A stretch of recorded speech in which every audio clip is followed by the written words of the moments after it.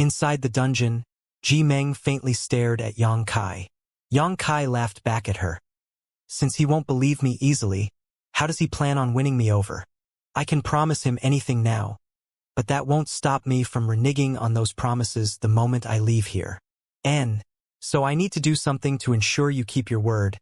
Ji Meng smiled reluctantly. I am a disciple of Bright Thunder Spirit religion. The sect raised me, so I must contribute to it. I hope you don't blame me. Yang Kai narrowed his eyes slightly. He didn't have any grounds on which to accuse or blame Ji Meng. But from his perspective, this woman now had to be counted as an enemy. And regarding his enemies, Yang Kai had never been soft-hearted. Seeing the coldness in Yang Kai's eyes, Ji Meng felt bitter in her heart and softly advised, Why do you insist on doing this? Although I don't know what Elder Duan wants to obtain from you, as long as you are willing to cooperate, he will certainly not mistreat you. From the fact that he is simply imprisoned but has not tortured or killed you should be enough to prove his sincerity. He truly is sincere. Yang Kai snickered sarcastically. Won't you please compromise? If you compromise, whether it is you, Elder Duan, or me, there will be advantages. Ji Meng continued her attempts to persuade him. Oh, there are advantages for you too? Yang Kai spoke curiously. Has Duan Hai promised you some attractive benefits? Ji Meng didn't answer, instead just taking out a green jade bottle from her sleeve and opening it, allowing a faint white mist to escape from it. Ji Meng waved the jade bottle lightly, and the white mist quickly flooded the dungeon cell, enveloping Yang Kai. Yang Kai stared at her vigilantly and held his breath, but the white mist still passed through his pores and penetrated his body. Vaguely, Yang Kai felt that something was not right. His blood flow became faster and more turbulent while his heartbeat was stronger than before. There even seemed to be a faint haziness coming over his mind. Ji Meng blushed and explained, This is the 7 emotions 6 pleasures mist, a potent aphrodisiac. What do you want to do? Yang Kai laughed. Are you planning on forcing yourself on me, then using that as an excuse to control me? A beautiful woman using an aphrodisiac too for a man to sleep with her. It really was a ridiculous story. Elder Duan said that as long as I can have a child with you, you can leave this place. Ji Meng replied to Yang Kai faintly. Yang Kai's face sank as he instantly understood Duan Hai's sinister intentions. He knew he couldn't control Yang Kai, so he had come up with this trick. Even a cruel tiger will not abandon its cubs. As long as he held Yang Kai's child, Duan Hai would need to worry about Yang Kai not obeying him. Although this kind of investment wouldn't yield any benefits in the short term, Duan Hai could afford it. A moment later, the white mist had been completely absorbed into Yang Kai's body, and gradually, his eyes became red and his breathing became heavy as he stared aggressively towards Ji Meng outside the cell. Being stared at by him like this, Ji Meng couldn't help blushing shyly, squirming slightly, her whole body feeling somewhat uncomfortable. But she didn't make any moves yet, still waiting for the drug to take full effect. Do you like me? Are you willing to entrust your life to me? Yang Kai strived to maintain his rational state of mind as he stared towards Ji Meng coldly. What I feel for you is far from what you could call love. Ji Meng slowly shook her head. We are nowhere near that close, but it shouldn't be a bad choice to entrust myself to you. You're an alchemist with a bright future, while I am just a common disciple of Bright Thunder Spirit religion.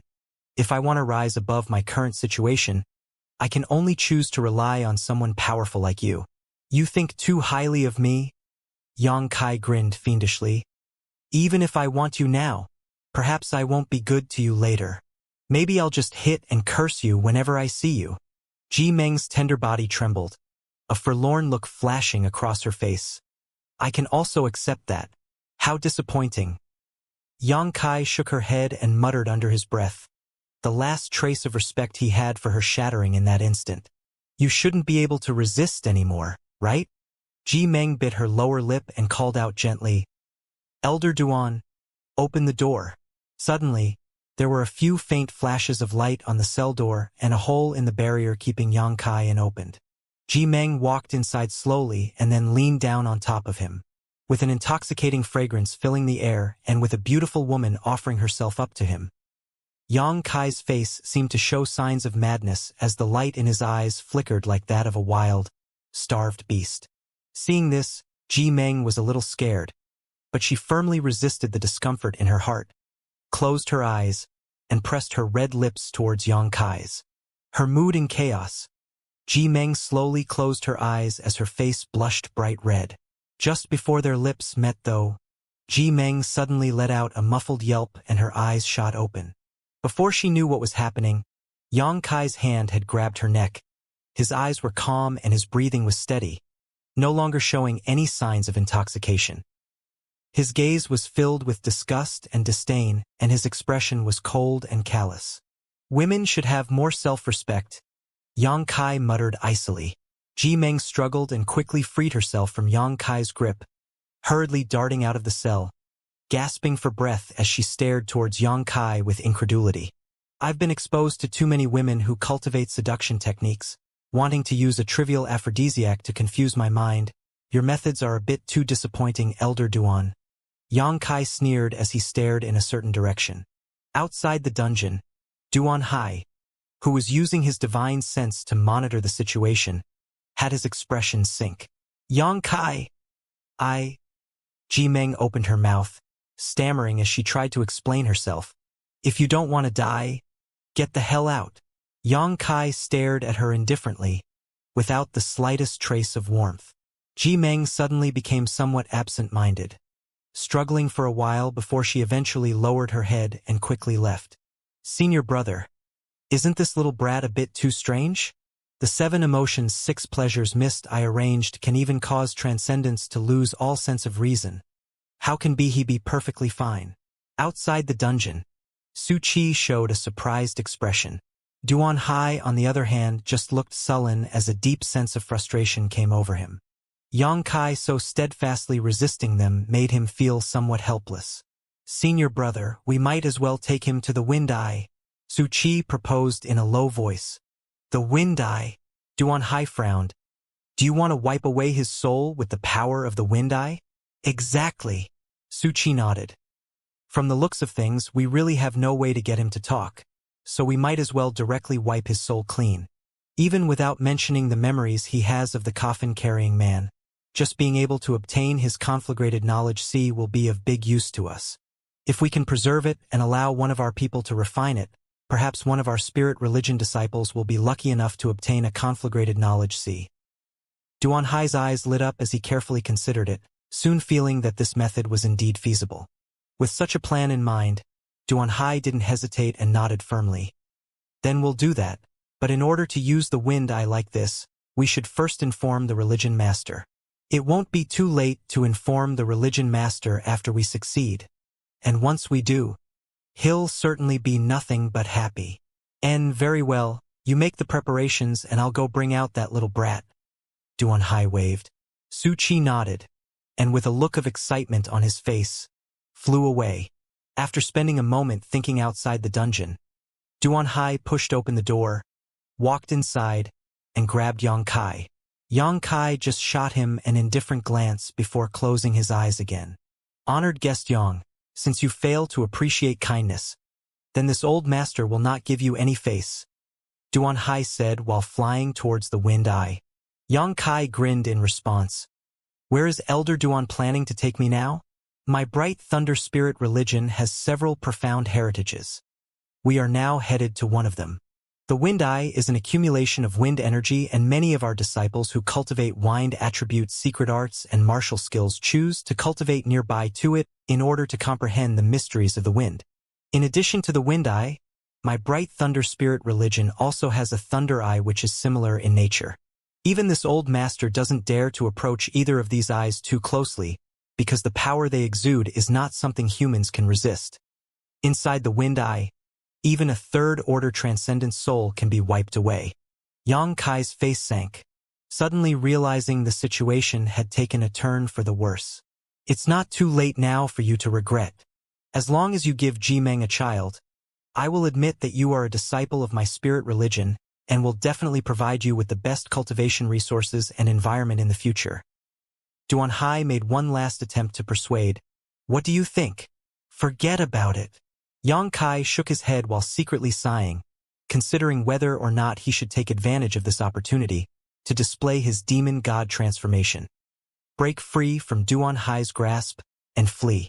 However, still deep inside his enemy's territory, Yang Kai didn't have much confidence he could successfully escape, and once he failed, he would never have a second chance to try. While hesitating, Yang Kai felt that there was suddenly a different kind of energy permeating his surroundings. Naturally, it was wind energy. As he felt this rich wind energy, Yang Kai felt a throbbing sensation from his shoulder blades that carried with it a sense of pain and excitement. Yang Kai's expression changed, but he quickly suppressed while he stared with rapt attention towards the distance. Up ahead, there was a huge visible vortex that was slowly rotating, that was formed completely by natural wind energy. The closer one approached it, the stronger that energy became. Spectacular, isn't it? Duan Hai's face showed a proud look. It is because of the wind eye and thunder eye that my bright thunder spirit religion put down roots here. These two places are listed as restricted areas of my spirit religion, and with the exception of some talented disciples, no one can set foot near this place. Those disciples who cultivate here can achieve twice the results with half the effort. Yang Kai nodded secretly.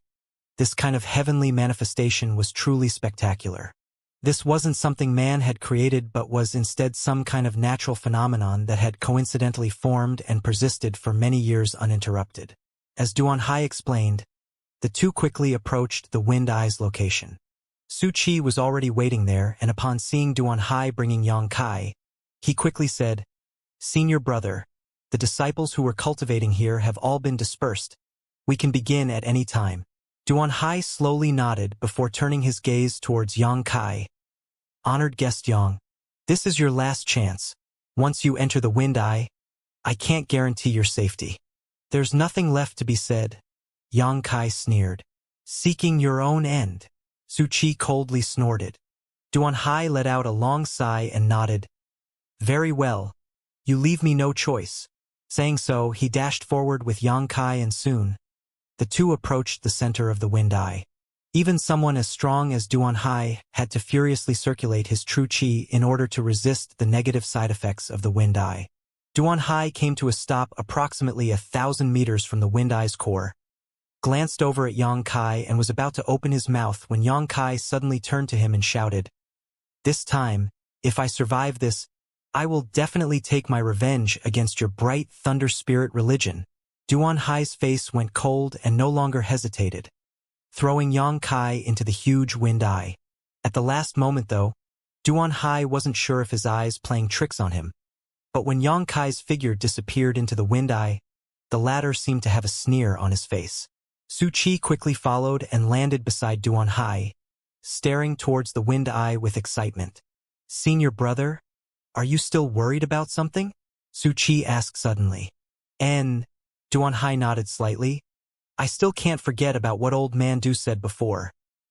That brat shouldn't have any kind of formidable background. If he did, with the situation reaching this point, he would definitely have reported it to us. He's not a fool after all. Old man Du must have been mistaken," Su Qi advised. "And, fair enough," Duan Hai smiled faintly. "But it is true we have destroyed a rare talent, so it's important we think up a way to explain this to old man Du. If anyone asks about him, we can just say he's in retreat. Given the identity and status of old man Du, he would rarely, if ever, pay a visit to our spirit religion personally.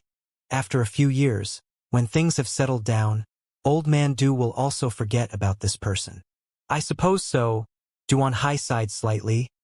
"In any case, we'll need to wait a few days.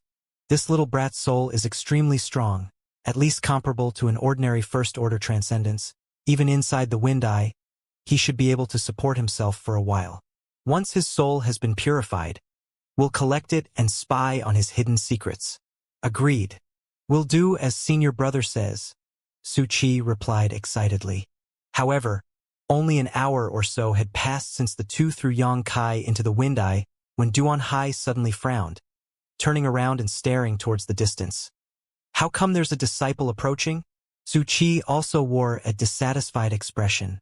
"I already announced that this place would be temporarily closed off, so no one should arbitrarily have entered. Is this disciple deaf or blind?" Saying so, he impatiently muttered, "I'll go have a look." Duan Hai nodded slightly. Su Qi activated his movement skill and a moment later returned with an odd look upon his face, saying to Duan Hai, "Senior brother, Religion Master is summoning you. That disciple just now came to deliver the order." Religion Master? Duan Hai heard this and couldn't help feeling startled. Hurriedly composing himself and nodding, "Very well. I'll go see what Religion Master needs. You wait here. Please feel relieved, senior brother.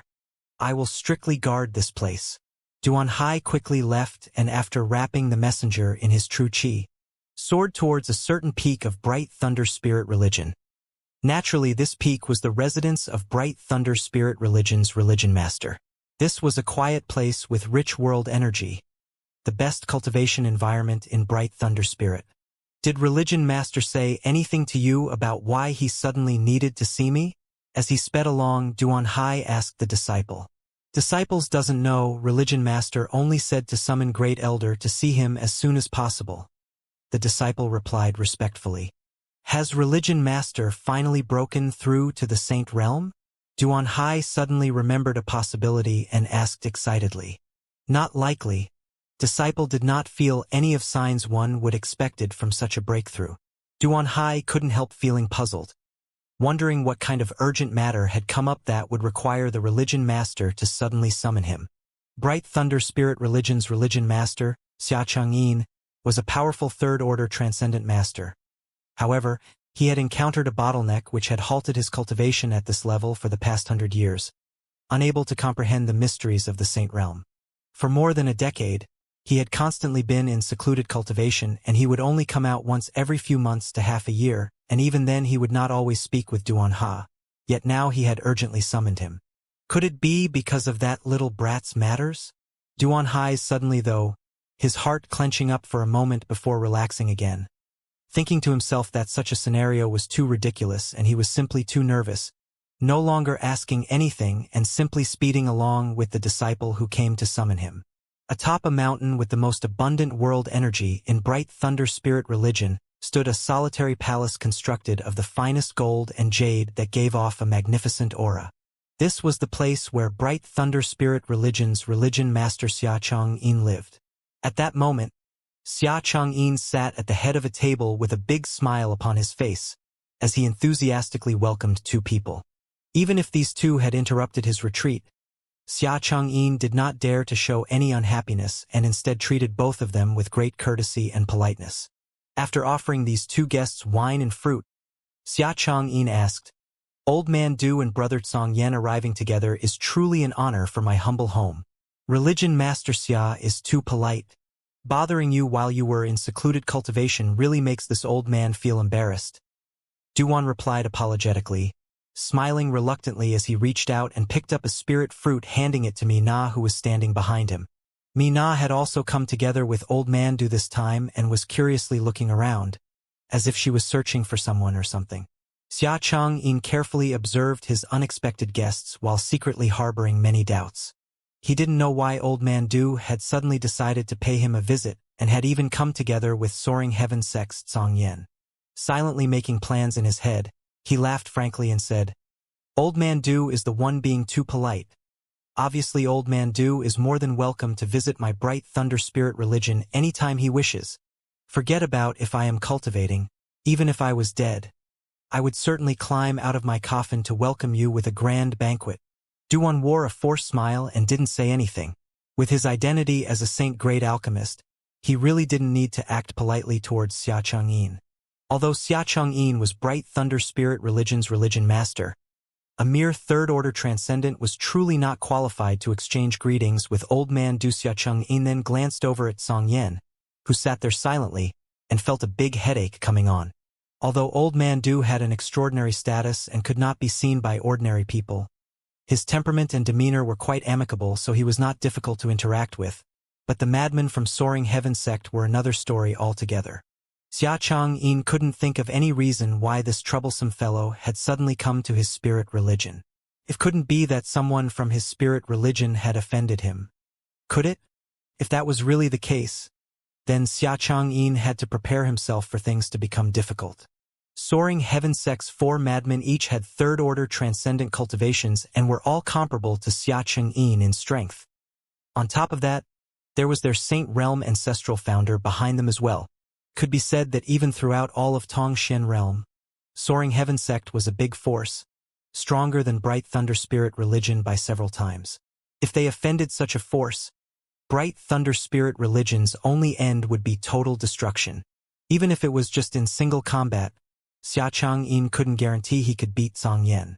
Gently coughing, Xia Changyin asked, "Brother Song Yen, recently, could it be that someone from my spirit religion had no eyes and accidentally offended you?"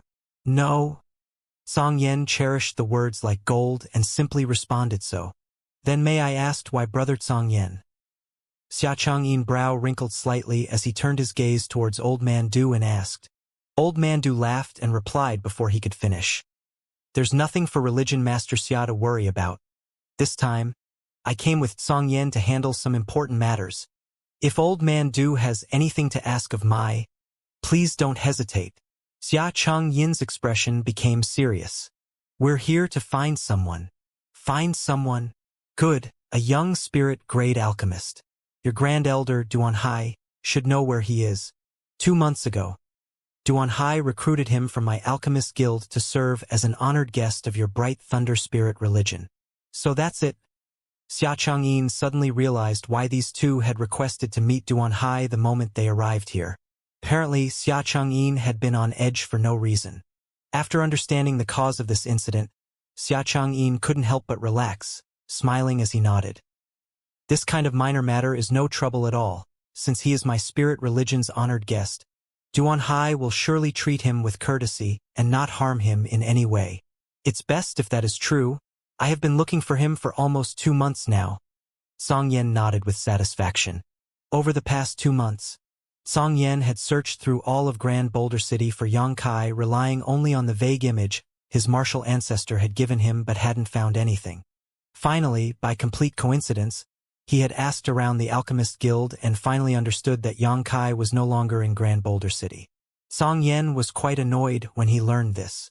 His martial ancestor had asked him to do such a small task, yet he had failed to accomplish it after 2 whole months. So he immediately blamed all of this on Bright Thunder Spirit religion for taking Yangkai away. Although he didn't say this out loud, Song Yen still gave off a cold aura, and anyone could tell from his harsh gaze that he was in a foul mood. Soaring Heaven Sect's heritage is strong. How can there be a lack of spirit-grade alchemists? Brother Song Yen, if you've come here intending to snatch someone from me, this religion master can't agree. Xia Changyin smiled and shook his head. He had no malicious intent in saying so, but he had to show such an attitude. Hearing this, Song Yen simply replied coldly, "I'm not here to grab him from you. It's just that my martial ancestor wants to see him." Xia Changyin's courage suddenly deflated. Duan also shook his head and sighed, feeling slightly annoyed.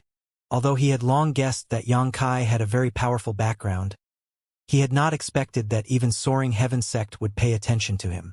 When Song Yen came to the Alchemist Guild to inquire about Yangkai, Old Man Du couldn't wait to find a hole to crawl into. If he knew that Yangkai had a relationship with Soaring Heaven Sect, how could he have recommended Bright Thunder Spirit religion to him? Doing so was really far too stupid. It seemed that Soaring Heaven Sect had some kind of connection to this little brat's master, so when their ancestral founder learned Yangkai had come out for life experience, he had wanted to look after him a bit, or at least that was what Old Man Du thought secretly to himself. Why hasn't he come yet? How can be so slow? Mina finished the spirit fruit, stared at the door, and pouted with dissatisfaction. Xia Changyin just laughed lightly. "Little girl, don't worry. Duanhai should be here soon." "Who wants to see Duanhai? I want to see Yangkai. That bastard is so cruel, leaving me all alone in the Alchemist Guild. This time I must teach him a harsh lesson." Mina snorted cutely. Xia Changyin's lips twitched but wisely said nothing. "Mind your manners." Old Man Du saw Xia Changyin's embarrassment and quickly reprimanded Mina, who proceeded to pout even more. At that moment, an aura quickly approached from afar. "He's here." Xia Changyin smiled. A moment later, from outside the door, Duanhai's voice called out, "Religion Master, Duanhai has come as ordered. Enter." Xia Changyin shouted. Duanhai replied firmly and walked inside. Just as he was about to salute though, he suddenly saw Song Yen and Du Wan sitting nearby. Duan Hai's heart clenched up once more and couldn't wait to turn around and leave. Song Yen appearing here was very unusual. As one of the 4 madmen of Soaring Heaven sect, Duan Hai had a good understanding of this man's brutal methods and powerful cultivation. Regarding this man, Duan Hai had always maintained a respectful distance. However, Old Man Du being here as well brought him even greater surprise. Duan was an extremely rare saint-grade alchemist.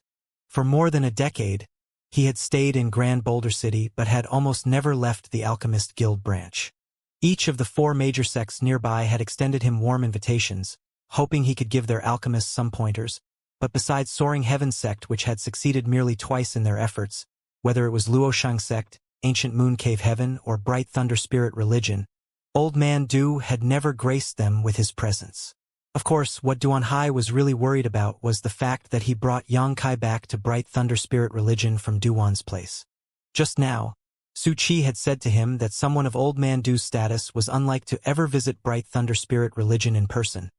But only an hour later Duan had appeared in front of him. Duan Hai's heart pounded as he tried his best to maintain his computer, somehow forcing out a big laugh as he stepping forward and politely bowed. "Greetings, Old Man Du." He then turned to Song Yen and cupped his fists. "Brother Song Yen." Duan nodded slightly in response while Song Yang said nothing. Xia Changyin quickly picked up the conversation. "Elder Duan has worked hard. Sit down." Duan Hai took a seat, his expression a bit unnatural because Song Yen of Soaring Heaven sect's pair of sharp eyes had been staring at him the whole time, an aggressive light flashing across them, making him feel a bit uneasy. As if realizing Duan Hai's inner turmoil, Song Yan's glare became even more intense.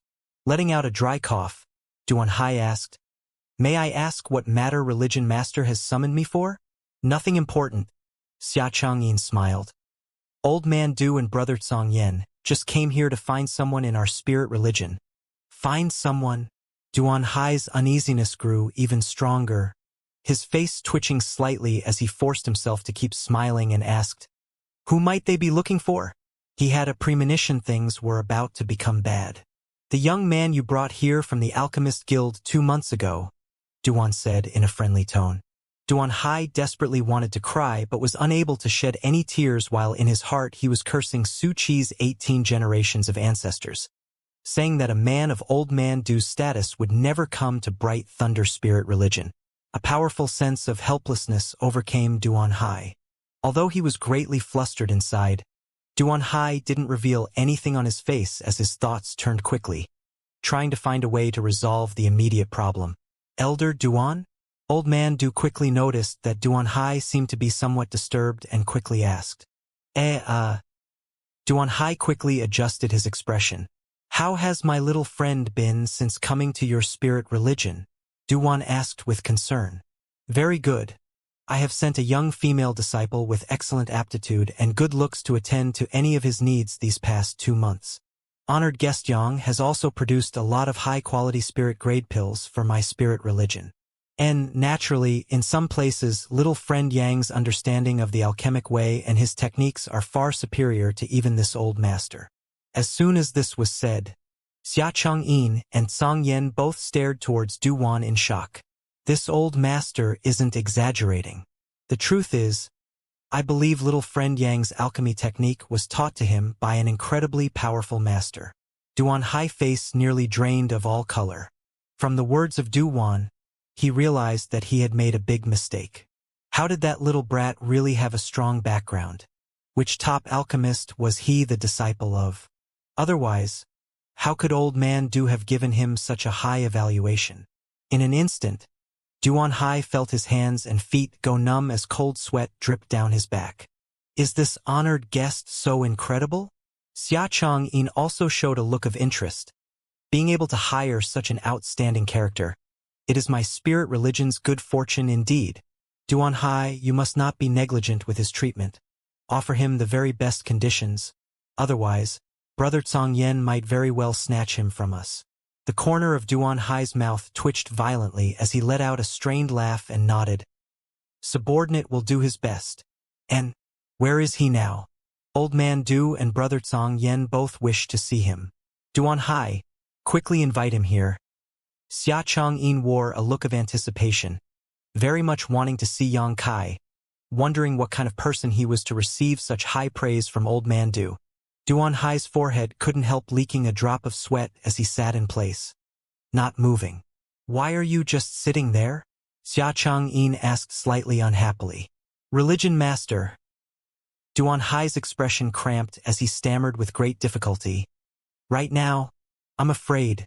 It's slightly inconvenient for him to come here. Why isn't it convenient? Song Yen, who had not spoken since Duan Hai's arrival, suddenly asked coldly, his expression extremely unfriendly. Duan Hai trying to shirk responsibility like this in such an unnatural tone made Song Yen quickly realize something wasn't right. Focusing a sharp glare on Duan Hai as he coldly interrogated. It couldn't be. He's had some kind of accident? No. He hasn't been involved in any kind of accident. Duan Hai quickly waved his hand. It's really not convenient for him to come here right now. Duan Hai. Xia Changyin's expression also became somewhat disgruntled.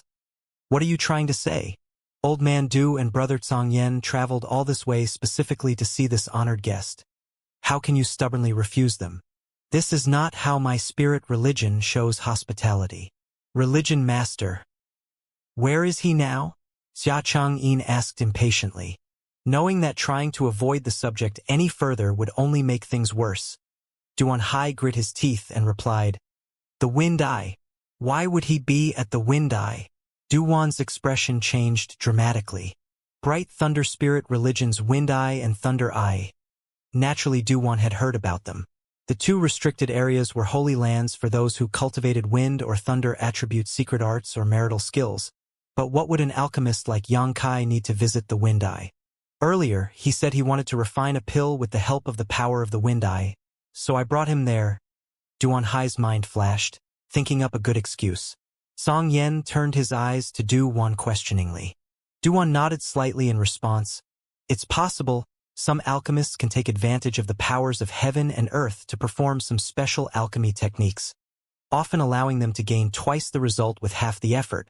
But doing so requires profound skill and methods. Little friend Yang's abilities are really worthy of praise. Duan Hai couldn't help breathing a sigh of relief, realizing that the random excuse he came up with was at least somewhat reasonable.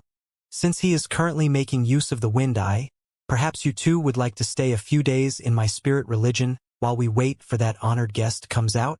Xia Changyin asked Old Man Du and Song Yen. Old Man Du smiled lightly. This old master doesn't mind.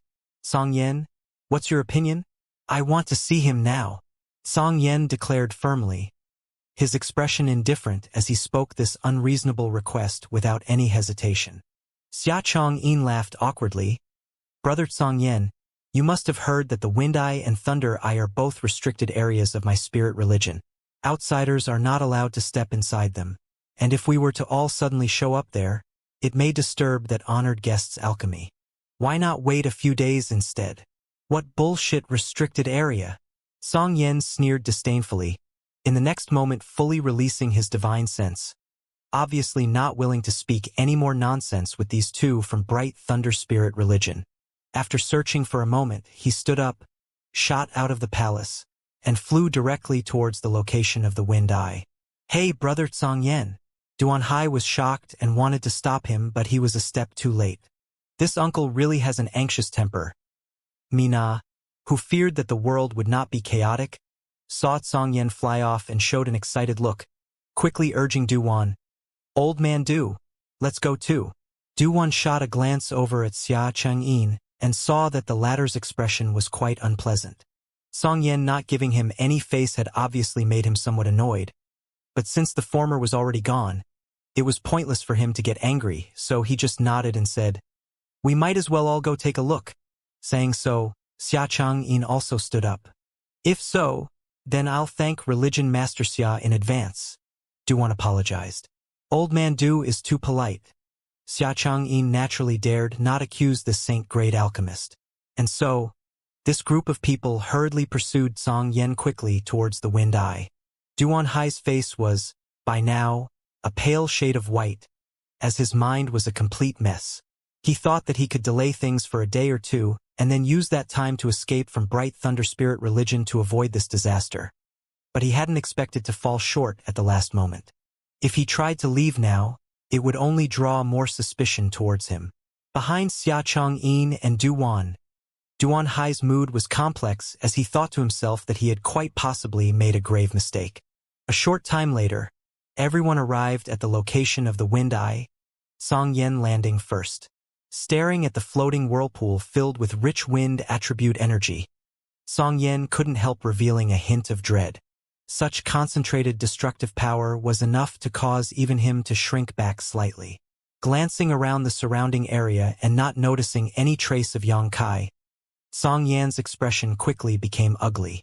Su Qi, who had been standing there the whole time, was somewhat shocked, unable to understand what was going on. After seeing Xiaoqing and Duan though, Su Qi's heart jumped, quickly pretending to be calm and stepped forward to politely greet them, asking Duan Hai in the next moment, "Senior brother, what's all this about?" "Old Man Du and Song Yen are here to observe honored guest Yang's alchemy," Duan Hai replied casually. Su Qi blinked a few times and instantly understood the deeper meaning behind Duan Hai's words. As fellow brothers, the two of them had worked together for many years, and although they couldn't say they understood everyone the other was thinking without any words, this brief eye contact and set of simple words had allowed Su Qi to understand what Duan Hai really wanted to say.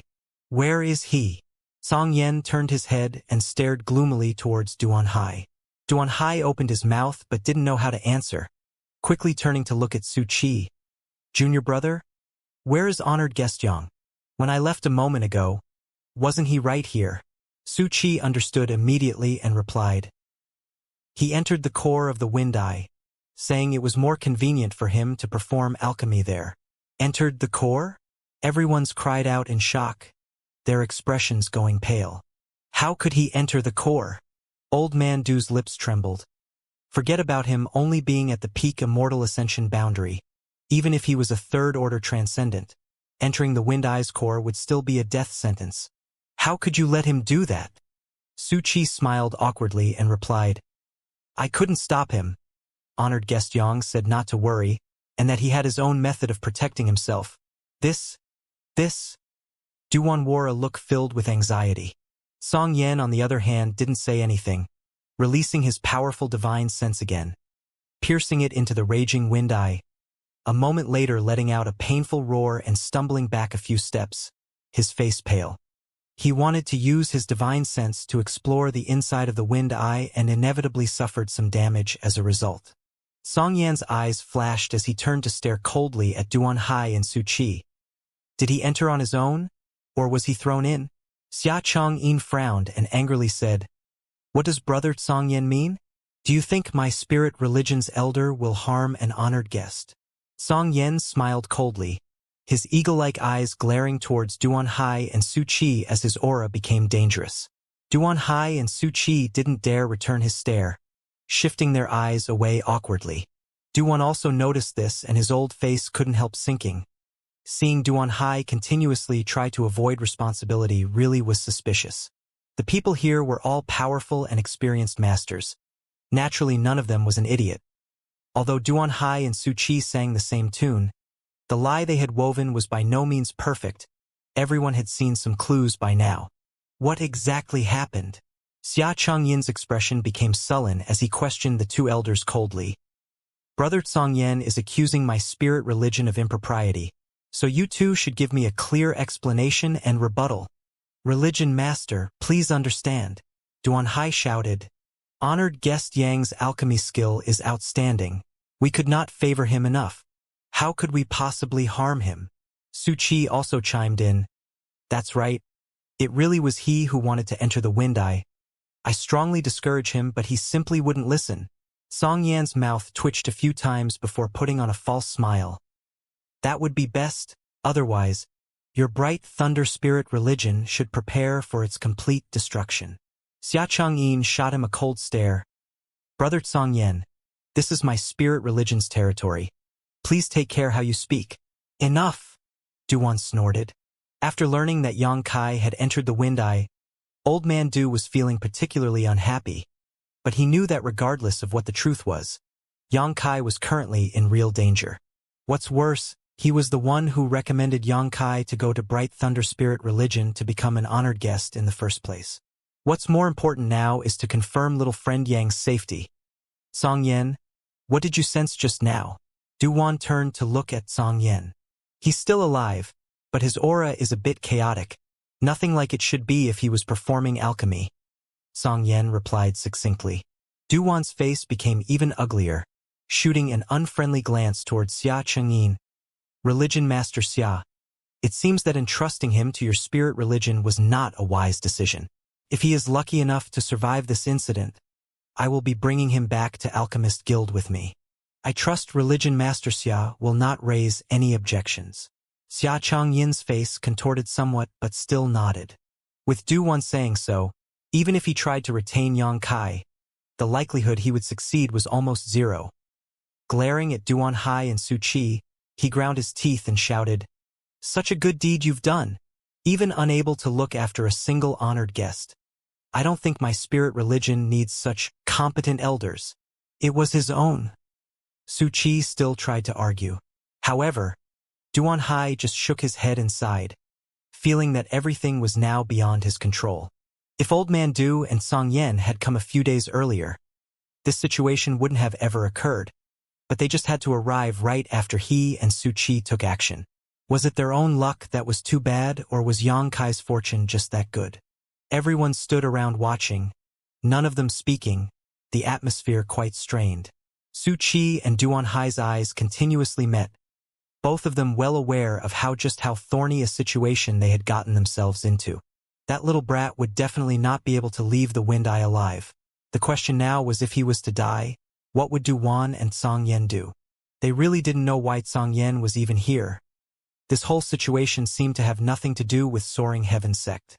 Meanwhile, inside the Wind Eye, Yang Kai was currently enduring a great deal of pain, the omnipresent wind blades constantly slicing into his body, quickly shredding his clothes and dyeing him in blood. With his true chi imprisoned, Yang Kai couldn't use it to protect himself from these wind blades and could only rely on the strength of his flesh to insist. Instead of rushing to use his demon god transformation, though, he was focusing all of his attention on his shoulder blades, where the wind and thunder wings he received from Han Fei back in Demon God Citadel resided, as they seemed to currently be undergoing some unexpected changes. The rich wind attribute energy in the surroundings was constantly being channeled into his body and absorbed by the wind and thunder wings. Fierce waves of pain erupted constantly, causing Yang Kai's face to twist in agony. The wind chi he was absorbing was rampaging inside his body, tearing apart his flesh, causing every part of his physique to ripple. Through all the pain and hardship, though, Yang Kai grit his teeth and did not utter a single sound, allowing the wind and thunder wings to swallow the surrounding wind chi. He faintly felt that this was the opportunity he was searching for that would truly allow him to refine the wind and thunder wings. Han Fei and Li Rong once told him that they didn't know where this pair of wind and thunder wings came from, or who the original owner was, and only after many twists and turns did it fall into Han Fei's hands. Also, no matter how many times they tried to refine them, neither of them had succeeded. When Duan Hai and Su Qi brought him to the edge of the Wind Eye, Yang Kai felt the wind and thunder wings transmit a vague sense of yearning to him. So he had not made any attempt to resist and simply allowed Duan Hai to throw him inside. Now, it seemed his gamble had paid off. The dust-laden wind and thunder wings seemed to have been greatly moisturized by this environment and were showing signs of coming back to life. The speed at which they swallowed the surrounding wind chi increasing with every passing moment, reaching a point where even Yang Kai's powerful physique couldn't withstand the side effects. As his flesh was constantly being destroyed, the wind attribute energy continued flooding into him like a raging torrent. Not daring to hesitate, Yang Kai quickly took out a drop of myriad drug milk from the black book space and swallowed it. A moment later, a warm sensation appeared in his abdomen and quickly spread throughout his body. The powerful restorative properties of the myriad drug milk and the destructive power of wind, both battled one another inside Yang Kai's body, forming a kind of excruciating tug of war. As Yang Kai's body was constantly being torn apart and then repaired, it became tougher and more robust. After enduring this cycle of destruction and restoration over and over again, Yang Kai gradually became numb to it and no longer felt any pain. Simultaneously, the wind and thunder wings swallowed the surrounding wind attribute energy at a horrifying speed. On Yang Kai's left shoulder, there seemed to be some kind of invisible vortex that constantly drew in the surrounding wind chi, filling the wind and thunder wings, and as more wind attributes energy was drawn into them, they became more and more energetic. From the outside, it appeared like there was a small whirlpool inside the huge swirling wind eye. This small whirlpool was like a bottomless pit that was slowly drawing in the surrounding wind attribute energy and swallowing it. The people outside who were at first concerned about whether Yang Kai was dead or alive now all wore amazed expressions, wondering how such a change had come about. The wind eye was a restricted area of bright thunder spirit religion as well as one of its foundations. Since it was first discovered, it had already been countless years, and over these centuries, innumerable disciples who cultivated wind attribute martial skills and secret arts had practiced here. And while all of them obtained many benefits from this place, no matter how many people absorbed the wind chi here, the wind eye never showed any changes. But now, everyone here could clearly feel that the wind attribute energy that filled this place was slowly been consumed and was rapidly decreasing in density. This discovery made the several members of Bright Thunder Spirit religion pale. If the wind eye was weakened, it would be a huge loss to their spirit religion. Duan Hai, did honored guest Yang say what kind of pill it was he wanted to refine? Xia Chang'in now believed the words of his two subordinates and thought that the changes in the wind eye were related to Yang Kai's alchemy. He didn't say. Duan Hai grit his teeth and replied, "Old man Du, what do you think?" Xia Chang'in turned to look at Duan. Duan's face was quite gloomy as he muttered, "There is no pill that needs to consume such a huge amount of energy. This isn't like alchemy at all. Rather, it seems like he's cultivating." Cultivating? Xia Changyin's expression froze. He entered the wind eye to cultivate? Isn't he only at the peak immortal ascension boundary? Don't ask this old master. I don't know any more than you do. Duan shouted, apparently quite disgruntled because of Yang Kai's current situation. Xia Chang'in looked awkward and dared not say anything more. The destructive power inside the wind eye made it impossible for any of them to release their divine sense to investigate. So all they could do was wait quietly. As more time passed, the small vortex within the wind eye seemed to gradually grow larger and even showed signs of beginning to devour the wind eye entirely. Even the wind attribute energy in the surrounding region was not as dense as it was before. Religion master, at this rate, the wind eye will be destroyed. Duan Hai screamed hurriedly. Xia Changyin's complexion became pale as he stared at the wind eye without saying a word. How could he not understand what the consequences would be if this situation continued? If the wind eye was destroyed, it would be the equivalent of destroying a large part of Bright Thunder Spirit Religion's foundation. I humbly request Religion Master to allow me and junior brother Su Chi Jr. to stop this disaster. Duan Hai took the initiative to say, "How do you plan on stopping it?" Xia Chang'in glanced at him strangely. "Our only option now is to quickly kill honored guest Yang inside the wind eye. He must have used the excuse of performing alchemy to ruin the foundation of our spirit religion." Duan Hai lied through his teeth, trying to turn this disaster to his advantage. "Little friend Yang is not such a person," Duan coldly snorted. "You can try it if you dare." Song Yen also stared at him with a thick murderous intent. "This is my spirit religion's internal matter. Isn't Brother Song Yen overstepping his bounds?" Duan Hai questioned in a disgruntled tone. "This old man will not permit any reckless behavior here. If little friend Yang encounters any accident as a result of your actions, this old man can guarantee that no alchemist will ever refine pills for your sect from now on." Duan stared deeply towards Duan Hai. Duan Hai suddenly felt a big headache. He could still barely ignore Song Yan's aggressive attitude, but Duan's words were not something to dismiss. Given old man Du's status, he could really accomplish what he just said. With a single order from a saint-grade alchemist, all the honored guest alchemists would not hesitate to cut all ties with Bright Thunder Spirit Religion and never return. "Old man Du, please calm your anger." Duan Hai was simply speaking thoughtlessly. Xia Chang'in hastily stated, Angering a saint-grade alchemist would bring about severe consequences. At that moment, the huge wind eye underwent a noticeable change, and the once small vortex that had appeared inside it suddenly expanded. A huge energy fluctuation erupted, almost knocking everyone off balance, forcing them to use their true chi to stabilize themselves as they all turned their full attention back to the wind eye.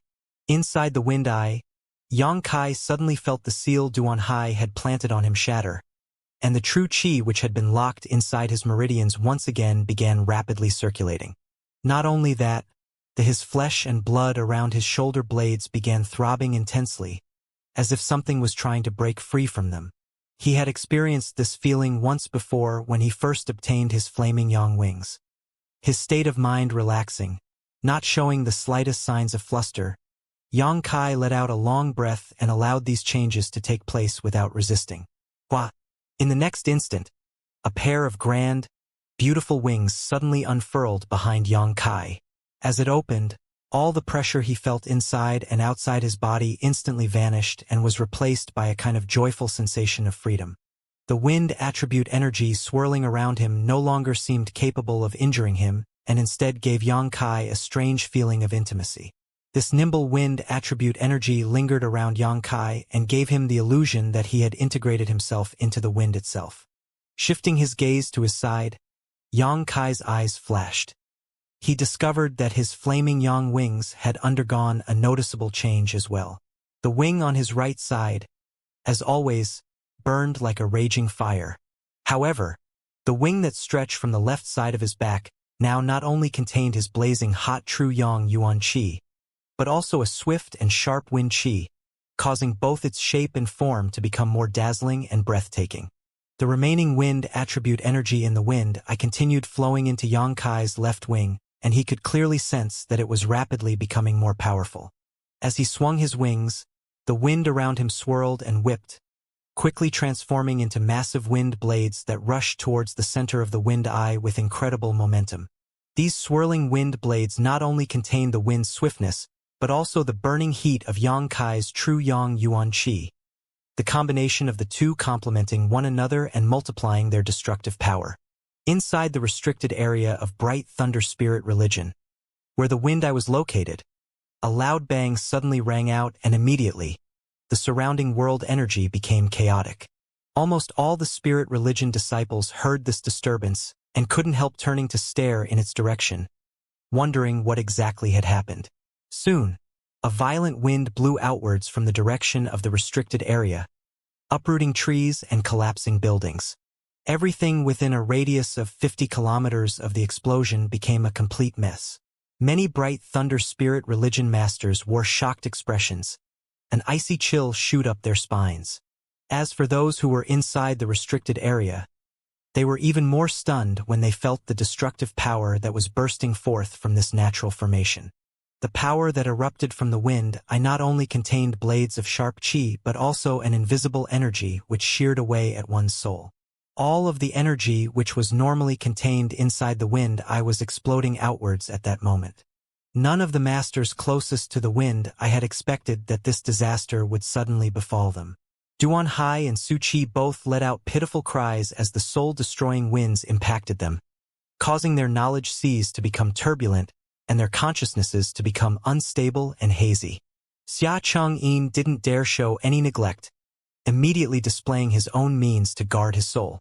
Song Yen's first thought was to protect Old Man Du and Mina and give them a chance to retreat, but when he glanced over, he saw Old Man Do not show any signs of panic as he quickly took out a cyan stone and poured his true qi into, producing a cyan-colored light barrier.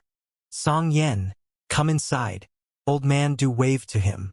Song Yen quickly rushed into the light barrier, and as soon as he did, the pressure on his soul disappeared. Refined bluestone? Song Yan's eyes lit up as he uttered the name of this cyan stone. Old Man Do's heritage is impressive. Now is not the time to say this. Old Man Do smiled bitterly. The wind blades are coming. Song Yen nodded lightly and didn't dare lower his guard, quickly gathering his strength and intercepting the wind blades that were approaching. He knew that this cyan light barrier created by the refined bluestone could only resist attacks against one soul, and had no defensive effect on physical and qi-based attacks. Song Yan had also heard some rumors about refined bluestone and knew that it was incredibly expensive as it was a product from the starry sky that could defend against divine sense attacks of Saint Realm Masters. It could be said that as long as one possessed a piece of refined bluestone, they wouldn't need to worry about ever receiving injuries to their soul.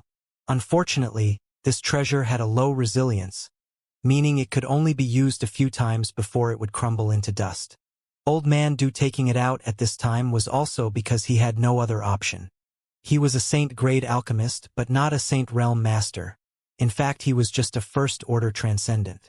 On top of that, Duan was immersed in the study of the alchemic way all year round, so his actual combat strength was basically equivalent to a peak Immortal Ascension boundary cultivator. Old Man Du! Xia Chang'in cried out urgently, as he struggled to make his way towards them. Old Man Du frowned for a moment but eventually nodded lightly, increasing his true qi output and expanding the light barrier, allowing Xia Chang'in to squeeze inside. With two-third order transcendents working together, they managed to completely shield Old Man Du and Mina behind them from all the incoming wind blades. Duan Hai and Su Qi were now both completely dazed by the soul-damaging winds, stumbling around like headless flies trapped in the violent storm, and both of them were soon covered with bloody scars. Seeing this, Xia Chang'in anxious called out, "Old Man Du, can you let them in too? This old man is also helpless. If I increase the output of power any further, I'm afraid this small stone will break." Old Man Du slowly shook his head. Knowing that Duan is not lying, Xia Chang'in could only sigh dejectedly. Duan Hai and Su Qi were both elders of his spirit religion. He naturally couldn't bear to see them buried in this place, while he hid safely behind this light barrier. Unfortunately, all Xia Chang'in could do for them was try to offset as many wind blades that were approaching them as possible while constantly calling out to them in an attempt to stimulate their consciousnesses. However, his efforts were futile. When the power that should have been contained within the wind eye suddenly erupted, Duan Hai and Su Qi, two second-order transcendent masters, were completely incapable of resisting and both collapsed in pools of blood only a moment later. Although they were still alive, if they were exposed to this strange wind for too long, their souls would sooner or later be sheared off completely. Xia Chang'in was anxious, but there was nothing he could do to help them now. Suddenly, after a violent pulse of energy, everything suddenly calmed down, as if that final explosion contained all the remaining power of Wind Eye. The cyan stone in Old Man Du's hand also seemed to sense its mission was complete at that moment and shattered into dust that fell through his fingers. "Yang Kai!" Mina suddenly shouted in surprise, pointing her jade finger towards the front. Everyone couldn't help feeling shocked when they heard Mina's cry, all of them turning their eyes in the direction she was pointing only to see a scarlet Yang Kai. Although his body had innumerable wounds, his expression was still light and carefree. Another strange point was that his fresh blood seemed to radiate a terrifying destructive energy. Song Yan's eyes narrowed, grinning slightly as he silently smiled. The appearance of Yang Kai was quite consistent with the vague image in his mind, which means that the person his martial ancestor was looking for was him. The Wind Eye. Xia Chang'in was dumbfounded. He discovered quickly that the Wind Eye, which had existed since before the founding of Bright Thunder Spirit religion, had now disappeared. There was not even a trace of wind attribute energy here anymore. This realization turned Xia Chang'in's face ashen. The Wind Eye was essential to the prosperity of Bright Thunder Spirit religion. Without it, all the future disciples who cultivated wind attribute secret arts and martial skills would no longer be able to take advantage of it to comprehend the mysteries of the wind. "Can't you put on some clothes, you bastard?"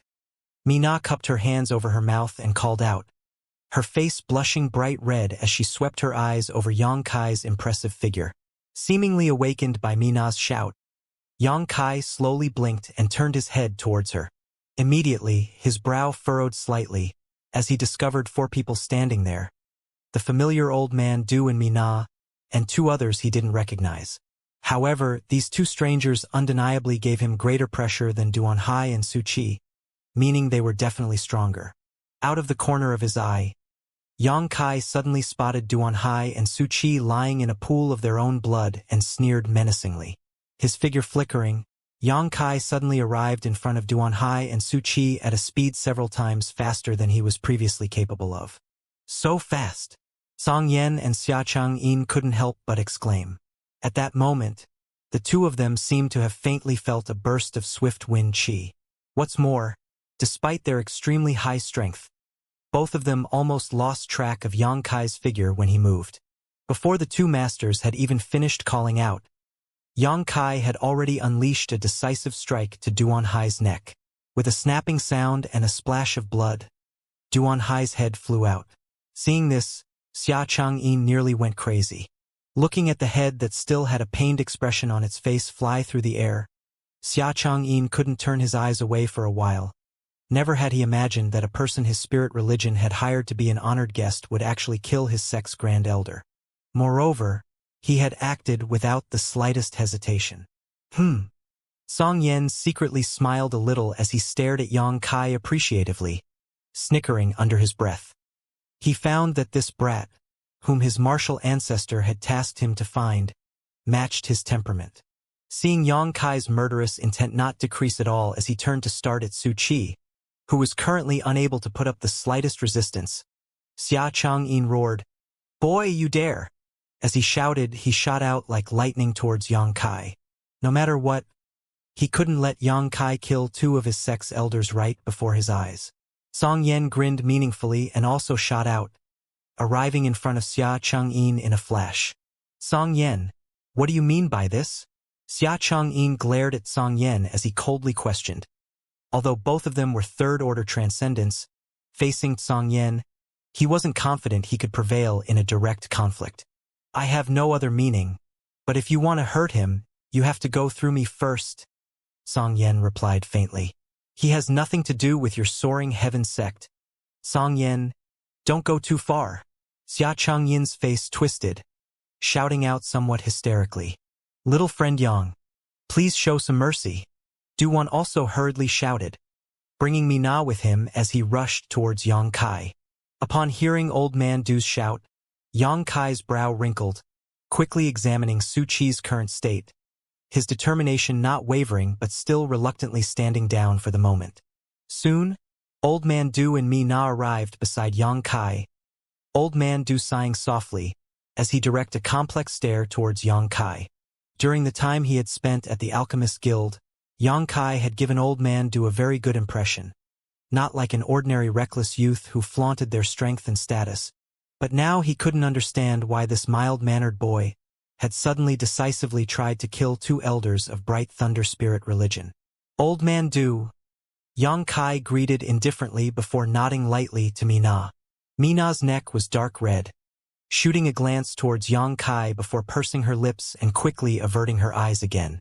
Yang Kai thought nothing of her reaction and instead turned to stare at Song Yen. He didn't know why this person would suddenly help him as he had no memory of ever meeting him before. Naturally, the two of them had no prior friendship. While observing the situation, Yang Kai also took out a set of clothes and put them on, his movements calm and collected. Xia Chang'in was also no longer arguing with Song Yen and instead just glaring at Yang Kai with hatred. Although this youth may be a rare talent in alchemy, it was also an indisputable fact that he had just killed Bright Thunder Spirit Religion's great elder. No matter what the circumstances were, Xia Chang'in had to seek justice for Duan Hai. "Little friend, what is this all about? If it's convenient, can you tell me?" Old Man Du inquired in a dignified tone. "These two wanted to harm me and threw me into the wind eye in an attempt to wash away my soul." Yang Kai explained it faintly. "Bullshit, as far as I know. You are an honored guest Duan Hai personally invited to my spirit religion. Why would he and Su Qi suddenly want to kill you?" Xia Chang'in obviously couldn't accept such an explanation. For no reason at all, how could two second-order transcendent masters have ill intentions towards a little brat? "Who are you?" Yang Kai turned to look at this person indifferently, feeling a palpable hostility and resentment from his stare. Old Man Du coughed. "This is the religion master of Bright Thunder Spirit Religion, Xia Chang'in." Yang Kai gently nodded, his doubts abating somewhat before turning to look at Song Yen. "And this is Soaring Heaven Sect, Song Yen." Song Yen took a step forward and introduced himself. Do we know each other? Yang Kai smiled at him temperately, his attitude neither warm nor cold. No, Song Yen smiled. However, I have something to ask of you. Something to ask of me? Yang Kai's asked curiously, shooting a glance towards Du Wan, who quickly said, Song Yen has no malicious intentions towards you. I can guarantee this. All right, we can discuss about your matter later. Yang Kai nodded to Song Yen. Looking at confidence and indifference Yang Kai spoke with, Song Yen smiled even wider. This little brat really fits well with my own temper. Ha ha! Song Yen chuckled in his heart. After killing a great elder, he was able to face Bright Thunder Spirit Religion's religion master without the slightest trace of fear. Having such courage even in this situation, what exactly was this little brat's background? Song Yen thought as he sized up Yang Kai thoughtfully. His martial ancestor had asked him to find this person and he had spent 2 months doing so, causing Song Yen to feel somewhat depressed and annoyed. But at this moment, he suddenly felt that these 2 months were worth it. Little brat, if you don't give me an explanation today, don't dream of leaving here in one piece. Xia Changyin's complexion changed from red to blue as he grit his teeth and angrily shouted. What more do you want me to explain? Yang Kai smiled. I think I made things clear already. That's just your side of the story. Do you think this religion master will just smile and believe you? Du Wan knit his brow but still kindly asked. Little friend, is what you said really the truth? Yang Kai nodded sternly. Then why? What advantage would they gain by throwing you into the wind eye to wash away your soul? Du Wan asked carefully, knowing that this time, if he couldn't give Xia Changyin a reason he could accept, it would be impossible for the latter to let things go. Yang Kai hesitated, as if he was unwilling to answer. If anything related to the coffin-carrying man was revealed, it would be extremely detrimental to him. Little friend can rest assured, if what you said is the truth and you weren't in the wrong, this old master can guarantee that you will leave here unharmed. Song Yen will also lend his assistance, Du Wan said, glancing over at Song Yen. Song Yen was even more straightforward. Even if you are in the wrong, no one can hurt you in front of me. Yang Kai looked at him curiously, really unable to understand why this stranger was so adamant about trying to protect him. After a long silence, Yang Kai turned to Xia Changyin with a cold look and muttered, Bright Thunder's religion master. Is it? If I can prove that Duan Hai and Su Qi acted with intent to harm me, how do you plan on compensating me? Compensate you? Xia Changyin's eyes went red. You killed my great elder and then expect me to compensate you? Are you not mistaken, little brat? Now we should be discussing how to make up for my spirit religion's losses. He only has himself to blame this time. If it weren't for my luck, I would have died inside the wind eye. Me killing him is only natural. Duan nodded. If it is true that Duan Hai and Su Qi conspired to kill little friend Yang, their deaths aren't worth pitying. Religion Master Xia, what do you think? It was this old master who recommended little friend Yang enter your Bright Thunder Spirit religion. This old master naturally has a responsibility to maintain his interests and security. Duwan's tone was calm, but anyone could hear that he was not happy. As a Saint Great Alchemist, it was a rare occurrence for him to recommend a rising star to Bright Thunder Spirit religion, but now Yang Kai had actually encountered such misfortune. This incident would bring great damage to Old Man Du's prestige and face. Although Xia Changyin was angry, he didn't dare vent his frustrations in front of Old Man Du. Nodding as he said, What Old Man Du said is fair. If this is really the truth of the matter, there's no need for outsiders to intervene. This religion master will clean up his sect personally and give Old Man Du a proper account. Duan nodded with satisfaction and turned back towards Yang Kai. Now, little friend, can you explain everything? I still insist on compensation. Yang Kai smiled slightly. This matter can't be settled so casually.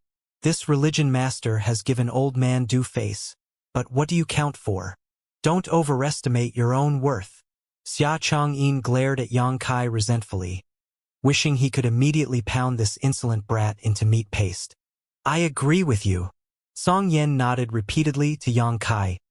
If Religion Master Xia doesn't compensate you appropriately, Within 1 month I will let his bright thunder spirit religion disappear from this world, permanently. Uncle really knows how to talk, Mina said to Song-yen with a look of excitement and respect on her face. Uncle? Song-yan's mouth twitched slightly, his expression sinking somewhat, unable to completely maintain his cold, indifferent demeanor after suffering such an unexpected attack. Yang Kai, on the other hand, only became more doubtful as he stared towards Song-yen, really unable to understand what this master's intentions were. But now was not the time to get to the bottom of things. For the moment Yang Kai could feel that this person was truly well meant towards him, allowing him to feel relieved. Song-yen. Xia Chang'in clenched his fists, his true chi surging up as he glared at Song-yen coldly. You want to fight? I'm more than happy to accompany you. Song-yen sneered dismissively. Please have some patience, you two, Old Man Du said helplessly, having no choice but to play peacemaker in this situation. Religion Master Xia.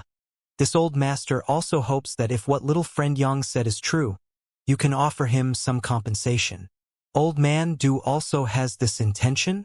The hatred in Xia Changyin's eyes increased once again, hesitating for a moment before somehow managing to mutter. Good.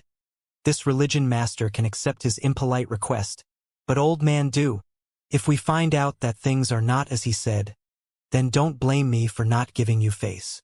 As you like. Duan nodded lightly, turning back to Yang Kai once more. You can speak freely.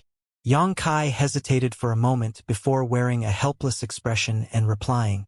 The two of them wanted to collect my knowledge, see. Saying so, Yang Kai released his spiritual energy slightly and followed up. Because I have a conflagrated knowledge, see. Everyone else became dumbstruck, almost unable to believe what they had just heard. However, feeling the blazing hot aura in Yang Kai's spiritual energy, they had no choice but to believe him. Old Man Du's eyes gradually brightened, even becoming somewhat excited as he stared towards Yang Kai, as if he had just discovered an incredible treasure. Song-yen was also showing signs of excitement. For a master at his level, there were very few things that could disturb his mood, but when he learned about Yang Kai's conflagrated knowledge, see, he nearly lost his self-control. Laughing wildly in his heart, he now understood why his martial ancestor had let him search for this little brat. It turns out he was an alchemist with a conflagrated knowledge, see. Didn't that mean he was at the same starting line as the famous the Old Man of Heaven's Keep? That also meant he might one day reach the same height as the Old Man of Heaven's Keep, a man widely admired by human, demon, and monster races alike. Conflagrated knowledge seas were rare existences, and even if one or two cultivators who had conflagrated knowledge sea appeared now and then, it was not guaranteed they would also be proficient in alchemy, as these two traits weren't necessarily mutually associated. Xia Chang'in was also dumbfounded as he stared towards Yang Kai, his face filled with annoyance and remorse. I told Duan Hai that it was impossible for me to remain in bright thunder spirit religion, so he and Su Chi plotted to use the power of the Wind Eye to extract my conflagrated knowledge, see. That's the truth, Yang Kai faintly explained. Although this was not the most fundamental reason, it was also part of reason Duan Hai and Su Chi acted against Yang Kai this way, so technically he wasn't lying. As he couldn't disclose information about the coffin-carrying man, Yang Kai could only expose his conflagrated knowledge, see. So that's how it is. Old Man Du nodded slightly, after feeling Yang Kai's conflagrated knowledge, see, naturally believed his words. Taking a deep breath, Duan turned to look at Xia Chang'in and said, Religion Master Xia, what else do you want to say? Or could it be that you still don't believe what little friend Yang said? I have nothing to ask? Xia Chang'in slowly shook his head as he stared at Yang Kai in a complicated manner. If he continued to make things difficult here, he would only end up offending both Old Man Du and Song-yen. That was something he couldn't afford. Moreover, this Yang Kai was very likely to become an exceedingly influential character in the future. If he were to thoroughly offend him now, Bright Thunder Spirit Religion's future days may not be peaceful. Very good. Old Man Du nodded with satisfaction, his expression quickly becoming solemn. Today's events should only be known to those present here. If anyone dares to leak any news of it, don't blame this old master for being rude to him. Agreed. Song-yen and Xia Chang'in both nodded firmly. A conflagrated knowledge sea was a rare treasure that would draw covetous eyes from all over the world, Once word of its existence leaked out, it would only lead to countless troubles. Xiao. Together with a swift breeze, Su Qi's vitality disappeared, causing Xia Changyin's eyes to flash, never having expected Yang Kai to act so decisively. Unfortunately for him, even if he was angry, there was nothing he could do about it. Good. Now we can talk about my compensation. Yang Kai grinned. Xia Changyin's face twitched slightly, but despite feeling extremely unwilling inside, he had no choice but to ask, "What compensation do you want? As long as it is something my spirit religion has, I can comply, but don't try to force me to offer something I am not capable of. You must ask for something I can achieve." Naturally, Yang Kai grinned meaningfully. "I want to go to the Thunder Eye to cultivate, so I must ask Religion Master Xia to open the way." As soon as this statement came out, everyone once again stared at him in astonishment. Go to the Thunder Eye? Xia Changyin was somewhat stunned. You also cultivate a thunder attribute secret art? That's my business. Does Religion Master Xia want to pry into my private affairs? Yang Kai shook his head. Is the disappearance of the wind eye related to you? Xia Changyin watched Yang Kai vigilantly. Possibly, possibly not. I'm not entirely sure. Does that mean if you go to the Thunder Eye, will it also disappear? It shouldn't. Please rest assured, Religion Master Xia. Inside the wind eye, Yang Kai had intentionally stimulated it, breaking it from the inside, which had led to its ultimate destruction. At the time, Yang Kai had just wanted to seek revenge. If he hadn't done this, the wind eye wouldn't have disappeared. Of course, the wind eye would definitely be much weaker than before. Does Religion Master Xia want to go back on his word? If so, you'll have to ask if I agree. Song Yen looked at Xia Changyin aggressively. The Wind Eye and Thunder Eye are the foundations of my spirit religion. Now that one of them has disappeared, very likely because of him, how can I so easily allow him to visit the other? Do you take this religion master as a fool? If you intend to comply, then comply, but even if you don't intend to comply, you must comply. Song Yen sneered, grabbed Yang Kai, and flew off. Song Yen, don't go too far. Xia Changyin shouted furiously and quickly pursued. Ha! Duan sighed deeply, looking helpless, hesitating for a while before also following after them with me na in tow. Song Yan's speed was so incredible that Yang Kai could barely open his eyes, only able to vaguely see the surrounding scenery retreating backwards. After less than the time it would take to burn half a stick of incense, the pair arrived at the location of the Thunder Eye. Here, there was still a large number of bright thunder spirit religion disciples gathered, cultivating quietly while feeling the ambient lightning chi in the air. The stronger the disciple was, the closer they were to the Thunder Eye, and while the weaker one was, the further away they sat. Floating in the sky was a huge vortex of lightning that was constantly shooting off and drawing in sparks. The sound of thunder continuously burst out as the surrounding atmosphere was filled with violent thunder attribute energy. When Song Yen arrived here with Yang Kai, the spirit religion disciples who were in meditative cultivation all woke up and showed expressions of surprise and amazement as they looked up at them. Kid, are you sure you want to go in? This place is no joke. One misstep and your entire soul will be blown away. Song Yen warned as he stared at the raging Thunder Eye with a dignified expression. The violent energy contained within the Thunder Eye was stronger than that which was inside the Wind Eye. Song Yen had dared to release his divine sense to spy on the Wind Eye, but he did not dare do so with the Thunder Eye. Comparing the two, the Thunder Eye was definitely more dangerous. Bright Thunder's religion master is pursuing us. Please let me go in, Senior. Yang Kai glanced back and saw Xia Changyin rushing towards them. The latter's face filled with a mix of anxiety and rage, howling towards them to stop. Song Yen obviously didn't put Xia Changyin in his eyes as he grinned and casually said, You're a strange one, kid. Good. I'll help you, however, don't you dare die, or I'll have no way to explain things to my marital ancestor. Having said what he needed to say, Song Yang tossed Yang Kai towards the Thunder Eye. Cries of shock rang out from all the surrounding bright thunder spirit religion disciples who saw Yang Kai disappear into the Thunder Eye, all of them wondering how this brat had offended Song Yen, causing the latter to throw him to his death. Xianxia arrived a moment later, but was helpless to do anything but watch. Inside the Thunder Eye, when Xianxia first came in, he felt tremendous pressure, many times stronger than what he had felt inside the Wind Eye.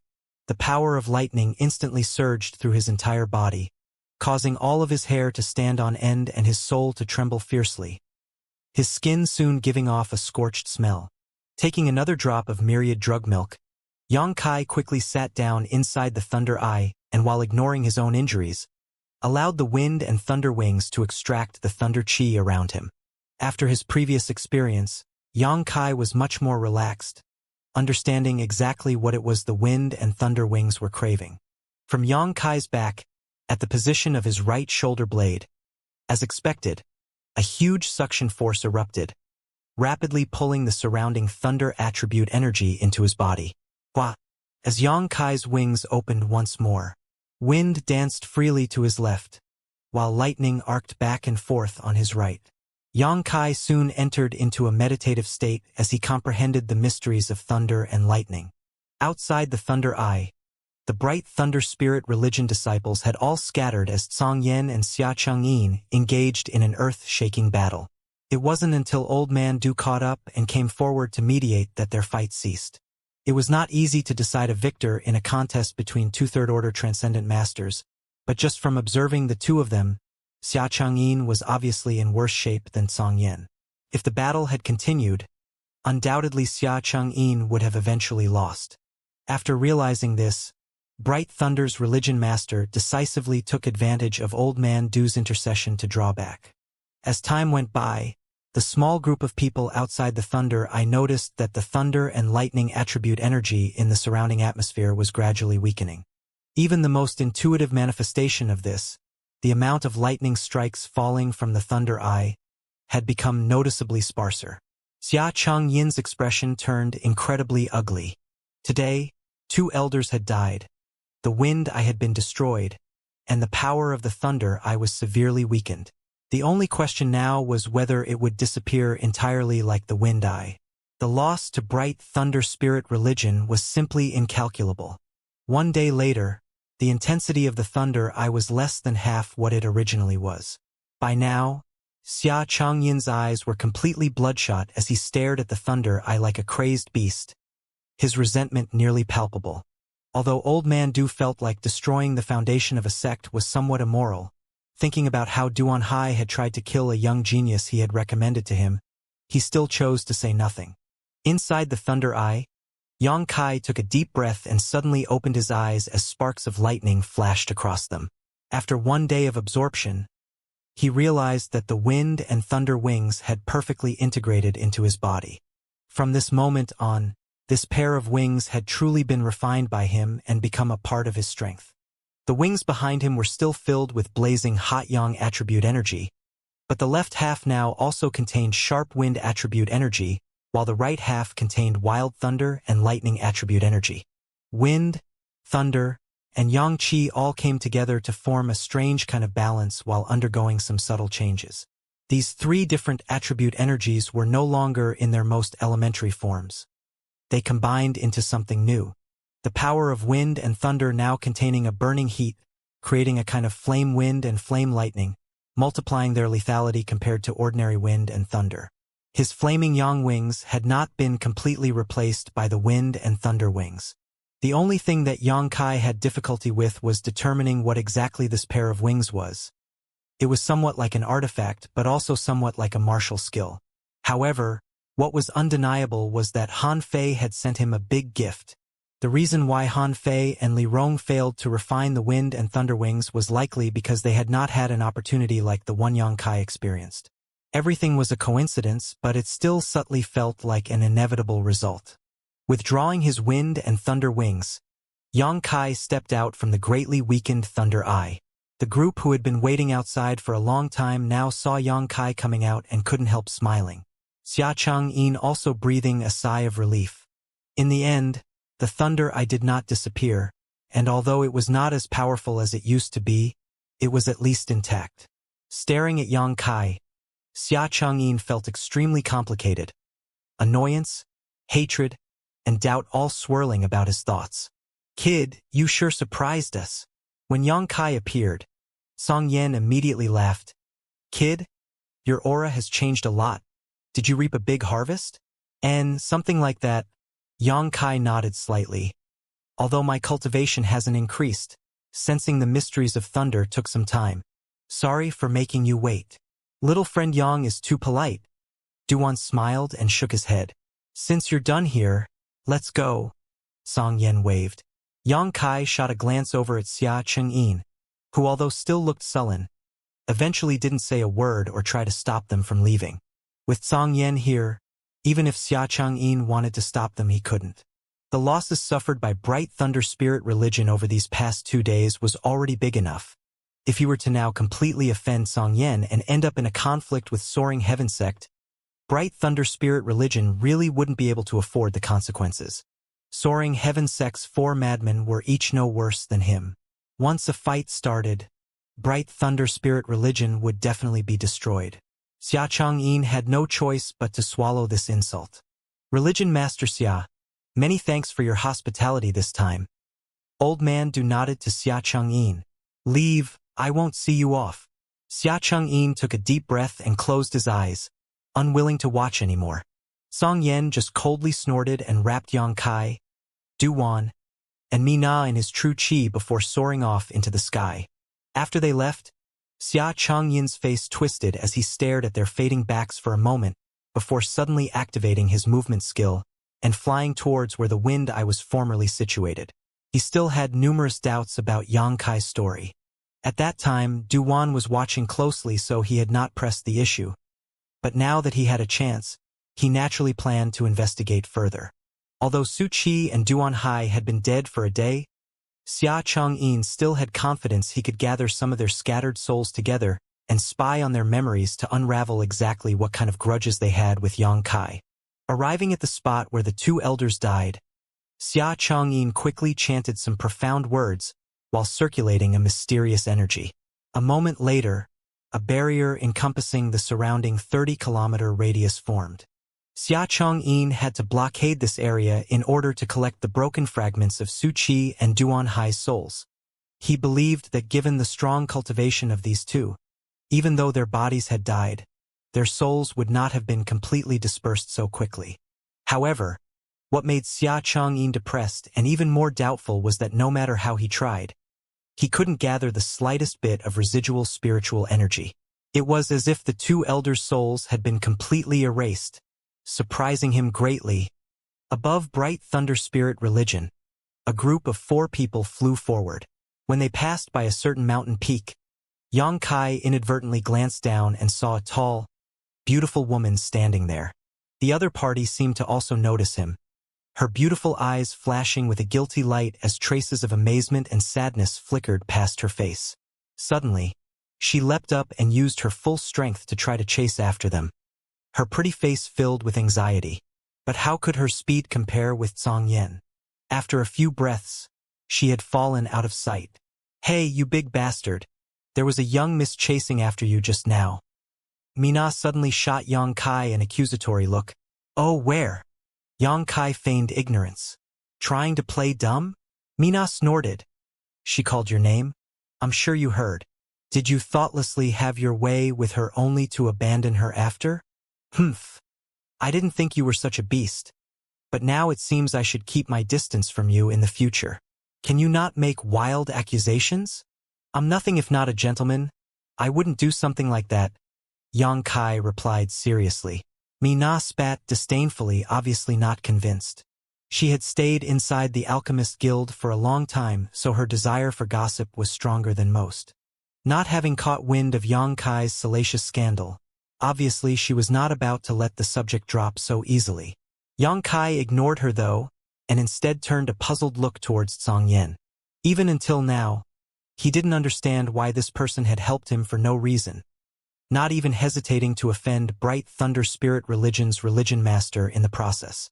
After hesitating for a long time, Yang Kai finally asked, Senior, can you tell me why you helped me? What advantage does any of this bring you? Song Yen glanced at him as they continued to fly forward, a smile slowly appearing on his cold face. You're quite vigilant. Yang Kai nodded forthrightly. Old Man Du chuckled. Little friend Yang doesn't need to be suspicious of Song Yen. Although I admit recommending you go to Bright Thunder Spirit religion was wrong. This time I can guarantee that he will not act disadvantageously towards you. I naturally believe Old Man Du's words. Yang Kai gently nodded. But that still doesn't clear up my confusion, since Senior does not have any malicious intentions towards me. Can you tell me what reason you have for assisting me? There's really nothing for me to tell you. I'm just completing the task assigned to me. Task? Yang Kai was surprised. I can't tell you anything else. You'll have to figure that out when we reach our destination. After all, I don't know much either. Who gave you this task? My martial ancestor. Soaring Heaven Sect Master? Yang Kai was dumbstruck. Song Yen didn't answer, only continuing to fly forward. Yang Kai asked him a few more times but never received any response, so he could only give up, turning to Old Man Du instead and asking, "What kind of person is Soaring Heaven Sect Master?" "A Saint Realm powerhouse," Duan replied. "As to which order he is, I'm not certain. When you meet you might as well ask him yourself." Song Yen suddenly came to a stop at that moment and said, "Old Man Du, let's separate here. I need to bring him back to the sect as soon as possible." "Good." Duan gently nodded, turning to look at Yang Kai and saying, "Little friend Yang, this time I have caused you to endure some unpleasantness. This old man is truly sorry. Just know that the Alchemist Guild's doors are always open to you. If you are free, please do stop by to say hello." The kindness and sincerity in Old Man Du's voice gave Yang Kai a warm feeling in his heart, and he nodded. This was not Old Man Du's mistake. Old Man Du doesn't need to take it to heart.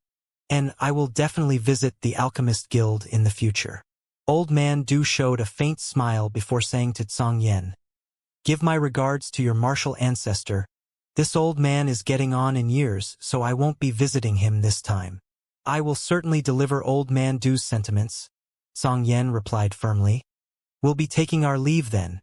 Saying so, he took Yang Kai and shot off in a different direction. "Yang Kai, remember to come back soon," Mina called out to Yang Kai as she waved goodbye. Soaring Heaven Sect was one of the 4 major forces in the vicinity of Grand Boulder City. However, although they were called the 4 forces, in reality, the other 3 sects were not comparable to Soaring Heaven Sect. Whether it was in terms of heritage or the level of masters, Soaring Heaven Sect was far ahead of the other local sects. There were no Saint Realm masters in Ancient Moon Cave Heaven, Luoshang Sect, or Bright Thunder Spirit religion, but it was rumored that there were at least 2 such powerhouses in Soaring Heaven Sect. Beneath the Saint Realm, though, Soaring Heaven Sect had 4 famous third-order transcendents. These 4 all had tyrannical strength, and Song Yen was one of them. But in the eyes of the uninformed, Soaring Heaven Sect was on the same level as the other 3 forces because it had very few disciples, inferior to forces such as Bright Thunder Spirit religion by several fold. Yang Kai was carried the whole time by Song Yen and was constantly asking questions about Soaring Heaven Sect as they traveled. Song Yen seemed to be a person who cherished words like gold, but to Yang Kai's inquiries he still responded patiently. At the same time, Song Yen was also observing Yang Kai. Why his martial ancestor had asked him to find this boy? Song Yen was also confused. Half a day later, when they were approaching Soaring Heaven Sect's borders, Song Yen suddenly paused and stared forward with a suspicious look, seemingly having discovered something. Soon, Yang Kai also noticed that a powerful aura was rapidly approaching them. This aura was no weaker than Song Yan's, but unlike Song Yan's imposing pressure, this new aura felt softer, like the slowly flowing water in a vast river. Yang Kai couldn't help showing a curious expression and didn't ask much, simply deciding to wait quietly and observe. A moment later, a blue light appeared over the horizon and quickly flew over, stopping just in front of Song Yen. When the blue light faded, a beautiful woman dressed in an unusually bold fashion appeared in front of Song Yen.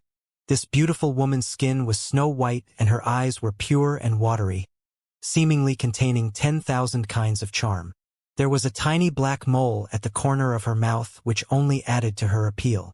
On her face was a lazy smile, and her upper body's robes were quite messy and exposing, revealing her pair of round, white half-moons and the deep valley between them that seemed to unconsciously draw people's eyes.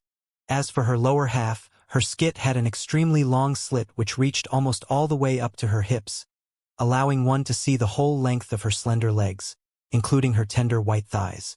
Xianxia was dumbstruck and couldn't help staring for a moment. The beautiful woman didn't evade his gaze, nor show the slightest bit of shyness, instead turning a glamorous smile towards Xianxia as she too began evaluating him with an interested look. Xianxia's brow wrinkled. "Fei Yu, how did you come out? Didn't martial ancestor punish you with half a year of confinement? Don't tell me you snuck out."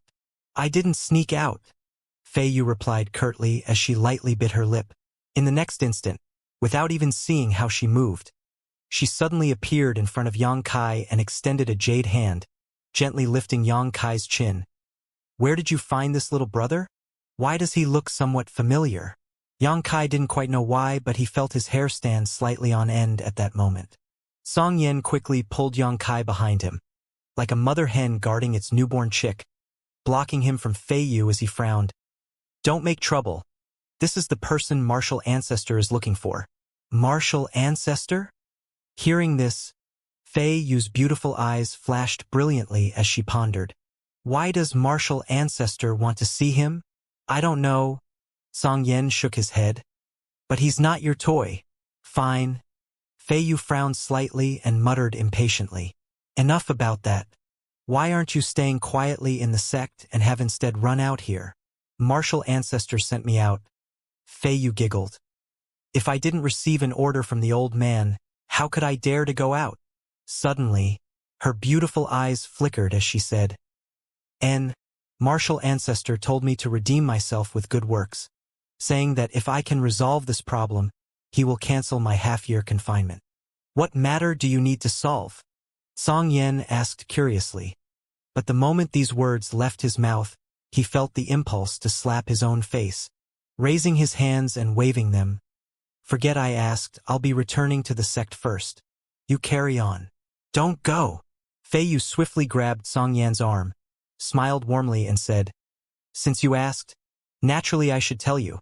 Saying so, she didn't dare give Song Yan an opportunity to refuse, happily explaining her assigned duty. Roughly 100 kilometers outside Soaring Heaven sect, it seemed a disciple had found a hidden cave. There was a barrier set up around this cave to conceal it, so it should have been a blessed land that some powerful master had left behind many years ago. The disciple couldn't break open this barrier, so he had quickly returned to the sect and gathered together a group of senior brothers and junior brothers, a dozen people in total, to open up and explore the blessed land, hoping they could find some opportunities. But unexpectedly, there was a hidden trap in the blessed land, and before any of them noticed, they had all been incapacitated. All the disciples who had entered were attacked by a swarm of exotic ancient insects called soul-devouring insects.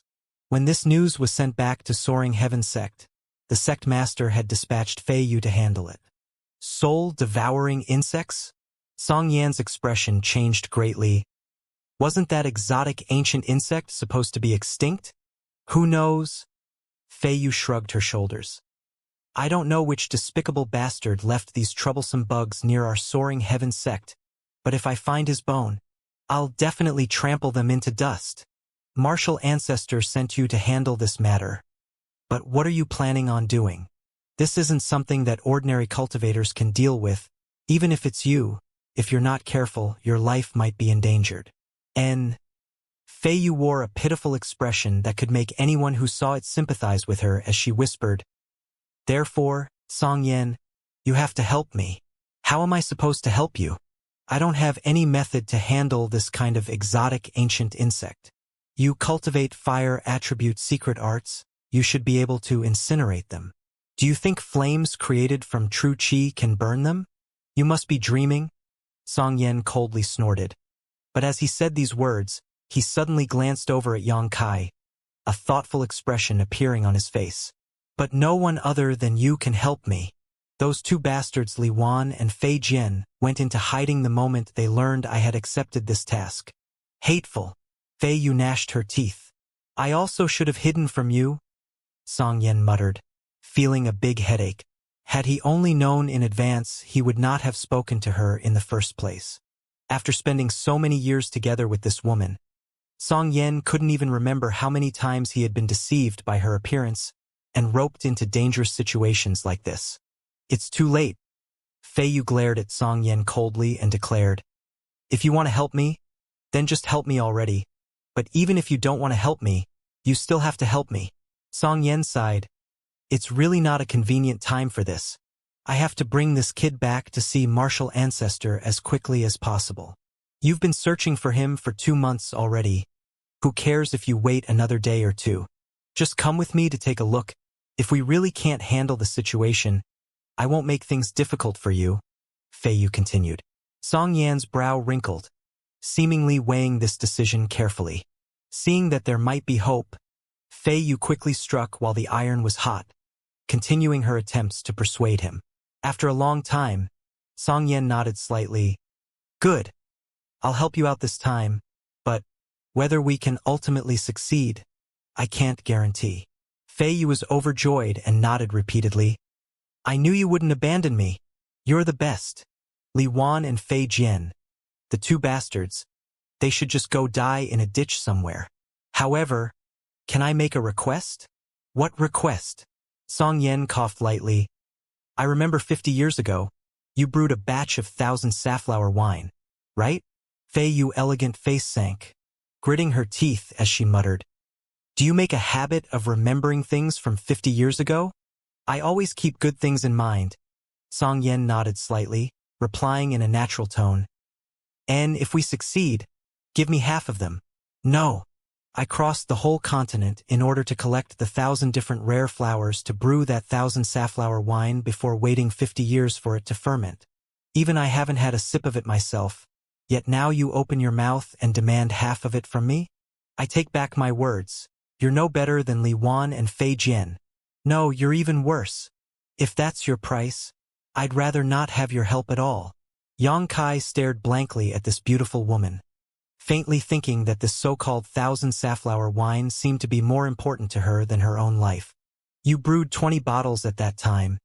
Even if you give me half, you'll still have 10 jars left. At most I can give you 1 bottle. Don't even dream you can get half a jar more. 8 bottles. 1. 5. After an intense round of bargaining, Song Yen finally could only pinch his nose and accept. "Fine. 1 bottle, 1 bottle. That'll depend on your performance." Fei Yu spat disdainfully, curling her lips into a grin. "If you can't help, I won't give you a single drop." Saying so, she suddenly turned her gaze towards Yang Kai. "Smelly brat, what are you smiling about? You think this is funny?" "No, but it is interesting." Yang Kai shrugged his shoulders. Seeing these 2/3 order transcendents quarreling like this, the obvious friendship between them, it unconsciously gave him a warm feeling. It had been quite some time since Yang Kai had experienced such a feeling. Ever since he came to Tongshan Realm, he had always felt somewhat isolated and alone. "Let's go. Where is that blessed land?" Having reached an agreement on price, Song Yen was not willing to waste any more time. "Follow me," Fei Yu said, leading the way. As this beautiful woman flew forward, her perfectly rounded hips swayed back and forth in a kind of hypnotizing rhythm, enchanting one's heart as her exquisite jet-black hair danced lightly in the wind, revealing her slender white neck that seemed to be crafted from the finest porcelain. "Don't stare at her.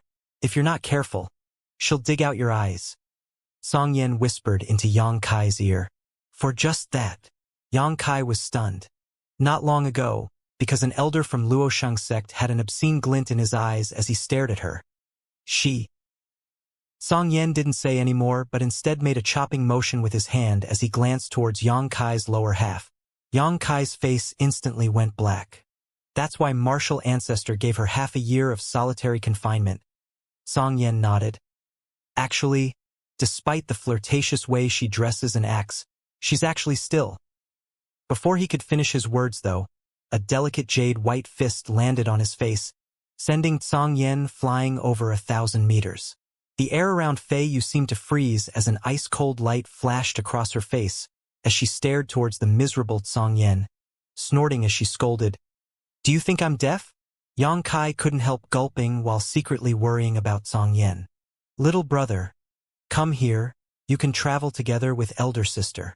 Fei Yu suddenly smiled and rushed over to Yang Kai and waved her hand, not waiting for him to answer before directly wrapping him in her true qi and flying off.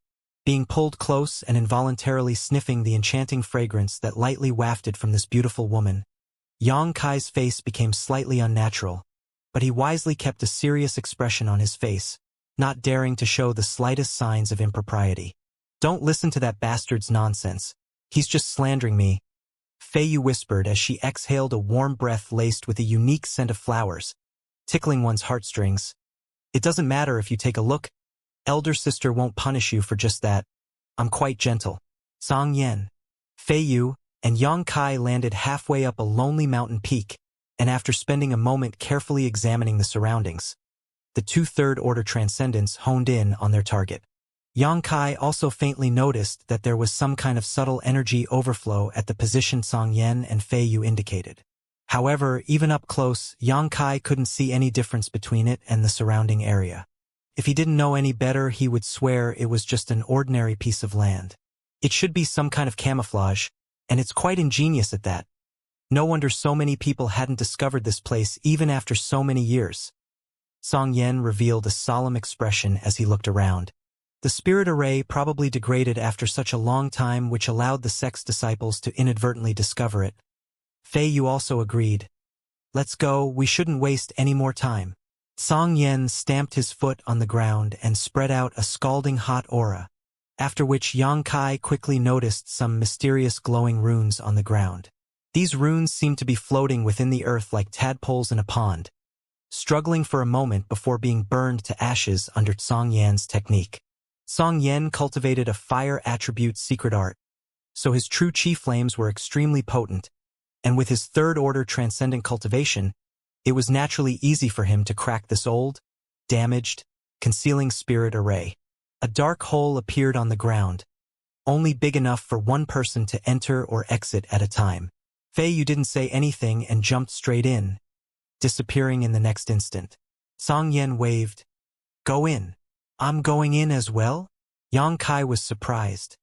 He had thought he would be waiting outside for Song Yen and Fei Yu to finish.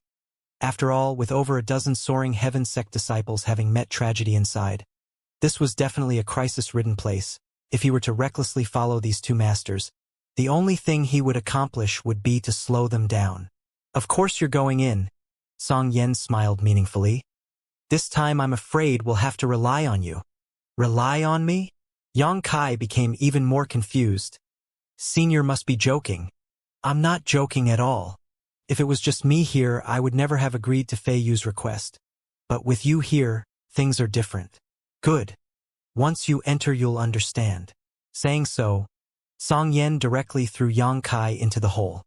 With that said, Yang Kai was helpless and could only quietly circulate his true qi and gather his strength while increasing his vigilance. This hole seems to be quite deep, and Yang Kai fell for almost as long as it would take for a stick of incense to burn before finally touching solid ground again. Standing firm, he quickly sidestepped and Song Yen soon landed as well. So slow.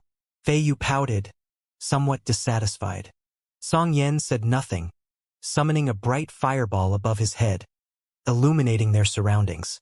It really is a blessed land. I wonder which senior's secluded cave mansion this was. Feeling the rich world energy inside this place, Song Yan's eyes shined. Fei Yu also seemed somewhat encouraged. Since it's a blessed land, there must be treasures as well. Most likely. Song Yen nodded. Let's go. Saying so, he took the lead, with Fei Yu and Yang Kai following closely behind, all three of them on high alert. As they walked forward, Fei Yu suddenly approached Yang Kai and whispered quietly into his ear. Don't use your divine sense to investigate. The favorite food of the soul-devouring insects in this place is spiritual energy. Once your soul and knowledge sea become infested with them, you'll die just like the dozen disciples who first came here. Yang Kai's expression became solemn as he quickly nodded, suddenly thinking of something. Since all the disciples who came to search this place suffered misfortune, how did you receive news of them? Did one of them manage to send a message before falling? No. Fei Yu shook her head. It was my martial ancestor that discovered their situation. With martial ancestors' supreme strength, he can monitor everything within a 500-kilometer radius. Xianxia was shocked. Soaring Heaven Sect's martial ancestor was truly awe-inspiring. Xianxia's current divine sense was also quite powerful and allowed him to perceive things within 100 kilometers of himself. But the further away he tried to investigate something, the more spiritual energy he would consume and the less clear his perception would be. On the other hand, Soaring Heaven Sect's marital ancestor was able to clearly sense and investigate anything within 500 kilometers of his position. The gap between them was as far apart as heaven and earth. Song Yen suddenly stopped, because in front of him there was a cultivator dressed in Soaring Heaven Sect's robes lying face up on the ground, his eyes dull and unmoving. Sweeping his eyes over this disciple, Song Yen slowly shook his head. This person was obviously dead. Fei Yu no longer whispered to Xianxia, her pretty face also becoming dignified as she summoned a bell-shaped artifact and poured her true qi into it, forming an invisible protective barrier around the two of them before immediately following behind Song Yen. This bell-shaped artifact was clearly a soul-type artifact and was at least spirit grade. As soon as this artifact was activated, Xianxia felt like he was being soaked in a warm pool of water, his whole body relaxing somewhat. Be careful not to stray too far from me. With your limited cultivation, once those soul-devouring insects target you, you'll die, Fei Yu warned solemnly. Xianxia nodded sternly, not daring to show the slightest bit of carelessness. Because Song Yen was confident in his strength, he took on the role of leading the group. From time to time, they would meet one or two Soaring Heaven Sect disciples, most of them already dead. However, there were still a few who were simply unconscious, their faces showing signs of struggle. These comatose disciples were all fed some pills by Song Yen as the trio passed through. After walking for an unknown amount of time, the group of three suddenly came across a large bronze cast door. The moment the trio arrived in front of this bronze door, though, a black fog suddenly burst forth from it. This black fog, which was composed of countless tiny objects that could not be clearly seen by the naked eye, immediately rushed towards the three people. Song Yan's complexion changed dramatically, hastily retreating as he sent out a blast of scorching hot true qi.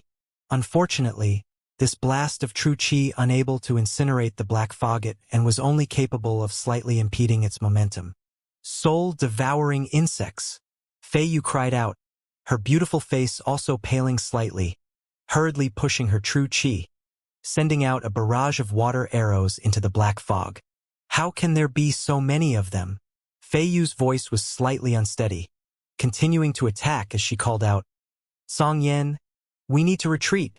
Although she and Song Yen were both third-order transcendents and could be considered powerful masters, facing this swarm of exotic ancient insects, their abilities were still somewhat insufficient.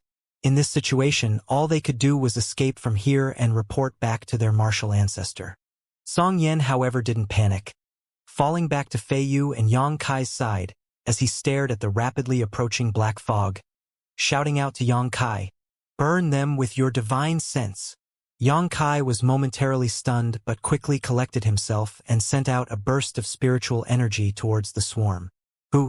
A blistering hot aura filled the air as a burst of flames exploded in midair, easily incinerating the black fog that had left both Song Yen and Fei Yu incapable of resisting. A conflagrated knowledge sea? Fei Yu's beautiful eyes flashed brilliantly as she turned a surprised look towards Xianxia. She had not expected this young man to actually be the possessor of a rare conflagrated knowledge sea. Without a card to play, do you think I would have accompanied you here just to die? Song Yen snorted, a gloating look appearing on his face. Xianxia, on the other hand, was completely focused.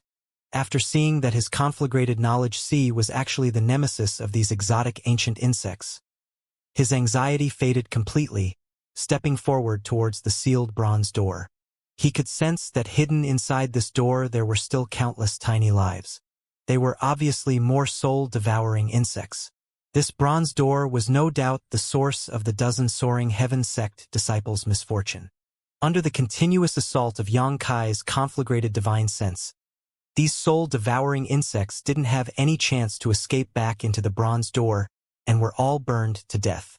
Seeing this, Song Yen and Fei Yu both wore joyful expressions. Sometime later, Yang Kai took back his divine sense and nodded to the two. They should all be dead now. Good job, little brother. Fei Yu swayed her hips mesmerizingly as she walked over and patted Yang Kai's shoulder intimately. Elder sister especially likes young promising kids like you. In the future, we must get better acquainted. Haha. Yang Kai let out a hollow laugh. Song Yen also came over and stared at the closed bronze door, an adventurous light flashing across his eyes. Since this was likely an ancient cave mansion of some great expert, there was bound to be some treasures beyond this bronze gate. Do you want to go in and take a look? Song Yen turned to ask Fei Yu. After coming all this way, we can't just turn back without investigating, right? Fei Yu grinned. Yang Kai's eyes flickered before decisively saying, I'll wait for you here. Song Yen and Fei Yu both turned to stare at him curiously, but Yang Kai quickly explained, there may be other traps inside. Me coming with you will only slow you down. Fair enough. Song Yen nodded. Then you wait here, we'll be back soon. Be careful. Don't let your guard down. Fei Yu sincerely urged. Yang Kai nodded, after which Song Yen and Fei Yu pushed open the bronze door and rushed inside, soon disappearing. After they left, Yang Kai slowly stepped in front of the bronze door and stared at it, his mouth slowly curling into a grin, releasing his spiritual energy in a clever manner. A moment later, a black frog once more emerged from the bronze door. The soul-devouring insects weren't all dead. Yang Kai was well aware that Song Yen and Fei Yu did not dare to release their divine senses in this environment, so he took advantage of this to successfully deceive them. He didn't know why soaring heaven-sex martial ancestor wanted to see him, or what the latter had planned for him, but Yang Kai realized clearly that in the Tongxian realm, his own strength was currently too weak. However, these soul-devouring insects which could even force third-order transcendence back could act as a powerful trump card for him. Perhaps he was acting somewhat overly suspicious, but Yang Kai still had to make some plans for his future regardless. This was also why, even though he knew perfectly well that there would be treasures hidden behind this bronze door, Yang Kai had not gone to seek them and instead had elected to collect these soul-devouring insects. On top of that, he was not willing to provoke any kind of dispute between himself, Song Yen and Fei Yu. If they obtained any treasures and didn't apportion him anything, Yang Kai would definitely feel somewhat uncomfortable. At least this way, what he didn't see or know about, he wouldn't be upset over not obtaining. Continuing to emit spiritual energy, Yang Kai carefully guided the soul-devouring insects into his knowledge sea. Soul-devouring insects were living creatures, but unlike the yin-yang monster ginseng, they couldn't be stored inside the black book space. Under the influence of Yang Kai's spiritual energy, these soul-devouring insects seemed to have become incredibly obedient, all of them orderly flying into his knowledge sea as he wished. Yang Kai expertly controlled the spiritual energy contained in his knowledge sea, preventing his conflagrated knowledge sea from injuring his new guests, before placing them all on island formed by his 5-colored soul-warming lotus. Inside Yang Kai's conflagrated knowledge sea, this was the only place where there was no burning flames, and it was also the most suitable place to house the soul-devouring insects. Soul-devouring insects fed on spiritual energy, and the 5-colored soul-warming lotus was constantly emitting a gentle yet indescribably pure spiritual energy, nourishing Yang Kai's soul. As soon as these exotic ancient insects landed on the 5-colored island, they immediately fell in love with this place and were longer willing to leave. This result was not within Yang Kai's calculations, but it was by no means a misdemeanor. As long as he could carefully tame and control these exotic ancient insects, not only would they not cause any damage to him, Yang Kai could even use his unlimited supply of spiritual energy to cultivate them, strengthen them, and use them to confront his enemies when need be. Receiving the soul-devouring insects added another powerful card to Yang Kai's hand. Although his physical body and cultivation were still only at the peak immortal ascension boundary, not even having reached the transcendent realm, if it came down to a pure confrontation between souls, Yang Kai now felt that he wouldn't even fear Saint Realm Masters. His conflagrated knowledge sea and the soul-devouring insects could be used to handle external threats, and although the solitary golden eye could only display its might internally, Any overconfident master that rashly rushed into Yongkai Knowledge Sea would never return. Having acquired this additional layer of protection, Yongkai felt slightly more relieved. After thinking about it for a moment, Yongkai did not immediately sit down to cultivate but instead walked back along the path they had entered from. He wanted to collect all of the soul-devouring insects still attacking the surviving soaring heaven sect disciples' knowledge seas. Of the original dozen or so, only 4 or 5 were still alive, and if they were left as is, they would certainly die. Even soaring heaven sect's marital ancestor may not be able to do anything about their situation. Although Yongkai was essentially acting in his own self-interest, if he succeeded, he would still be saving their lives, which would no doubt earn him some favor with soaring heaven sect's masters. It was a win-win situation. With nothing to worry about either way, Yongkai acted decisively. Beyond the bronze door, after Song Yan and Fei Yu rushed inside, they had searched the entire cave mansion for hidden treasures. Both of them had some gains, so they were obviously quite happy. Song Yan, I suddenly thought of something. Marital ancestor sending me to handle this task me just now and then my running into you and that little boy. Is all of this really just a coincidence? Fei Yu seemed to have noticed something and spoke her doubts as the pair continued searching for treasures. It really shouldn't be a coincidence. Song Yan nodded. Martial ancestor probably wanted to use this opportunity to find out what that kid's disposition was. Did you know from the beginning? Fei Yu looked at Song Yan with a sweet smile. Naturally, as soon as I heard about the soul-devouring insects, I understood martial ancestor's intentions. Soul-devouring insects can only be dealt with by those with conflagrated knowledge seas. So how could it be a coincidence that I just happened to be bringing back a person with such a rare knowledge sea mutation? Song Yan quickly said. If it weren't for me bringing him back, martial ancestor would never have sent you to deal with this situation. If that's so though, it would seem like martial ancestor isn't that familiar with that little boy. But then why did martial ancestor ask you to find him? That's what I want to know. 2 months ago, martial ancestor suddenly summoned me and told me to find him. After that, it took me quite a bit of effort to track him down. Song Yan's brow knit slightly. Moreover, I'm certain that kid doesn't know martial ancestor. Strange, but martial ancestor has always been unpredictable. Fei Yu curled her lips meaningfully. However, even though you already understood the idea of martial ancestor, you still dared to bargain with me for advantages. You're too shameless. Don't even dream of getting that bottle of 1,000 safflower wine. Hearing this, Song Yan's expression turned bitter. A conflagrated knowledge sea, interesting, Fei Yu muttered with a smile. He's also a spirit-grade alchemist, Song Yan suddenly added. Fei Yu's tender body trembled. Really? I think that may be the reason why martial ancestor asked me to find him. This kid's future is boundless. I'm really looking forward to seeing if he can stir up a storm throughout all of Tong Xian realm, becoming an existence no less renowned than the old man of Heaven's Keep. If that's the case, then I really should try to get closer to him. Such outstanding geniuses are incredibly rare, Fei Yu said in a rare, dignified tone. It was only now that she realized she had still been somewhat looking down on Yongkai. Also, I have a feeling his potential is far from just that. There are a lot of mysteries surrounding that kid. Judging from his current performance, if he was to receive dedicated training, he would likely overwhelm all the young talents from the top forces across the realm and quickly become Tong Xian's most dazzling star. Someone who could attract martial ancestors' attention is certainly not ordinary, Fei Yu agreed. The two masters secretly decided that before Yongkai fully revealed himself to the world, they would definitely establish a good relationship with him. When he was able to summon the wind and rain in the future, there would definitely be benefits for them. Roughly 1 day later, Yongkai saw Song Yan and Fei Yu re-emerge from the bronze door.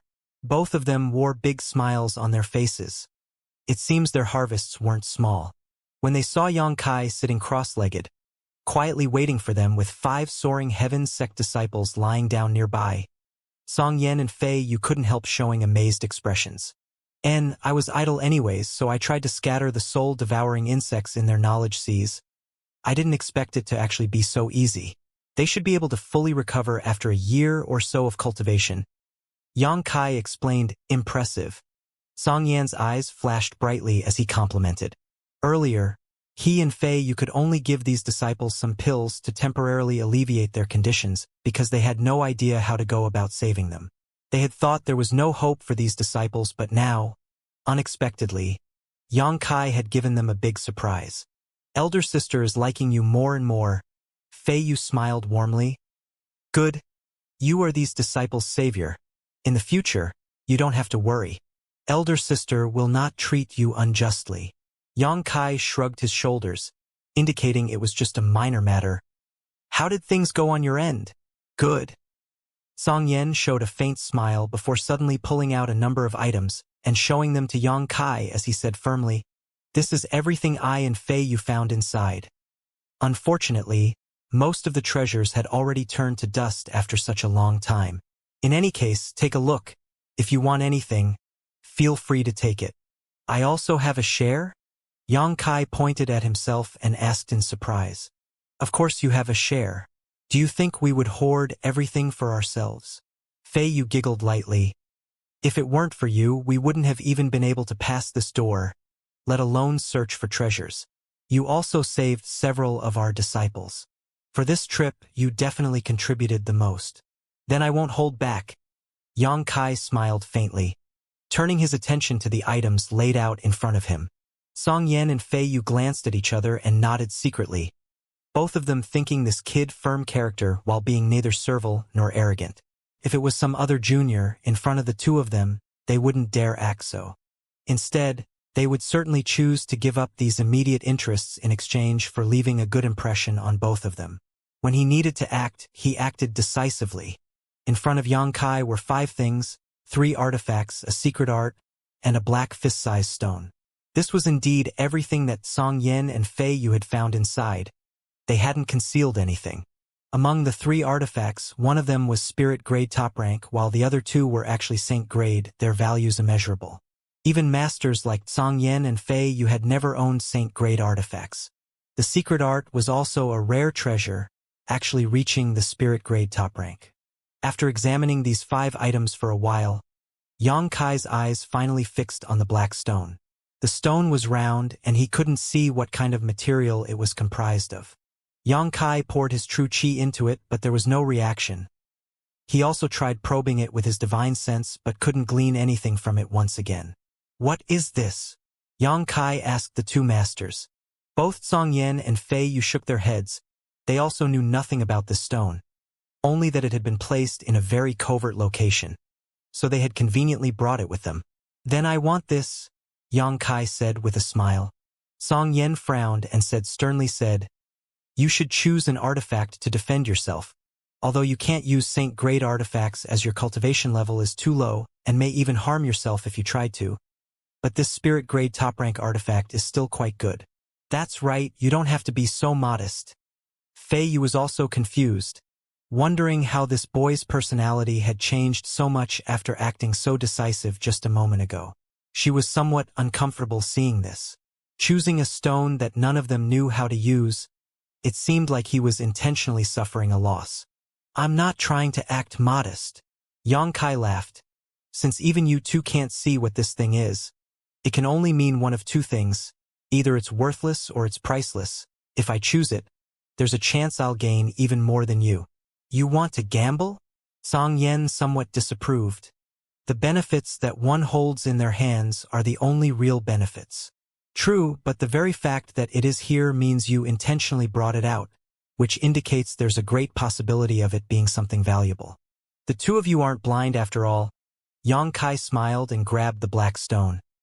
I have no need for these artifacts and I can't use this secret art, so I might as well take this. Since you insist, we won't say any more. If someday you discover you've lost this bet, don't come crying to us. Fei Yu snorted and no longer tried to dissuade him, quickly carving up the other 4 items with Song Yan. Each of them took one of the saint-grade artifacts and then divided up the remaining spirit-grade top-rank artifact and secret art. Having reaped a full harvest, Song Yan and Fei Yu were both exceptionally happy. Let's go, martial ancestor must be waiting for us, Song Yan said, grabbing 2 unconscious disciples and taking the lead. Fei Yu also grabbed 2, before turning to Xianxia and grinning. The last one is yours. I specially reserved a beauty for you. Don't worry too much. She should be an unpicked flower. Feel free to take full advantage of this opportunity while she's still unconscious." Saying so, she gave him a sly smile, silently egging him on. Xianxia laughed dumbly despite trying not to, carried the last female disciple of Soaring Heaven's sect on his back, and followed after Zhang Yan and Fei Yu. On their trip back, all three of them showed their movement skills and quickly returned to the outside world. After taking a moment to find his bearings, Zhang Yan simply flew off towards the direction of Soaring Heaven's sect without saying an extra word. Xianxia and Fei Yu hurriedly kept up. After an hour or so, the three arrived above a huge mountain valley. Taking a look around, there were many scattered houses below as well as a good number of cultivators going about their business. Although the cultivators here weren't as numerous as they were back at Bright Thunder Spirit Religion, Xianxia quickly noticed that the overall strength of each individual cultivator was stronger. The world energy aura here was also rich to the point where it was nearly tangible, like a river that flowed through the valley. The moment Xianxia arrived here and took a deep breath, he immediately felt comfortable and relaxed. The mountain valley was enormous to the point that Xianxia, who was floating high up in the air and looking down, couldn't see the end of it, surprising him greatly. Instead of calling it a valley, it was more appropriate to describe it as a concave plain. Around the valley, there were 100 mountain peaks that towered high into the sky like blades. These mountains were filled with birds, beasts, spirit grasses, and spirit medicines, exuding a rich vitality. These mountain peaks seemed to be randomly scattered around the valley, but upon closer inspection, Xianxia felt that there was something special about their arrangement. The distant world energy seemed to be attracted by some kind of invisible force and passed through the surrounding 100 mountain peaks and flowed into the valley, nourishing the cultivators, beasts, and plants that resided within. Zhang Yan and Fei Yu both secretly nodded to each other once more. Xianxia being able to so quickly notice the mysteries of this place clearly indicated his vision was extraordinary. "These 100 peaks are the foundation of my Soaring Heaven sect," Zhang Yan explained. "Oh? Do they serve some kind of profound purpose?" "Indeed they do," Zhang Yan gently nodded. "You should also be aware that the outside world energy is gathering towards the sect. This is because of the 100 Peak Spirit Array. The 101 peaks here act as nodes for this grand spirit arrays. What's more, only half of these peaks were naturally formed." "What about the other half?" "They were created by martial ancestor," Zhang Yan grinned. Xianxia's eyes trembled as he exclaimed in shock. "Your sect's martial ancestor is incredible. Naturally, when one's strength and cultivation reaches a certain height, they become capable of boiling seas, raising mountains, and even plucking the stars themselves. Rumor has it that there are supreme masters capable of leaving this realm and traversing the starry sky in order to seek out the incredible resources and opportunities scattered amongst the stars." "Traversing the starry sky?" Xianxia couldn't help showing a brilliant look, as if a grand door in front of him was slowly opening, allowing him to spy on a profound mystery he had never even dreamed of before. His eyes flashing a brilliant light, he opened his ears and listened carefully to every word Zhang Yan was saying. "And traversing the starry sky," Zhang Yan nodded repeatedly. "You saw the strange science stone in Old Man Du's hand a few days ago, right? That was a product from the starry sky. It doesn't exist in Tongxian realm. That stone is incredibly valuable. It's a pity it was ultimately destroyed. The starry sky has an innumerable variety of medicinal herbs and ores, many of which actually even exceed Saint grade. There are also giant beasts with the strength that exceed that of Saint realm masters, even the smallest of which is bigger than my Soaring Heaven sect's entire valley." Xianxia's jaw dropped slowly, a look of amazement and disbelief appearing on his face. What Zhang Yan had just told him was simply too incredible. Well, this is only what the legends say. As for what the starry sky actually looks like, nobody knows. No master has ever managed to successfully travel the vast starry sky and return to tell the tale. Zhang Yan rubbed his nose and added. Xianxia was stunned for a moment but soon laughed and nodded. "Even so, your Soaring Heaven sect spirit array is still amazing. Where I'm from, Such a wondrous formation even existing would be inconceivable. Where you're from? Song Yen was intrigued. I'm from a small, remote backcountry that's far, far inferior to here, Yang Kai explained vaguely. I see. Song Yen nodded slightly. The 100-peak spirit array is truly a magnificent accomplishment. Even throughout the entire Tongxian realm, few spirit arrays are its equal. This spirit array doesn't just gather the surrounding world energy. If the sect ever encounters a great disaster, the 100-peak spirit array can also play a defensive role.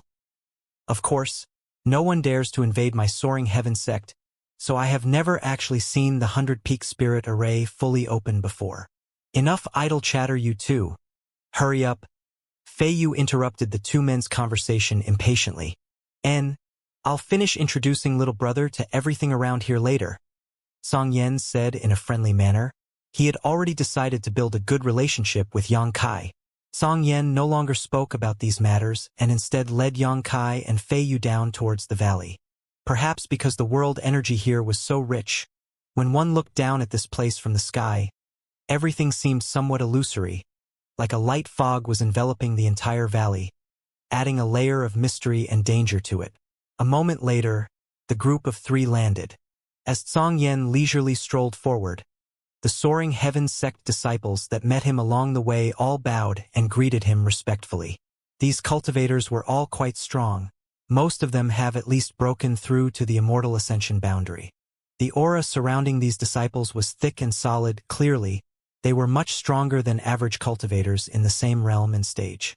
Yang Kai silently expressed his admiration. Each of soaring heaven sect's disciples had vigorous yet well-restrained auras. Their vitality, physique, meridians were all extremely solid, while their true chi was dense and potent. Their combat power was obviously not to be underestimated. After handing over the 5 disciples they had rescued to some disciples to take care of, Song Yen led Yang Kai to a relatively remote courtyard and said, "You can stay here for now. After I report to Martial Ancestor, I'll come and find you." "I don't need to see your respected Martial Ancestor now?" Yang Kai frowned. He had thought he would immediately be meeting soaring heaven sect's Martial Ancestor. After all, Yang Kai had many doubts in his heart, so he was quite anxious to meet this Saint Realm Master and clear up his own confusion.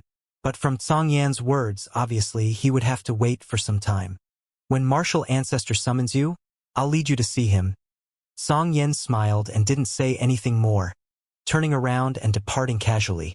Fei Yu turned her eyes to Yang Kai and gently consoled him. "You don't need to worry yourself. It's impossible for Martial Ancestor to have any malicious intentions towards a little boy like you. If that were really the case, he wouldn't have specially sent Song Yen out to find you." "Good.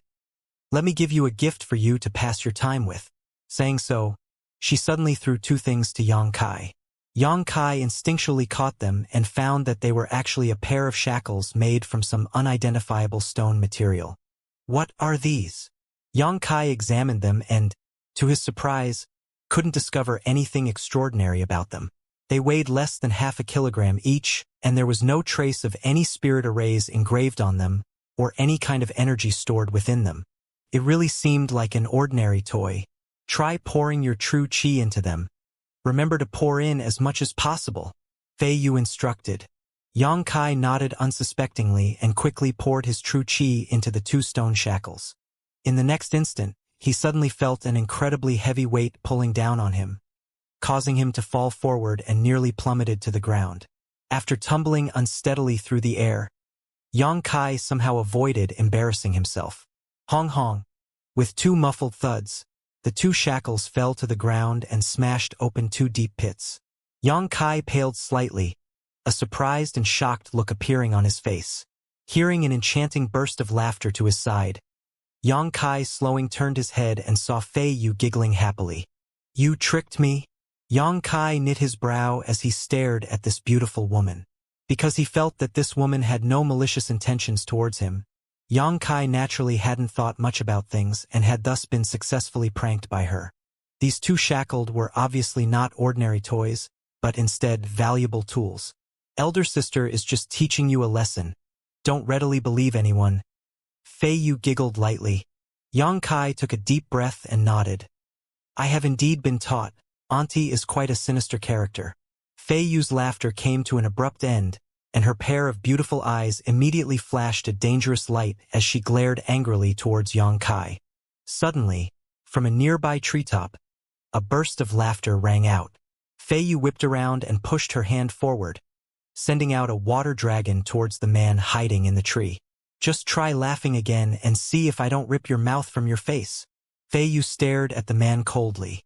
The man shrank his neck, and he didn't dare to laugh again, pointing his finger out and releasing a burst of light towards Fei Yu's water dragon, smashing it before he too shot off like a bolt of lightning and disappeared. His voice passing over from far away. Kid, if you want to live a bit longer, stay away from this crazy woman. The farther the better. Li Wan. Today is the day of your death. Fei Yu's tender body flickered and immediately chased after the retreating figure. All Yang Kai could do was stare blankly. Another third-order transcendent master. The man who just appeared had been hiding right next to him, yet Yang Kai didn't even notice his presence. His method of concealing his presence was perfect. Although it was only a glimpse, Yang Kai also saw the face of this man. His build was short and thin, as was his head. Atop his mouth was a distinctive mustache that gave his face a particularly nefarious look. In short, he was a master who left quite a memorable impression. On their way here, Song Yen had told Yang Kai that Soaring Heaven Sect had 4 Transcendent Realm Third-Order Protectors, of which he and Fei Yu were 2 of them. This Li Wan should also be one, and as for the remaining one, Yang Kai had yet to meet him. However, Yang Kai now faintly realized that these 4 all had their own fields of expertise. Song Yen specialized in fire, Fei Yu in water, and Li Wan's forte should be either speed or explosiveness. From the explosion the latter created a moment ago, Yang Kai could naturally sense how tyrannical his power was. Standing there for a while, with no one coming up to disturb him, Yang Kai's expression became slightly weird. He arrived at this extremely powerful sect through a strange series of events that he had no control over, but for some unknown reason, this place made Yang Kai feel somewhat disquieted. However, now that he was here, he didn't think too much about it because there was really nothing he could do about it. He could only place his hopes on Soaring Heaven Sect's martial ancestor, hoping the latter could dispel his doubts. His eyes flashing, Yang Kai turned his attention to the 2 strange shackles that were currently lying in pits of their own making in front of him, reaching out and picking them up. The moment he lifted them, Yang Kai was surprised to find that these 2 shackles no longer possessed that terrifying weight and instead weighed at most half a kilogram now, just as they had when he first received them from Fei Yu. Of course, the fact that they had weighed a tremendous amount only a short time ago was a fact, the 2 giant pits being all the proof Yang Kai needed to know he hadn't imagined it. Frowning for a moment, Yang Kai slowly poured his true chi into the shackles. In the next instant, Yang Kai's brow relaxed and as he expected, with the addition of true chi, the 2 shackles became significantly heavier, causing his arms to tremble lightly from exertion. As he continued to pour in his true chi, the weight of the shackles also increased. Even before Yang Kai fully pushed his true chi, he found that he was somewhat unable to hold up the 2 shackles. By now they weighed at least 5 or 6,000 kilograms. The ground around where Yang Kai was standing suddenly trembled and spiderweb-like cracks began spreading from his feet. Obviously, the earth here couldn't withstand the tremendous pressure. After understanding the function and method of use of these shackles, Yang Kai wore a joyful expression, suddenly feeling that Fei Yu had really thrown him a valuable gift. Not only would these shackles give him something to fiddle with to pass the time, but it would also allow him to exercise his physique. Soaring Heaven Sect, inside a secluded room. Song Yen stood respectfully and reported to his martial ancestor about the things that happened after he had found Yang Kai. After hearing that Yang Kai killed Duan Hai and Su Qi right before Xia Chang Yin's eyes, Soaring Heaven Sect's martial ancestor's eyes couldn't help shining, revealing a deep smile. Later, when Song Yen reported to his martial ancestor about what transpired inside the ancient cave mansion, the latter couldn't help asking in surprise, "He has a conflagrated knowledge, see?" Song Yan's brow rose slightly as he asked, "Martial ancestor didn't know? And I didn't?" The old man slowly shook his head. "My intuition simply told me that this matter could be resolved by him, so I sent Fei Yu out just as you were returning. Has martial ancestor really never met that kid before? And I've never met him, but he has some connections to this old master. Song Yen looked confused as he apparently couldn't understand what kind of connection there could be between Yang Kai and his martial ancestor. Good. Besides the two of us, Duan and Xia Chengyin, is there anyone else who knows about him having a conflagrated knowledge? See? Soaring Heaven Sect's martial ancestor asked lightly. Song Yan's expression became solemn as he nodded sternly. Yes. A little girl from the Alchemist Guild knows, and on the way back, Fei, you also saw it. I understand, you're dismissed. Disciple will now take his leave. Song Yen stepped back, turned around, and left. Once outside the secluded room, Song Yen unconsciously turned his gaze towards the direction of bright thunder spirit religion and a cold, callous grin slowly crept onto his face. Yang Kai stayed in Soaring Heaven Sect for 2 days. During that time, only Fei Yu came to see him once. As for Song Yen, Yang Kai had no idea where he had gone, and obviously no one else came up and called out to him. Fei Yu had actually delivered him a bottle of Thousand Safflower wine, saying that it was a thank you gift for his help back in the ancient cave mansion. This beautiful woman was somewhat unconventional. When she came to see Yang Kai, she was clearly drunk. Her face and long slender neck dyed an intoxicated shade of red, giving her a particularly tempting glow. Don't drink too much at once. With your small build, you won't be able to handle it. Fei Yu smiled as she put down the bottle of Thousand Safflower wine before disappearing somewhere. Yang Kai couldn't help but smile. He didn't even have the opportunity to ask her anything about the current situation and could only put the bottle of Thousand Safflower wine into his black book space before continuing to walk around his courtyard slowly. From a bystander's perspective, he was just pacing around freely, his speed neither fast nor slow. However, if one looked closely, his muscles were all fully tensed, as if his body was bearing some kind of tremendous pressure. But what was even stranger was that wherever he stepped, he left no traces behind. Everything seemed completely ordinary. 3 days later, Song Yen suddenly appeared beckoned towards Yang Kai. Martial ancestor wants to see you. Yang Kai smiled happily and quickly walked over. He had too many questions he wanted to ask, and he also wanted to know what kind of person Soaring Heaven Sect's martial ancestor was. Before they had gone very far, though, Song Yen stared at him strangely and asked, "Are you nervous?" "No." Yang Kai shook his head. "Then why is your true qi always surging? And your physique seems to be drawn taut." "No, wait." Song Yan's expression suddenly changed as he stared at Yang Kai deeply and inquired, "Did Fei Yu give you her primordial shackles? So these things are called primordial shackles?" Song Yen nodded lightly. "The more true qi you pour into them, the heavier they become. How much weight are you currently carrying?" "Somewhere between 4 and 5,000 kilograms." "Kid, you're really a strange one." Song Yen was shocked. "Have you also practiced body cultivation?" "And I have."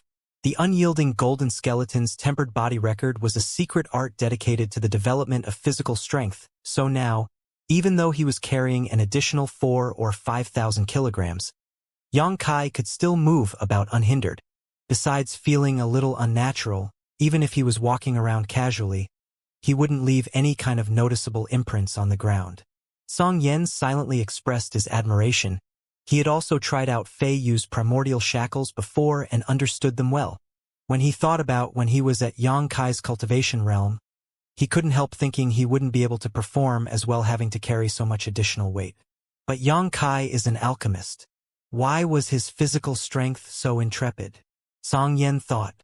Alchemists are normally immersed in their studies of the alchemic way all year round and spend very little time on cultivation, so basically all alchemists possess lower than average combat strength. When an ordinary cultivator and an alchemist in the same cultivation realm fight, the one who suffers defeat is almost always the alchemist. However, earlier, Song Yen had watched as Yang Kai killed Duan Hai and Su Qi, and dove into the Wind Eye and Thunder Eye to cultivate some mysterious, so the former faintly felt that this kid seemed to be more than just a spirit-grade alchemist with a conflagrated knowledge. See, at the very least, he was not a simple character. Sometime later, Song Yen came to a small out-of-the-way house and stopped, turning to Yang Kai and saying, "Go in, Martial ancestor is waiting for you inside. Yang Kai nodded slightly, took a deep breath, and strode forward. Entering the house, he turned a corner and entered into a solitary room deeper inside. The candlelight seemed to be swaying in the faint breeze, as if it could be snuffed out at any time. The illumination in the room wasn't bright, but that could not conceal an old man with a thin body and snow-white hair who was silently sitting cross-legged. This old man gave off no aura and appeared as tranquil as an ancient well, as if he was just an ordinary mortal. But Yang Kai still stared blankly for a moment, for he knew without a doubt that this was soaring heaven-sex martial ancestor. Carefully sizing him up, Yang Kai cautiously but firmly stepped forward. Arriving in front of the old man, he cupped his fists and bowed politely.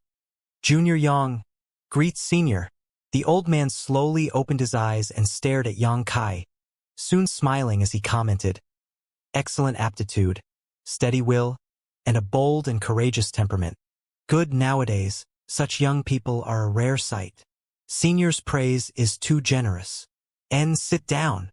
Yang Kai sat cross-legged on the futon in front of him, but upon taking a seat, his expression tightened as he smelled a faint bloody scent lingering in the air. "I know that you have a lot of questions, but there's no need to be anxious. First open the package in front of you and have a look," the old man said with a smile. Yang Kai looked down and saw a small box in front of him. There were obvious fresh blood stains on it, so there was no doubt it was the source of the bloody scent he had just smelt. Yang Kai frowned slightly, but didn't hesitate and proceeded to open the package. Upon seeing the contents, though, his hand shook slightly before he turned his eyes towards soaring heaven-sex martial ancestor in surprise. It was a human head. Moreover, it was actually bright thunder spirit religion's religion master, Xianxia's head. "Before you have grown up, no one should reveal the existence of your conflagrated knowledge. See." The old man smiled and said, "Many thanks, Senior, for taking action." Yang Kai hastily expressed his sincere gratitude. Originally, Yang Kai had been planning to quickly break through to the transcendent realm and then silence this remaining witness, but he had not thought that soaring heaven-sex martial ancestor would actually take the initiative to help him clean up this matter ahead of time. This allowed Yang Kai to put down a great burden that was weighing on his heart.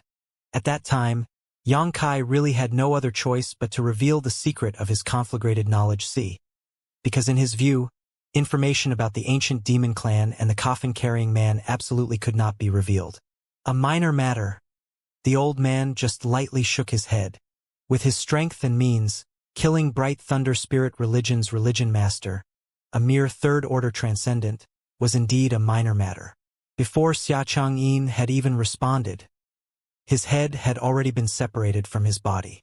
"Senior," Yang Kai sat in a respectful manner and solemnly said, "May I ask, why have you done all this? Why did you send Song Yen to look for me? Why did Song Yen take such good care of me?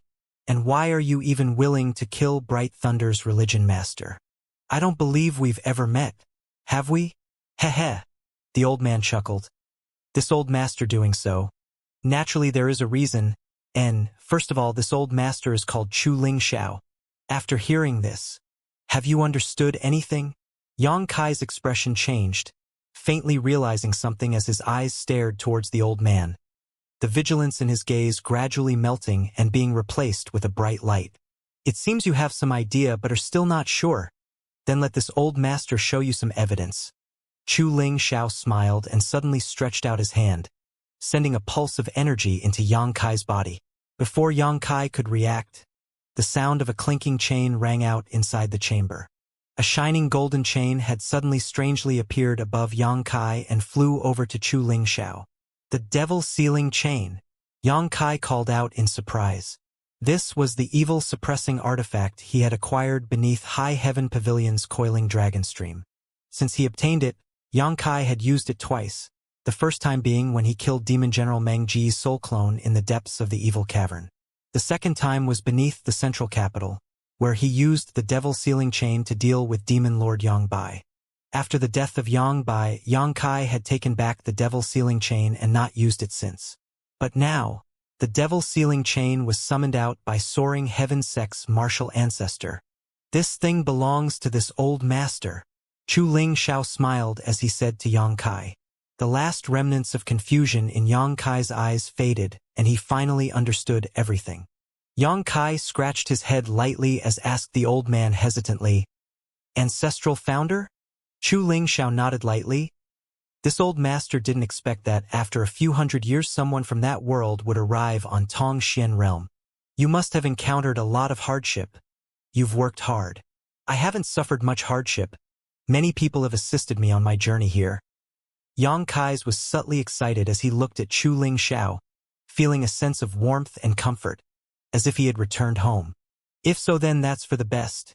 Chu Ling Xiao sighed slightly. "A few hundred years ago, this old master also traveled to that side, so I know just how barren that place is. You being able to arrive here is really quite surprising." Then, was High Heaven Pavilion really founded by Senior? Yang Kai's eyes flashed brilliantly. "And," Chu Ling Xiao nodded. "I established the sect using my own name. Originally, while I was pursuing a demon general, I crossed a void corridor and arrived at your world. After fighting him there, I finally managed to scatter his soul, but was unable to destroy his physical body. So I could only use the devil sealing chain to bind and seal it in a deep ravine. I then founded High Heaven Pavilion so there would be someone to stand guard over that demon general's body. After a couple dozen years had passed, I determined that the last remnants of that demon general's soul had finally dissipated, and then I found my way back here." Chu Ling Xiao explained, asking curiously in the next moment, "Time has passed by so quickly. Are you one of High Heaven Pavilion's current disciples?" "Yes." "Good. Good. You being able to obtain the devil sealing chain means there is some fate between you and I." Chu Ling Xiao smiled happily, pausing for a moment before asking, "What is the situation like on that side now? Is the sect still all right?" "Everything over there is fine now, but a few years ago the sect was nearly wiped out." "Oh? It seems this old master was too irresponsible with the sect he created. Tell me about it." Yang Kai spoke about how he joined High Heaven Pavilion and all the various events and trials, big and small, he and sect had overcome these past few years. Having not been able to be so open with anyone for so long, Yang Kai did not try to conceal anything.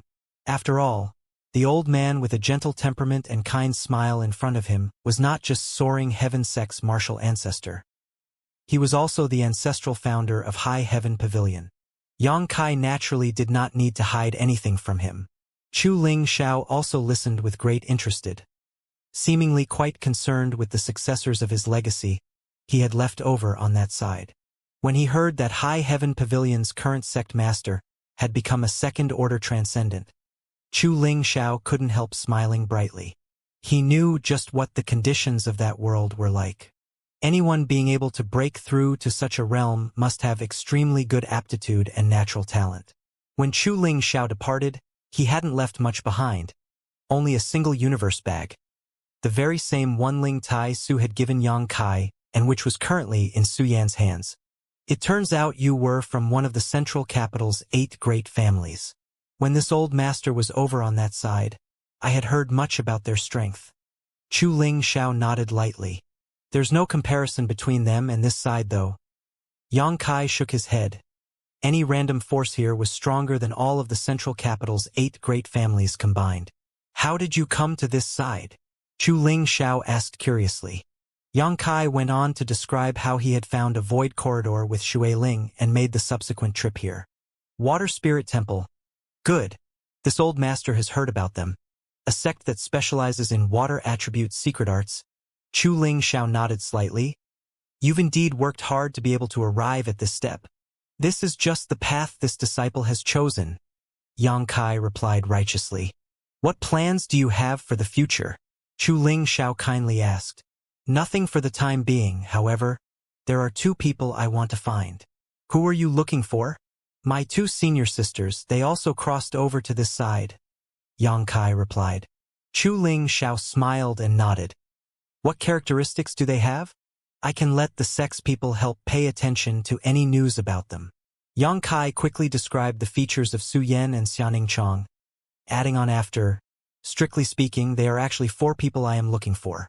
In addition to my 2 senior sisters, there is also a devil lord who possessed the body of the demon general ancestral founder sealed in High Heaven Pavilion all those years ago." "A devil lord?" Ancestral founder can rest assured he shouldn't be a member of the demon race. It's just that his cultivation techniques are somewhat evil. He has helped me a lot and I consider him my friend. He calls himself Old Demon.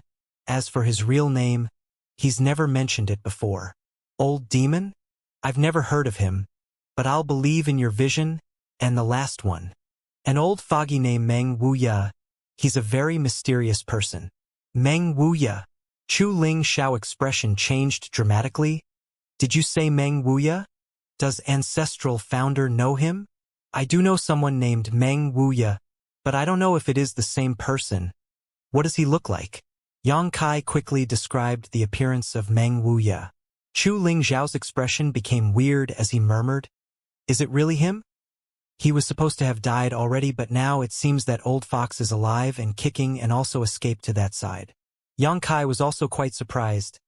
Ancestral founder seems to be quite familiar with Treasurer Meng. I am indeed familiar with him. I've even fought with him several times, but there's no hatred between us. Both of us were just exchanging pointers. That guy, and he's a tough character to handle. About 200 years ago, he and the demon commander fought a great battle after which he disappeared. We all thought he was dead. He and ancestral founder fought one another? Yang Kai's eyes couldn't help bulging. What realm had he achieved that he could exchange moves with you? The Saint Realm, obviously. Chu Ling Xiao was surprised by Yang Kai's reaction. Why? What's wrong? Yang Kai's mouth twitched a few times before he managed to reply. Several years ago, when I first met him, his cultivation was only at the peak Immortal Ascension boundary. When we last separated, though, his strength had risen to somewhere around the second or third order transcendent realm, but his full strength still seemed to be suppressed by some kind of seal. Ha ha ha ha! Chu Ling Xiao burst out into laughter. That old fox got what he deserved. He must have been struck by the demon commander's profound heavenly seal, a powerful 3-layer seal, and from what you've described, it seems he's already unlocked the first layer of the seal. It's quite a feat he managed to escape from the demon commander with his life in that kind of state. It seems his luck is as good as ever. Yang Kai was thoroughly shocked, unable to accept this new information for quite some time. It was no wonder he always felt that Treasurer Meng was surrounded in mystery. It turns out he was actually a top-level Saint Realm master. Lifting the first layer of the seal binding his cultivation had allowed him to restore his strength to the transcendent realm. If he could lift the second layer of restrictions, he will be able to return to the Saint Realm, and if he managed to break through the last layer of the seal, he would definitely return to being an apex master even by Tongxian realm standards. You've brought me some good news, Chu Ling Xiao said happily. But it wouldn't be easy to find him. When he fought with the current demon commander, the latter ate a small loss. The demon race is quite vengeful, so before that old fogey's strength is completely restored, he won't easily show his face. After all, he is also a famous character. Once the demon race become aware of his return, it will be difficult for him to escape their pursuit. Yang Kai was stunned. I'll let the sex people pay attention to news about the movements of your 2 senior sisters. If we learn anything, I'll let you know. You are also a disciple of my Soaring Heaven sect. From now on, you can stay here with peace of mind. No need to feel restrained. Just treat this place as your own home. Disciple understands. Yang Kai took a deep breath and nodded firmly. After learning that this old man was the ancestral founder of High Heaven Pavilion, Yang Kai truly didn't feel he was an outsider. Fortunately, Chu Ling Xiao had sensed the faint presence of the devil sealing chain, and thus found him. Otherwise, Yang Kai would still be a homeless wanderer. Song Yan, Chu Ling Xiao called out. Song Yan, who had been waiting outside the door, immediately came in. Disciple greets martial ancestor. N. Take care of your new martial nephew. Disciple understands. Right, ancestral founder. Disciple has something to request. Yang Kai suddenly spoke. Oh, if you have something to ask, feel free to speak. For certain reasons, I need to quickly improve my proficiency in alchemy. So I would like to ask the sect to provide me with some herbs to concoct pills. Let Song Yan arrange it. This is also a good deed for my Soaring Heaven sect. Chu Ling Xiao smiled and nodded. Yang Kai volunteering to perform alchemy for the sect was something Chu Lingxiao was more than happy to see. After bidding farewell to Chu Lingxiao, Yang Kai and Song Yen left the secluded house, and Song Yen gave Yang Kai a curious look. "Are you from that other realm?" "Yes. No wonder I've never heard of you before. I always wondered how such an outstanding young talent like you could be completely unknown. But now I understand." "Good. From now on we are all one family. Martial Uncle will definitely take care of you. If anyone dares to mess with you, Martial Uncle will help you to exterminate his whole family." Song Yen grinned. Yang Kai's face went a little black at this terrifying comment, which was made in such an offhand manner. When he returned to his temporary courtyard, Yang Kai discovered a red-faced Fei Yu lying down lazily on a bench in the corridor.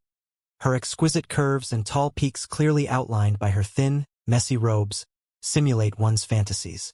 She had a bottle of wine in her hands and was drinking happily.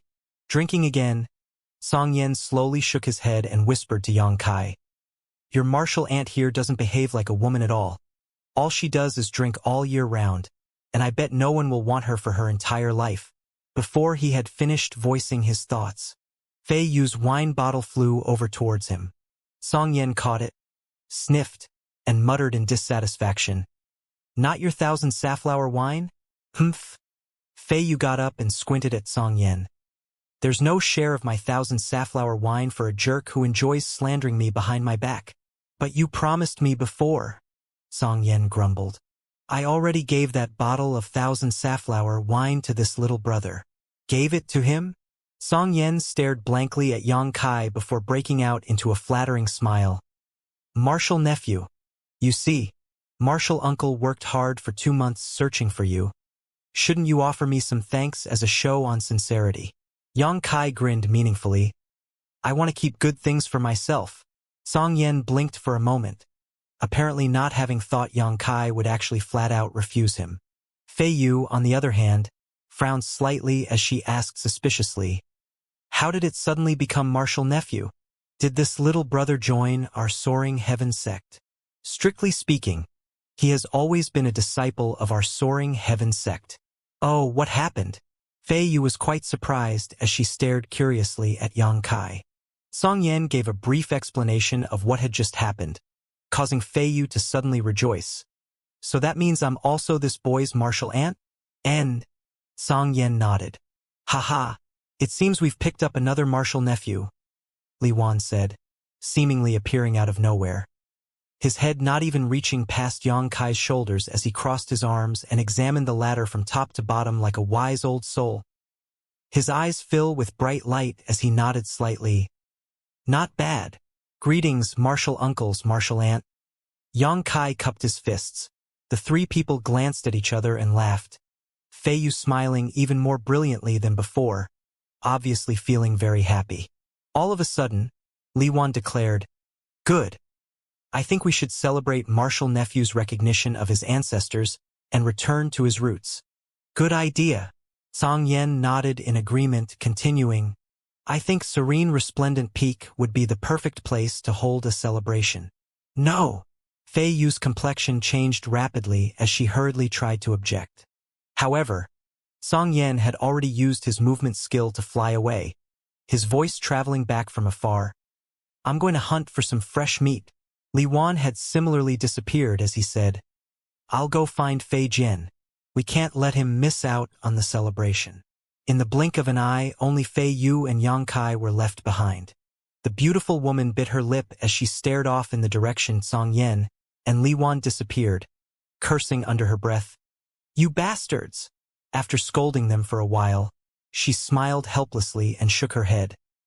"They just want to get their greedy hands on my 1,000 safflower wine. A group of shameless men." Sighing, she then turned to look at Yang Kai and said, "Let's go.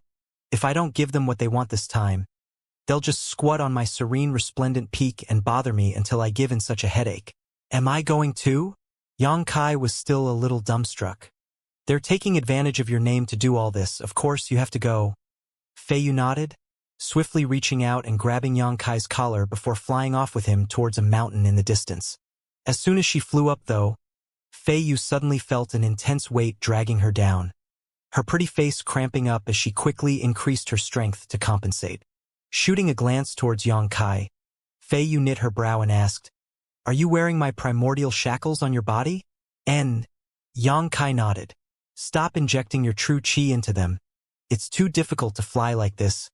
Fei Yu gave him a dirty look. Just now, she had almost embarrassed herself. Yang Kai silently chuckled and took back his true chi, the speed of the pair suddenly increasing a lot. After a brief flight, the two arrived atop a beautiful mountain peak. This mountain peak was exceptionally beautiful, with crystal-clear streams that flowed towards towering waterfalls that cascaded down into the valley down below. The mist which scattered about shimmered in the sunlight like bright stars in the night. Everything here exuded a feeling of natural harmony. Fei Yu brought Yang Kai past the lower streams and stopped just below one of the great waterfalls, landing atop a wide plateau in front of a cave halfway up the mountain. Yang Kai took a deep breath in and felt his body and mind relaxing before quickly discovering that there was actually no one else around at all. "This is Serene Resplendent Peak, the place where I live. Each of us 4 protectors have our own peak. Their places are always lively, but I prefer peace and quiet, so I live here alone. Come with me." Saying so, she led Yang Kai towards the cave. The interior of this cave was spacious and clean. Inside the belly of the mountain, a number of stones rooms were excavated and all the walls were lined with brilliant stones that gave off a gentle light. Here, there was not even a whiff of foul odor. Instead, there was just a touch of alluring fragrance. Yang Kai gazed around in appreciation and surprise.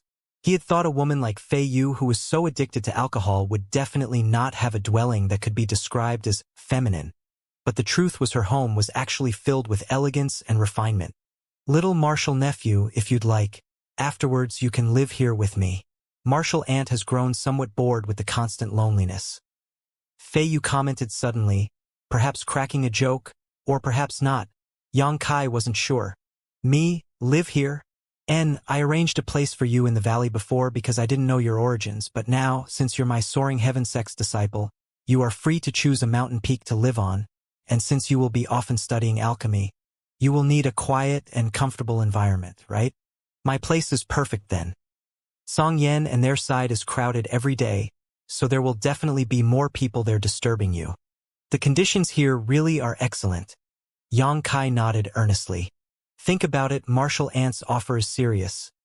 Fei Yu smiled with a healthy glow upon her face like that of a fully ripe fruit. After touring around the mountainside for a while, Fei Yu led Yang Kai to a large open space. Fei Yu had been grumbling earlier that Song Yen, Li Wan, and Fei Jian were just a group of bastards after her 1,000 safflower wine. But the moment she arrived here, she still began enthusiastically arranging tables and chairs before taking out a few bottles of her specially brewed 1,000 safflower wine, as well as some fragrant spirit fruits. Just after she finished setting the table, there was a rush of footsteps approaching from afar. In the next moment, Song Yen, Li Wan and another man with a tall, thin build appeared. "I seem to smell some delicious wine." Li Wan's 2 thick eyebrows bounced in a wretched manner as he sniffed the air in an exaggerated manner. Song Yen beside him carried some monster beast Yang Kai had never seen or heard of before on his back with a valiant expression. After seeing the bottles on the table, both of them showed an understanding smile as they licked their lips and complimented. "Fei Yu is truly a generous lady." Fei Yu's complexion became cold as she snorted loudly. "1 bottle per person. Quickly drink it down, then get the hell out." "Enough! Enough!" Li Wan nodded quickly before reaching out and grabbing the bottle, apparently quite reluctant to let it go. Meanwhile, Yang Kai was quietly taking a look at the third newcomer. This man should be the last of the 4 protectors of Soaring Heaven sect, which meant he should also be a third-order transcendent powerhouse. Yang Kai quickly became aware that the aura this person gave off was quite different from Song Yan's oppressiveness, Fei Yu's softness, and Li Wan's insidiousness. This person seemed to give off a feeling of sharpness. The opposite party also seemed to be observing him and after a moment, suddenly grinned. "Is this our newly arrived little Martial nephew?" When he grinned, Yang Kai almost couldn't stop himself from laughing, because this person's smile was actually so crooked. Originally, Yang Kai had felt that Li Wan had a wicked enough appearance, But compared to this person, even Li Wan's looks seemed somewhat soft. These two masters from Soaring Heaven sect were seriously distinctive. Junior Yang Kai greets martial uncle. Yang Kai cupped his fists respectfully. Fei Jian nodded lightly before suddenly assuming a posture of knocking an arrow and drawing a bow. Wang, the world seems to shiver as the surrounding world energy suddenly stagnated. Yang Kai eyes instinctively shrank. At that moment, he suddenly felt a sense of crisis, like he was being stared at by a poisonous snakes, unable to dodge or evade the coming strike. Song Yan, Fei Yu, and Li Wan all remained silent, just watching Yang Kai with interested smiles. Fei Jian's index finger twitched and suddenly, an invisible attack shot straight out towards Yang Kai. Yang Kai's eyes bulged as he frantically pushed his true chi and sent out a punch towards the incoming strike. Honk! A burst of energy erupted as waves of true chi rippled through the air. But Yang Kai still stood tall, not falling back a single step. The four protectors all smiled brightly. Fei Jian grinned and nodded. Not bad. Song Yan told me that your strength was much stronger than an average peak Immortal Ascension cultivator. But I didn't believe him at the time. It seems I was mistake. My Soaring Heaven sect has indeed added an outstanding talent. Does martial uncle specialize in archery? Yang Kai's eyes flashed. Fei Jian nodded frankly. Yes. Fei Yu came over and whispered into Yang Kai's ear. This guy is a real sinister fellow. He never fights people from the front, but instead hides in the dark. No one can hide from his arrows. If you want to learn the ways of sneak attacking and assassinating your opponents, you should ask him for advice. Yang Kai nodded. He understood that Fei Jian's attack just now was only a test and had no hostility or malice behind it. However, even then, his strike had almost been beyond Yang Kai's ability to resist. Each of Soaring Heaven sect's four protectors was not to be underestimated. It's a matter of one's heart. Fei Yu suddenly smiled and said with profound meaning, "Hey, stop spreading nonsense." Li Wan muttered unhappily. All right, enough. I've waiting for this 1,000 safflower wine for 50 years, so let's drink already. Song Yan stepped forward and picked up a bottle, popping it open and taking a big swig, his face instantly blushing red as he praised loudly, "Good wine." Seeing Song Yan's ardent reaction, Li Wan and Fei Jian couldn't help rushing over and joining him.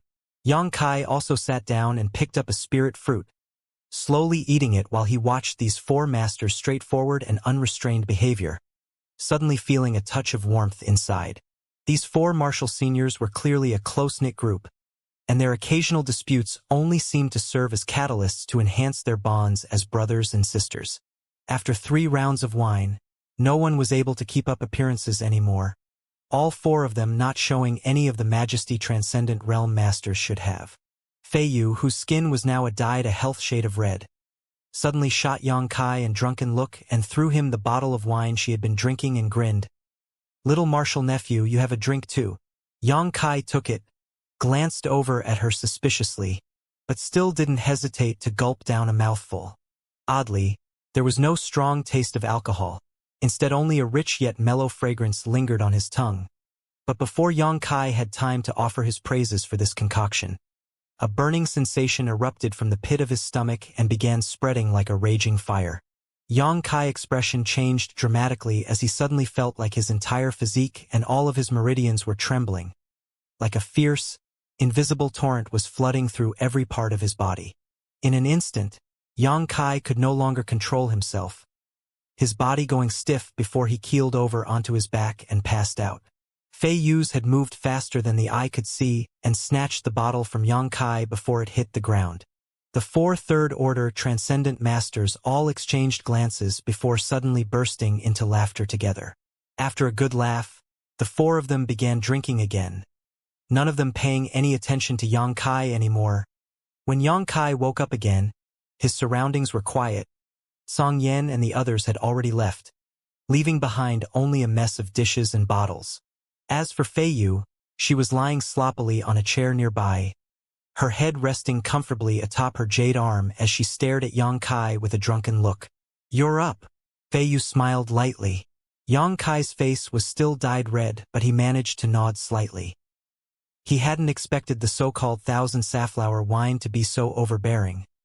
He had only drank a mouthful, but the energy it contained was still massive. How do you feel? Very good, apparently. Xianxia examined himself quickly, and soon discovered that his true qi was now flowing faster and smoother than before, and that his physique and meridians had become tougher and more resilient. That's good. That bottle of thousand safflower wine I gave you earlier, you can only drink a mouthful of it 3 times a month. If you drink any more, it'll do more harm than good. I'm going to sleep for a while. Feel free to make yourself at home, Fei Yu said, still maintaining her gorgeous smile, pausing for a moment before adding, right? I told Song Yen and those two that you'll be living here on Serene Resplendent Peak. Later, they'll send you some spirit herbs for you to practice alchemy. Got it. Xianxia responded lightly. The next moment, Fei Yu closed her beautiful eyes and her breathing became slow and even. Apparently she had spent quite a bit of energy guarding Xianxia while he was passed out. After meditating for a while to completely absorb the residual medicinal efficacies left in his body, Xianxia got up and began cleaning up the surrounding mess. 2 hours later, Fei Yu gradually woke up and without caring about her image, bent and stretched herself freely in front of Xianxia, yawning as she inadvertently showed off her lithe body and exquisite curves. Follow me. I'll take you to a place you can cultivate. Fei Yu beckoned to Xianxia before turning around and walking off. The deeper the two proceeded into the mountain, the denser Xianxia felt the world energy became. Not long after, a stone chamber illuminated by brilliant light crystals appeared in front of Xianxia. This stone room's walls, floor, and even ceiling were completely inlaid with crystal stones. These crystal stones seemed to be arranged in the form of some kind of spirit array, which caused the surrounding world energy to continuously gather towards the stone room. Xianxia felt particularly comfortable in this environment, and even without consciously circulating his secret art, he could feel world energy pouring into his body through his pores. This was, quite simply, a cultivation holy land.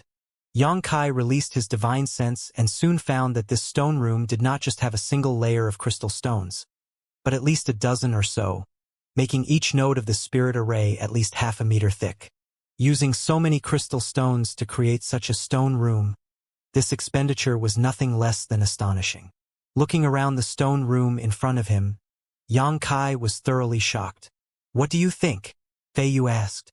Is this the place where you usually cultivate? Xianxia noticed some certain traces throughout the stone room. These traces were naturally left behind by someone who regularly sat here in meditation year after year. If I use this place, what about you? I have no use for this place temporarily, Fei Yu smiled and said. Perhaps when I can realize the mysteries of the Saint Realm I'll have need of it again.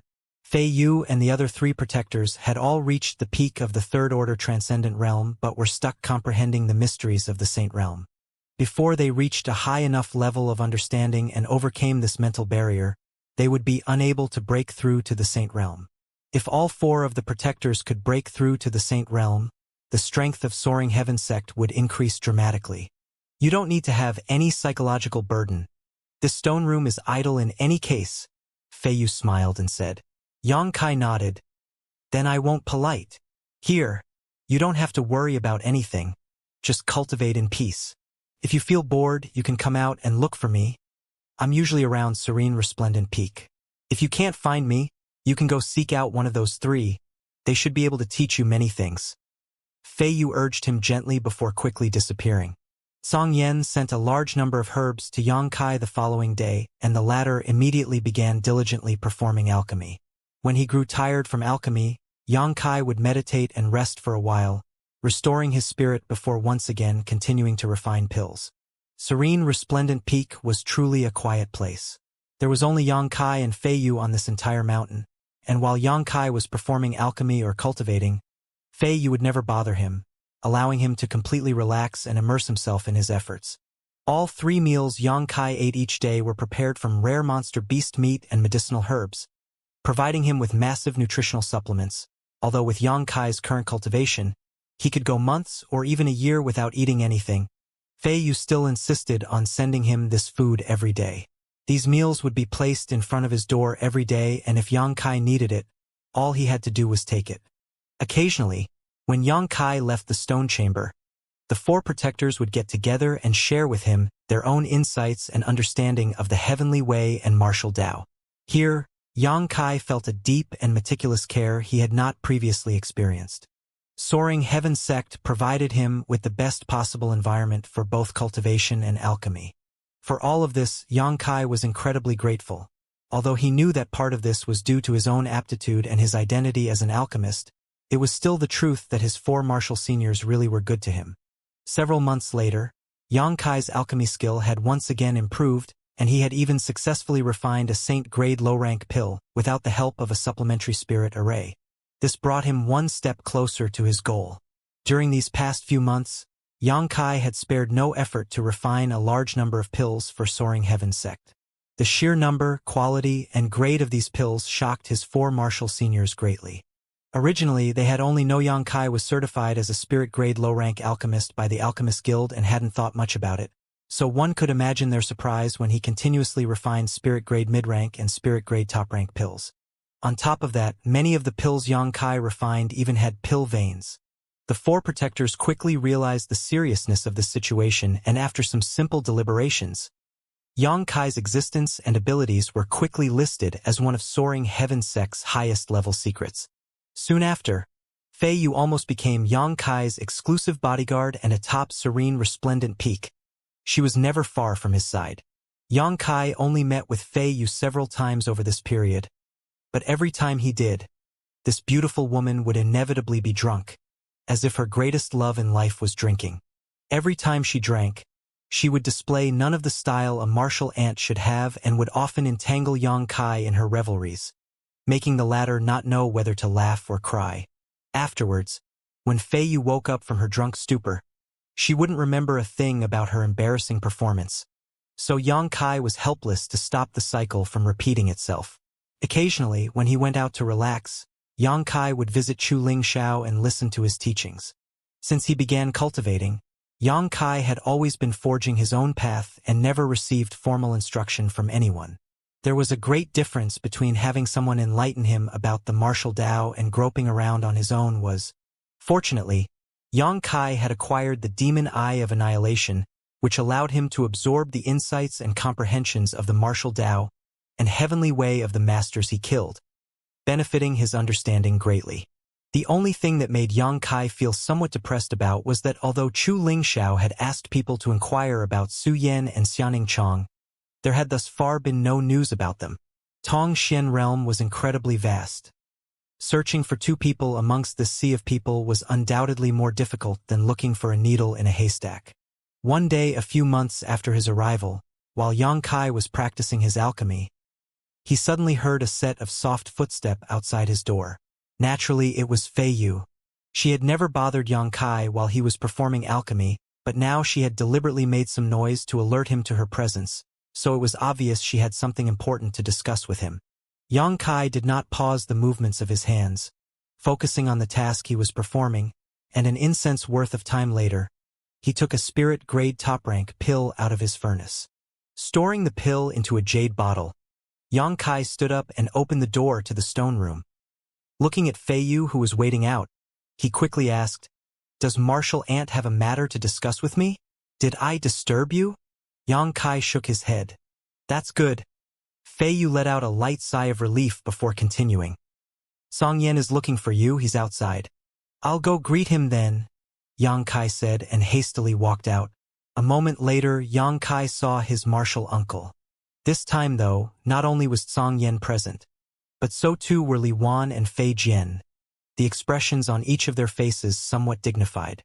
Yang Kai glanced around at them curiously, wondering what had happened to cause these three to suddenly seek him out with such stern faces. "Martial nephew." Seeing Yang Kai appear, Song Yan greeted him. "I heard that martial uncles were looking for me? Have a seat first." Song Yan waved. Once everyone took a seat, Yang Kai waited quietly for his seniors to speak. After a brief silence, Song Yan asked, "Martial nephew, not that your martial uncle is suspicious of you, but I must ask you to confirm, what grade of alchemist are you now?" From Old Man Du, Song Yan knew that Yang Kai was a spirit-grade low-rank alchemist. However, His performance during his brief stay in Soaring Heaven Sect far exceeded that of a mere spirit-grade low-rank alchemist. Refining spirit-grade mid-rank and top-rank pills constantly indicated that Xianxia's true ability was far greater than spirit-grade low-rank. Old Man Du would not lie to Song Yen, so the only possibility the latter could think of was that Xianxia had hidden his true abilities when he took the Alchemist Guild's test. Fei Yu's beautiful eyes flashed suddenly as she stared towards Xianxia and let slip, "A few days ago, I remember you even successfully refined a saint pill." Hearing this, Song Yan's complexion changed greatly as he unconsciously asked, "Is that true?" And Xianxia took that saint-grade pill out and replied, "My luck was good. The pill was refined successfully." Song Yan took it quickly and examined it carefully, unable to help himself from feeling somewhat excited. "Can you even refine saint-grade pills now?" "I should be able to." Xianxia nodded. When he refined that saint pill, he did not use a supplementary spirit array or the myriad drug milk and only relied on his own skill. Spirit arrays could increase the success rate of alchemy and the myriad drug milk could improve the quality of a pill. If both of these boosts were also counted, Xianxia could easily refine saint-grade low-rank pills. "Doesn't that mean you're a saint-grade alchemist now?" Li Wan exclaimed. Everyone else also wore astonished expressions. "Reluctantly so, but I still mostly consider myself to still be a high-rank spirit-grade alchemist," Xianxia replied modestly. The four protectors all sucked in a deep breath as they glanced around at each other, Fei Jian flashing his crooked teeth in a grim smile as she shouted, "We may have hope yet." "Indeed." Song Yan also nodded repeatedly. "Do martial uncles and martial aunt want me to help you refine a pill?" Xianxia asked. "In a manner of speaking," Song Yan replied. "First of all, martial nephew, have you heard of the 1,000-year demon flower?" Xianxia shook his head. Wrinkling his brow for a moment, Song Yan suddenly smiled awkwardly. "Right. I forgot that you came from that world, so you not having heard of it is completely normal. Regarding Tongxian Realm's current situation, you should know that the human, demon, and monster races form a delicate three-way balance." "Yes. And I know at least that much." Xianxia nodded lightly. Human territory, demon land, and monster domain, these are the names given to each of the regions occupied by the three races, with the human territory being the largest and most widely occupied, followed by the demon land, and then the monster domain. There is also a neutral zone which stands in the middle of all three of these territories. Xianxia had heard about this from Xue Ling when he first arrived on Tongxian Realm. In the neutral zone, there is a place called Ascending Heaven Cliff. It is an incredibly tall mountain atop which the only 1,000-year demon flower resides. This special flower only blooms once every 1,000 years, and even then only for 2 hours of time before it begins to wither. What profound use does the 1,000-year demon flower possess? Xianxia keenly grasped the key to the problem and asked. "For you, nothing. In fact, for most people in this world, it has no use at all, but for the four of us, it is incredibly precious. It can help us understand the mysteries of the Saint Realm. With the assistance of the 1,000-year demon flower, we will have a good chance of breaking through our current bottleneck and ascending to the Saint Realm," Fei Yu said with some excitement. Xianxia couldn't help showing a shocked expression. However, because of the special nature of the 1,000-year demon flower, a skilled alchemist is required to condense its medicinal liquid when it blooms. The minimum grade of alchemist required is spirit grade top rank. "So you need my help for this?" "Exactly. The sect should have alchemists more skilled than me thought, right?" Xianxia asked, slightly confused. Soaring Heaven Sect was an incredibly powerful sect and possibly had a true saint-grade alchemist in its employ. But even if the sect did not have a dedicated saint-grade alchemist, there would definitely be a few spirit-grade top-rank alchemists. These alchemists were no doubt much more experienced than Xianxia. That might be the case, but those people are all honored guests of the sect and this trip will be very dangerous, so they won't necessarily agree to accompany us. On top of that, even if their alchemy techniques are superior to yours, their combat prowess is definitely worse. "I understand," Xianxia nodded. "What Martial Uncle means to say is that there will be many people after the 1,000-year demon flower, right? More than you can imagine." Song Yan's expression became solemn as he sighed slightly. As this opportunity only comes about every 1,000 years, people will naturally be paying attention to the 1,000-year demon flower situations. Since we can receive news that it is about to bloom, others naturally can as well. As long as one hopes to break through to the Saint Realm, they will definitely fight for this chance. Martial nephew, this time will really be quite dangerous. If you don't want to go, we won't force you. Fei Yu looked towards Yang Kai and said sincerely, I'll go. Yang Kai smiled and replied immediately, if it can help martial uncles and martial aunt break through to the Saint Realm, no matter what kind of dragon's den or tiger's cave it is, I definitely have to go. Fei Yu's beautiful eyes shimmered as she smiled towards him gratefully.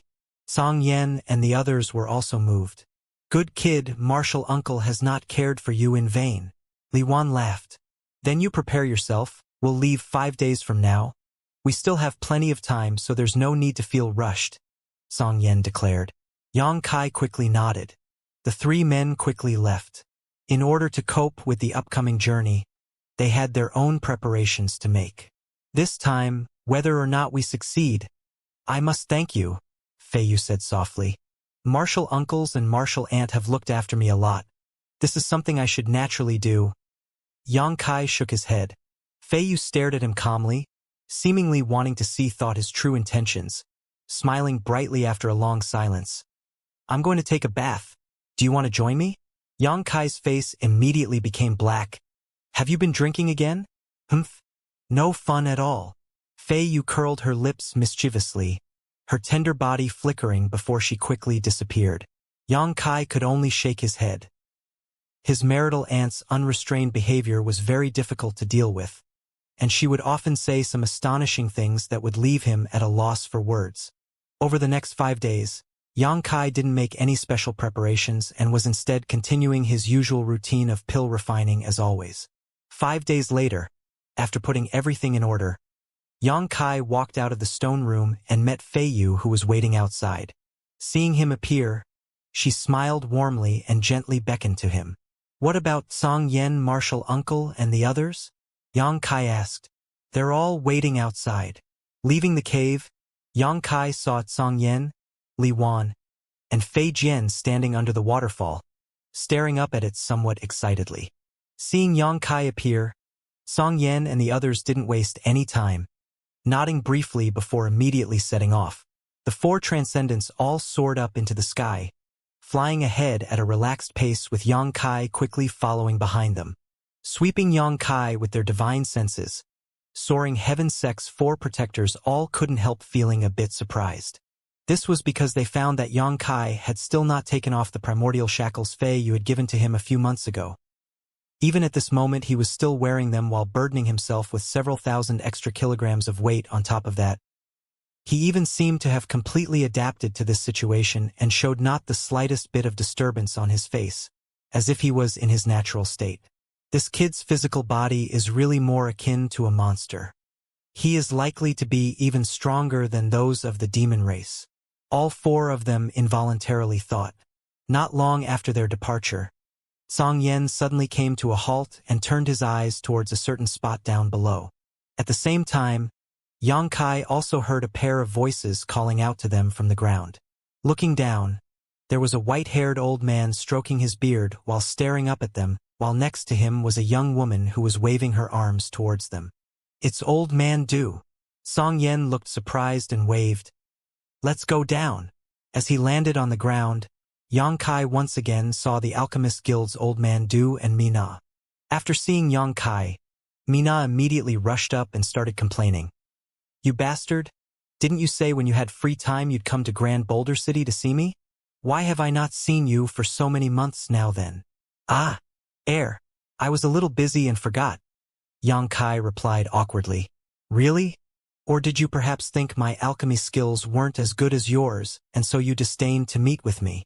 Mina narrowed her eyes, crossed her arms, and asked in an accusatory tone. Nothing of the sort. Yang Kai quickly waved his hand. I really was just busy with things. You better be telling me the truth. If I find out later that you're lying to me, I'll teach you a lesson you'll never forget. Mina snorted before saying proudly. I'll have you know I'm also a spirit-grade low-rank alchemist now just like you. So don't be too proud. If you're not careful, I'll overtake you before you know it. Old Man Du smiled as he watched this scene play out, his eyes flashing suddenly as he gently said, Mina, little friend Yang is different from you. What? Different how? Mina asked, somewhat puzzled. Little friend Yang must be at least a spirit-grade top-rank alchemist now, right? Old Man Du stared at Yang Kai. Yang Kai scratched his head awkwardly before cupping his fists and replying, Sorry, Old Man Du. I wasn't completely honest with you back at the Alchemist Guild. Actually, I was a spirit-grade top-rank alchemist a few months ago. The look on Old Man Du's face changed slightly as he looked at Yang Kai with a bit of shock. Mina, on the other hand, couldn't help covering her mouth in surprise, an absent-minded look appearing on her face as if she had become somewhat dazed. So it's like that? Old Man Du chuckled and nodded. It seems this old master underestimated you. Little friend Yang does not need to pay it any mind. You being able to honestly tell this old master now makes me very pleased. How did Old Man Du know that I am now a spirit-grade top-rank alchemist? Yang Kai asked. Song Yen and them are traveling with you to Floating Cloud City. Yes? Alchemists traveling there now must at least be spirit-grade top-rank. Old Man Du smiled. Song Yen's expression changed hearing this. Is Old Man Du also headed there? Indeed. This old master was actually waiting for you here. The road is long, so this old master wanted to find a few bodyguards to accompany him. Old Man Du said, half jokingly, half seriously. But you can rest assured, this old master going there is not for the upcoming blossoming of the 1,000-year demon flower. I just want to take Mina out for some life experience to broaden her horizons. This little girl doesn't know the immensity of heaven and earth and thinks her aptitude in alchemy is first under the sun. I believe this trip outside will benefit her greatly. Old Man Du, I don't think like that at all. Mina objected in a somewhat wrong tone. Before she met Yang Kai, Mina really did have eyes atop her head. She was quite young but still qualified as a mysterious grade top-rank alchemist a few months ago, and Old Man Du and her master Yixiong had great expectations for her, cultivating her as the heir to the Grand Boulder City's Alchemist Guild branch. However, when she met Yang Kai, Mina suffered a hard blow and redoubled her efforts, but now, a few months later, Yang Kai had already become a spirit-grade top-rank alchemist, yet she had actually dared to brag to him about her small breakthrough.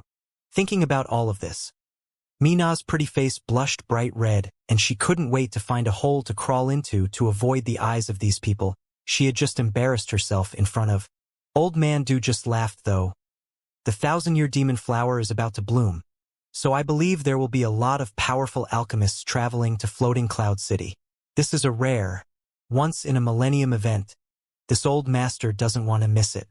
If you don't mind, how about we travel together? Old Man Du is too polite. Song Yen waved his hand. Since we are all going to Floating Cloud City, we may as well all go together. That way each of us can take care of the others. Old Man Du smiled and nodded gently. After some quick discussions, the 4 soaring heaven sect protectors pushed their true chi, wrapped up Old Man Du and Mina, and flew off together with them. Seeing Mina's somewhat listless appearance, Yang Kai also felt a bit guilty, quickly calling out to her, Are you all right? No. You're too much. Mina pursed her lips and shot him a glare. I'm too much. Yang Kai was taken aback by her sharp response. Mina nodded repeatedly before suddenly wearing a stern look and declaring, But don't get too full of yourself. As Old Man Du said, as long as I can keep working hard, I'll catch up to and surpass you one day. Do I look full of myself? Yang Kai asked helplessly. Although you don't show it on your face, you're actually quite proud of yourself in your heart. Yang Kai stared at her blankly for a moment before shaking his head and sighing. Your thoughts are quite dark. The others in their group of people saw these 2 juniors noisily arguing with each other and couldn't help smiling. It seems this long journey wouldn't be so dull after all. Soaring Heaven Sect was quite far from their destination, Floating Cloud City. Even with Song Yen and the others' great strength, they would have to spend at least a month on the road. And that was only the case if they traveled at full speed. Fortunately, there was still a lot of time before the 1,000-year demon flower was expected to bloom, so Song Yen and others weren't flustered, alternating flying and resting. Yang Kai finally had an opportunity to experience just how vast and prosperous Tong Xian realm was. On this continent, There were countless large and small forces, and every day, many of these forces were destroyed. Yet like spring bamboo shoots after the rain, no matter how many were cut down, new ones would spring up to take their place. Moreover, as they hurried along, their group encountered several other batches of Transcendent Realm Masters heading towards Floating Cloud City. These teams of Transcendent Realm Masters, without exception, would have an alchemist amongst them. Originally, when they met such a group, everyone would become vigilant and hastily avoid one another. As time passed, and they got closer and closer to Floating Cloud City, the smell of danger in the air grew stronger. Song Yan, Fei Yu, Li Wan, and Fei Jian were now constantly on alert, always paying attention to the safety of Yang Kai, Old Man Du, and Mi Na. 20 days after they set out, Yang Kai's group witnessed a battle between Transcendent Realm Masters. The two parties were almost equal in terms of number and strength, so the battle was quite intense with dazzling martial skills and artifact attacks streaking across the sky. The result of this battle was not witnessed by Song Yan and the other, as they didn't have so much free time to intervene in other people's disputes. The four protectors simply took Yang Kai, Old Man Du, and Mi Na around the battlefield and avoided getting involved. After this first battle, Yang Kai and his group witnessed an increasingly frequent number of fights between Transcendent Realm Masters until almost every day they would see traces left behind of great battles that had been fought. According to Song Yan, these masters who were rushing to Floating Cloud City were already fighting like this to eliminate potential opponents. Yang Kai's blood ran cold as he gradually understood just how great the temptation of the 1,000-year demon flower was to these second and third-order transcendents. However, what puzzled Yang Kai was that even though this was a grand event that attracted the attention of human, demon, and monster race powerhouses alike, he had yet to see a single Saint Realm Master. When he asked Song Yan about this, the latter smiled and said, "Saint Realm Masters won't be interfering in this matter. It is an unwritten rule. The 1,000-year demon flower is only useful to transcendents who are trying to break through to the Saint Realm. Whether they are human, demon, or monster, if one wants the 1,000-year demon flower, they can only fight for it with their own ability." "That's only one of the reasons," Old Man Du suddenly interrupted. "There's another, more important one." "Oh? Please enlighten us." Song Yan seemed surprised. Obviously, he wasn't aware that there was a deeper reason behind this unwritten rule. Yang Kai and Mi Na were also eager to hear about this and listened attentively. Such secrets were always very attractive to young people. "The 1,000-year demon flower apparently isn't native to Tong Xian realm," Old Man Du quickly said. Fei Yu's thoughts revolved quick as she called out in amazement. "Is it from the starry sky?" "Good, it is said to be so." Duwan nodded lightly. "It is said that a great many years ago, a seed fell from the starry sky onto Ascending Heaven Cliff. Afterwards, a plant that no one had ever seen before slowly grew there, and after an entire millennium, it blossomed and was inadvertently obtained by a common man, after which the entire world came to know of its magical effect. Once the news spread, it set of a great stir among all three great clans. Saint Realm Masters who were rarely seen all traveled to the 1,000-year demon flower to help their third-order transcendent juniors break through to the Saint Realm. After the second millennium, many Saint Realm Masters participated in the contest for the 1,000-year demon flower, and ultimately a human race master emerged victorious and boarded the Ascending Heaven Cliff. But surprisingly, when that master reached the summit, the 1,000-year demon flower withered the instant after it blossomed. Why is that? Everyone in the crowd couldn't help revealing a puzzled expression. Nobody knows why exactly, but since then, there have never been any Saint Realm Masters intervening in the battle for the 1,000-year demon flower. Once the aura of a saint appeared, the 1,000-year demon flower will not bloom, so those who go to Ascending Heaven Cliff now are basically all transcendents. Is something so strange really true? Li Wan muttered. The products of the starry sky cannot be explained by common sense. Old Man Du slowly shook his head. Old Man Du, has anyone really traveled the starry sky? Song Yan knit his brow and asked. Although I've heard many stories about the starry sky, it's as if no one can actually confirm what kind of place the starry sky really is. This old master isn't clear either. Old Man Du smiled faintly. According to the demon race, the great demon god, their greatest ancient master, successfully entered the starry sky. Even among the human race and monster race such rumors exist, but whether or not it's true, no one knows. Yang Kai's eyes flashed, but he did not interject. Although he knew that great demon god had not broken through the starry sky and was already dead, he knew such things shouldn't be discussed easily. Between the human, demon, and monster races there seemed to be a completely irreconcilable hatred where each of them couldn't wait to exterminate the other two. So obviously no one was willing to admit someone from a different race had succeeded where theirs had not. Soaring Heaven Sect and Old Man Du were both quite good to Yang Kai, but if they knew he had a relationship with the ancient demon clan, they would most likely try to convince him to betray if not exterminate them. Yang Kai didn't wish to see such a scene. During his stay in Demon God Citadel, Yang Kai had received much care from Li Rong and Han Fei, and he felt that the ancient demon clan was worth his trust and respect. After their chat, everyone rested. Late that night, as their dying campfire was providing only some scattered light in the wilderness, Mina snuck over to Yang Kai's tent and woke him from his meditation. Yang Kai slowly opened his eyes and looked at her suspiciously. "Follow me," Mina whispered before walking off towards the dark forest nearby. Yang Kai got up and followed her. 1,000 meters or so out, beneath a big tree, Mina sat down, her back to the trunk, patting the spot next to her, signaling Yang Kai to also sit down. "What's the matter?" Yang Kai asked curiously. "Nothing much. I just wanted to chat with you. If we talk over there, we'll disturb them." Mina smiled and said, "What do you want to talk about?" Yang Kai plucked up a long stalk of grass and rolled it about his fingertips casually. "Nothing in particular."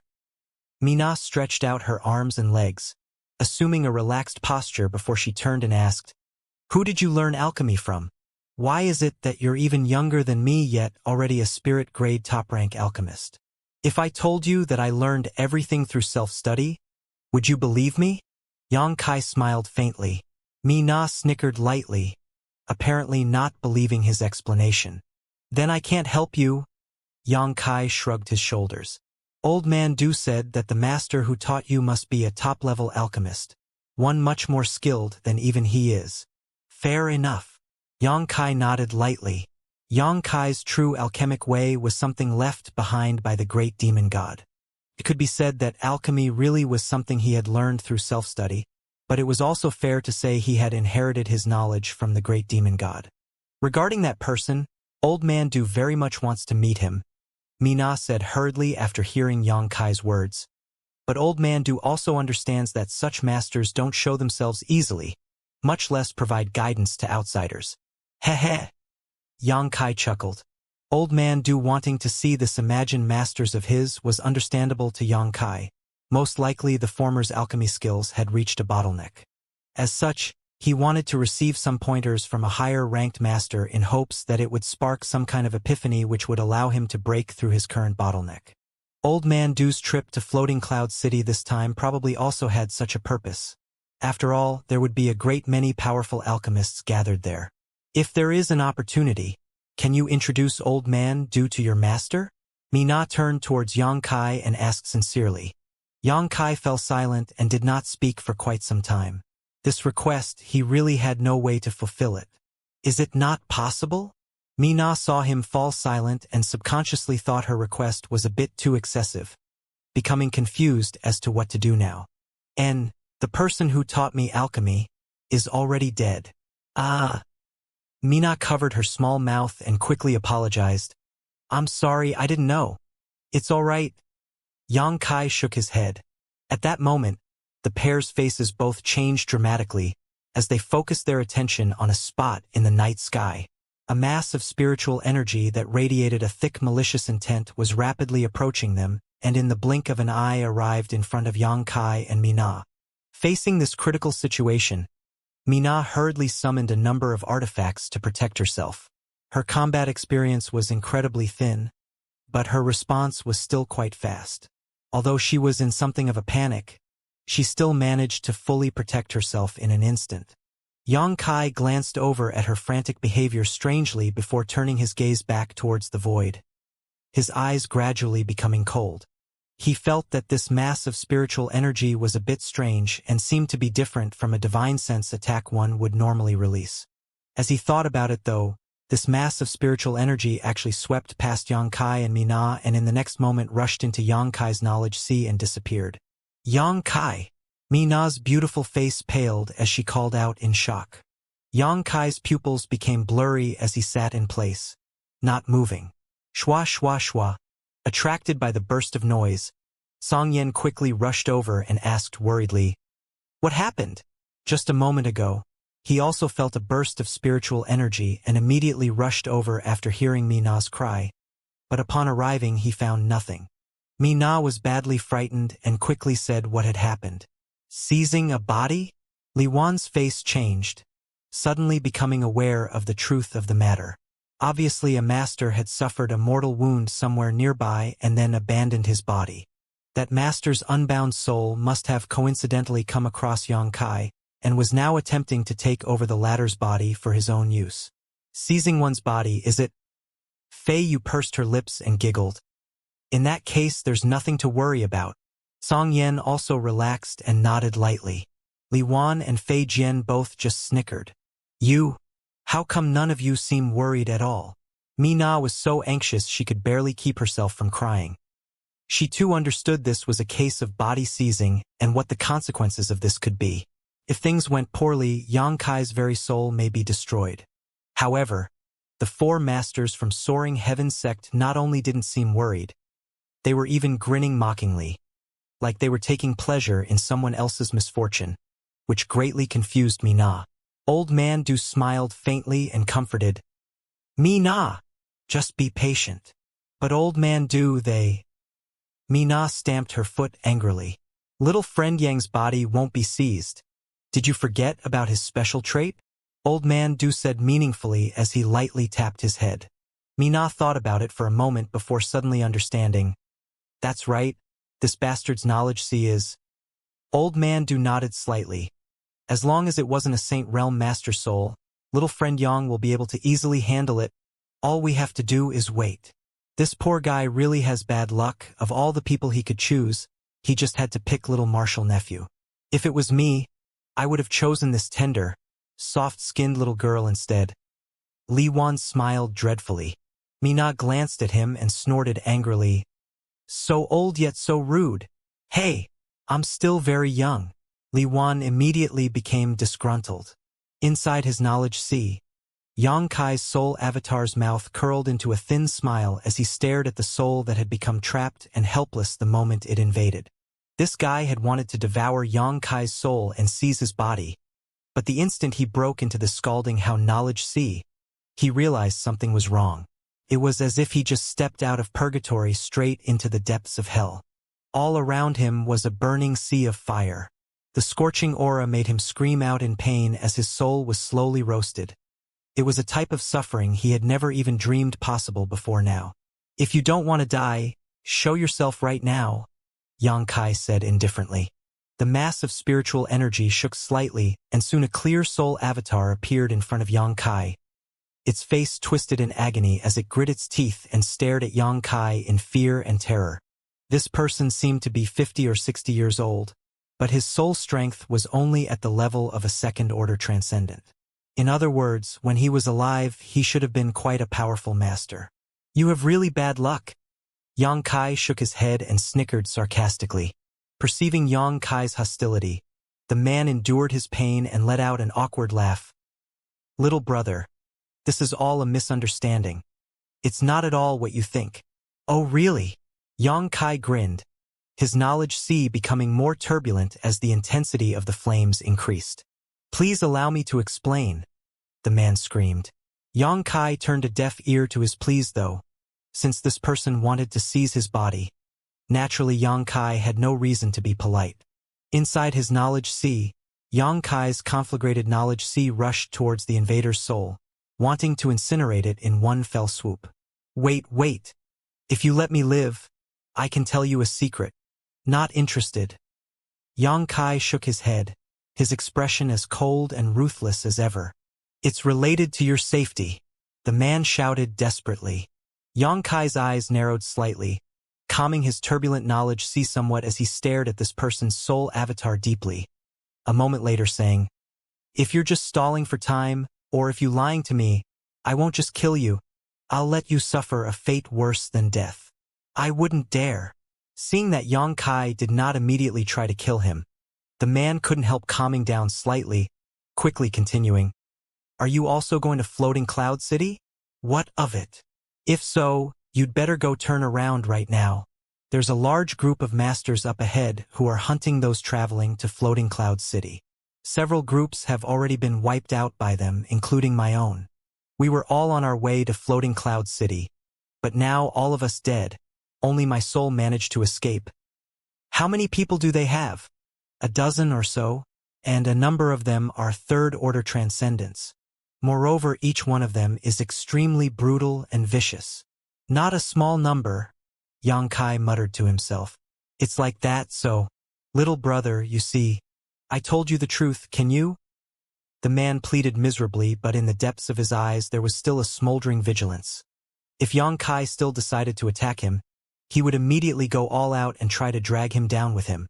This kind of threatening gaze was normally enough to scare most people off, and he believed that Yang Kai, whose realm was much lower than his own, would certainly not make things difficult for him.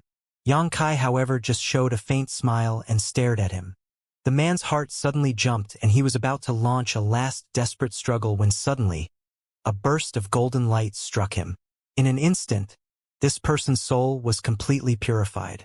After absorbing the energy from this soul remnant, Yang Kai slowly opened his eyes. Glancing around, Yang Kai noticed that everyone in his group was currently staring at him curiously. It's him all right? Li Wan slapped his thigh and laughed. That guy really has bad luck. Are you all right? Fei Yu asked kindly. I'm fine, but it seems we have a small problem. Yang Kai shook his head and told them about the information he had just acquired. A dozen. Song Yen raised his brow. There certainly are a lot of them. And, if you didn't accidentally obtain this information, we would have walked right into their trap. That might have been a little troublesome. Fei Yu nodded lightly. So, do we take a detour? Mina asked faintly. Why should we make a detour? Li Wan grinned menacingly. Ah, then how are we supposed to get past them? Let's rest up first and then continue on our way. If they don't come to provoke us, we won't bother with them, but if they dare attack. Song Yan's aura suddenly changed, his eyes becoming sharp like a sword, his whole body radiating an ice-cold killing intent. He knew no fear. He was even quite looking forward to it. Li Wan and Fei Jian were the same, and even Fei Yu, who was a woman, was no exception. Yang Kai's eyes flashed as he secretly thought that his 4 marital seniors from Soaring Heaven sect were really a group of fighting madmen. In the quiet wilderness, a small group walked forward silently. Song Yen led the way, Li Wan and Fei Yu brought up the rear, and Yang Kai, Mina, and Old Man Du were sandwiched in the middle. With the exception of Mina, everyone else looked calm and indifferent, as if they were oblivious to the danger they were approaching. As they continued walking, Yang Kai's eyes suddenly flashed. He was surprised to discover that Fei Jian had disappeared without a trace. This third-order transcendent master had managed to vanish without Yang Kai even noticing despite being only a few steps apart. The night wind blew, the towering trees swayed back and forth, and the leaves rustled eerily, as if there were ghosts and demons brushing past them in the darkness. Mina was so scared her pretty face had completely paled, and she unconsciously moved towards Yang Kai and leaned against him, looking for a sense of security, her pair of beautiful eyes darting back and forth nervously.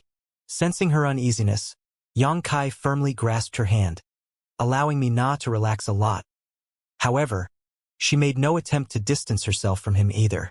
Song Yan's mouth slowly curled into a subtle grin, seemingly enjoying this thrilling situation. Li Wan and Fei Yu, who were at the back of the team, also wore aggressive expressions as they scanned the area, as if they couldn't wait to start something. Old Man Du, as an experienced alchemist, maintained his usual calm, unflustered appearance. Obviously, he had great faith in the strength of the 4 masters from Soaring Heaven sect. Suddenly, a burst of strange laughter came from all around, like the howling of a ghost, gloomy and dreadful. At that moment, the night wind seemed to become stronger and colder. Soon, several more laughing voices began ringing in their ears, trying to disrupt their hearts and weaken their concentration. However, the three masters from Soaring Heaven sect were completely unperturbed and continued walking forward without any pause. Half an hour later, the wicked laughter gradually faded. The other party seemed to have noticed that this little trick wasn't enough to cause Song Yen and the others to panic, so they had stopped wasting their time.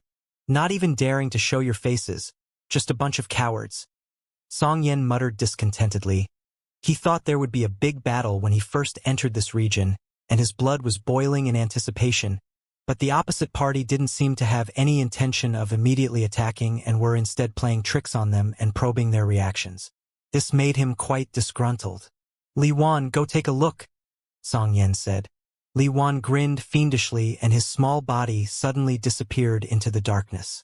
A short while later, a sad and shrill scream rang out from the forest, giving people a creepy feeling. These screams didn't last long. Obviously, this poor soul had been killed before he had time to react. The next moment, another scream could be heard from a different direction. Yang Kai's eyes flashed. He could tell that these screams came from two different locations at least a few thousand meters apart. In such a short period of time, accurately finding the hiding places of these two people and killing them, Li Wan's great strength was obvious. After a brief silence, Li Wan calmly returned and shrugged his shoulders to Song Yen. "Two first-order transcendent trash. Not even enough to fill the gaps between my teeth." Saying so, he licked his lips and showed a not satisfied expression. Hearing this, Mina's eyes rolled back and she fainted directly. This little girl, isn't her courage a bit too small? Li Wan was struck speechless. Yang Kai shook his head and gently held Mina against his shoulder. Fei Yu smiled tenderly and explained while trying to hold back her laughter. "She thinks you actually ate them." Li Wan's face went black and realized how his ambiguous words could be misconstrued. He wanted to defend himself, but the one with the misunderstanding was already out cold, so he could do nothing but grumble in annoyance. The team continued to move forward, but probably because Li Wan had just killed two of their group a moment ago, the enemy party became more vigilant. After 2 more hours, nothing out of the ordinary had happened. However, Yang Kai could still sense a vague hostility in the air, indicating their opponents had yet to give up. Once their group relaxed their guard, the other party would not hesitate to kill them all. After waiting so long though, Song Yen had finally lost patience and suddenly stopped, staring around with a cold glare as he shouted. "Since you've all already decided to kill us and seize our treasures, you should just come out and fight with us. If you want to keep hiding like timid rats, we'll just take our leave." All around it was quiet though, no one answered. Song Yen slowly shook his head and looked disappointed before taking out a long sword and waving it, leaving a cut several tens of meters long on the ground beside him. Yang Kai's eyes shrank as he instantly recognized this long sword. It was one of the artifacts that Song Yen and Fei Yu acquired back in the ancient secluded cave mansion. "This is a saint-grade artifact. To be honest, I haven't had time to refine it yet. Don't you want it for your own? If you can kill me, this artifact is yours. Act fast. Saint-grade artifacts are rare after all," Song Yen said lightly.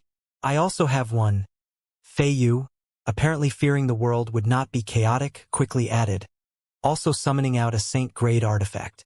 After 2 yet-to-be-refined saint-grade artifacts suddenly being summoned out, in the next instant, countless divine senses flooded over like locusts to probe them. At that moment, Yang Kai swore he could hear heavy breathing and feel greedy stares all around him.